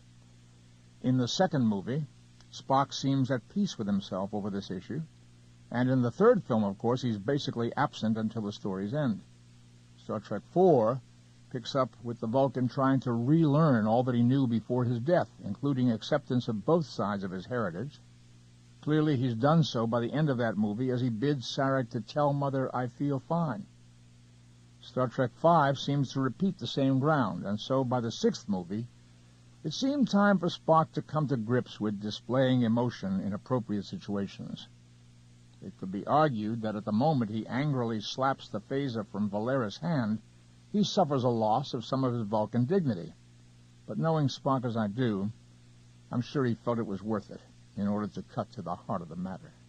After we taped the dramatic scene in sickbay, I asked myself, as keeper of this character, where does he go from here? If I ever play the Vulcan in the future, will I allow him to display this type of emotion again? At the time, the question seemed moot, because I felt that this sixth movie was it, the ending. Why? I felt life was going to imitate art. At the end of Star Trek VI, the crew has been called home to retire and pass the torch on to a new generation. Word on the Paramount lot was that there was plenty of momentum for a Next Generation movie. And that brings me to what I feel was the most important scene for Spock and for me in the film. It's the scene where Spock, defeated and depressed after his realization that his protege, Valeris, is a traitor, is lying quietly in his quarters, clearly indulging in a very human moment of melancholy. Kirk enters and makes an effort to cheer his friend and to rally him to action. In reply, the Vulcan turns to Kirk and says softly, "Is it possible that we two, you and I, have grown so old and inflexible that we have outlived our usefulness?" As I said earlier, it was a very poignant question for me as well as for Spock. I recall looking at Bill Shatner and wondering, are you thinking what I'm thinking, Bill? That this really is the end of our mission together? In my own mind, that will always be the moment of emotional closure for the original Star Trek. True, there were other scenes to be shot in order to finish the undiscovered country, but at that moment I felt we'd really come to the close. To be frank, when shooting on Star Trek VI finally did wrap, I felt very much the same as I had when the original television series was canceled.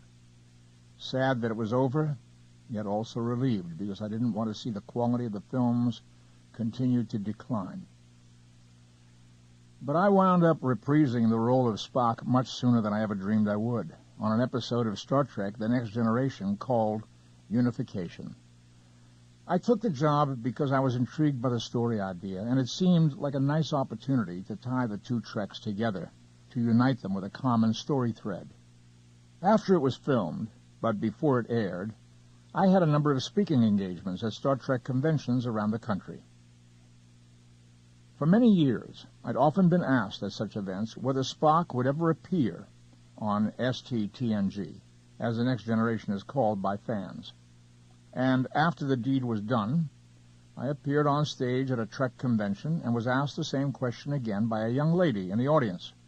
Would you ever appear on The Next Generation if you were invited? I favored her with a smug smile and said, "Funny you should ask. You see, I have been invited, and in the very near future, Spock will make an appearance on the show."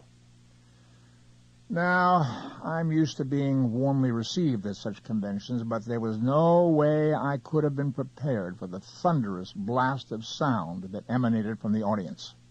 They cheered, they stomped, they whistled, until I was emotionally overwhelmed. The response of that first audience, and the second, and the third, and the fourth with whom I shared the unification news, made me realize that I had tapped into an extraordinary family issue. Apparently, there were two camps in Star Trek fandom, the die-hard loyalists and those who embraced the new show, and who may or may not have felt a bit of unease about their defection. Unification brought these groups together for the first time. It was as though a breach had been healed. There were no longer two Star Treks or two groups of fans, only one. The episode had accomplished what its title proclaimed, unification. Spock had bridged the gap. And how did the show fare with the television audience? Quite simply, Unification was the highest-rated episode of Star Trek The Next Generation before or since. And I said to my friend, Spock, "So, Spock, how do you feel about the success of Unification?" And he said, "I beg your pardon?" And I said, how did you feel about meeting the crew of the Enterprise D, Captain Picard and Data, some 80 years after your last mission aboard the Enterprise A?" "Oh, I found them to be fascinating and worthy individuals.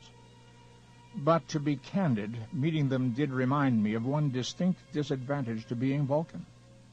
"Disadvantage? Spock, you have changed. I can hardly believe you'd admit such a thing. So what is it?" "Being long-lived. I miss my human friends. Our association has been most unusual and fascinating. I have enjoyed it. Live long and prosper, Leonard." And I said, I think I've already done the former, Spock, and in no small part, thanks to you, I've certainly done the latter. As I said before, when we finished filming on Star Trek VI, I felt a sense of closure. A sense that the sixth film would indeed be the Vulcans' final appearance on the large screen. Certainly, the undiscovered country's final scene was a passing of the torch from the original Star Trek to the new. As things turned out, my premonition ultimately proved correct, for Spock at least. But shortly after the release of the sixth movie, I received another phone call from Paramount. A seventh film was being planned, one entitled Star Trek Generations. It featured Captain Kirk's death, and the characters of Spock and Dr. McCoy had been included. Would I be willing to read the script and then discuss it with the producer, Rick Berman? Of course. But when I received the script, I had a number of concerns. For one thing, Spock's role was no more than a cameo, a walk-on. He served no function at all in the story. He was simply there for his marquee value. So when I went to meet with Berman, I relayed that concern along with others. He listened to them all and then said, all these suggestions of yours will require too many revisions of the script. We just don't have the time to make them.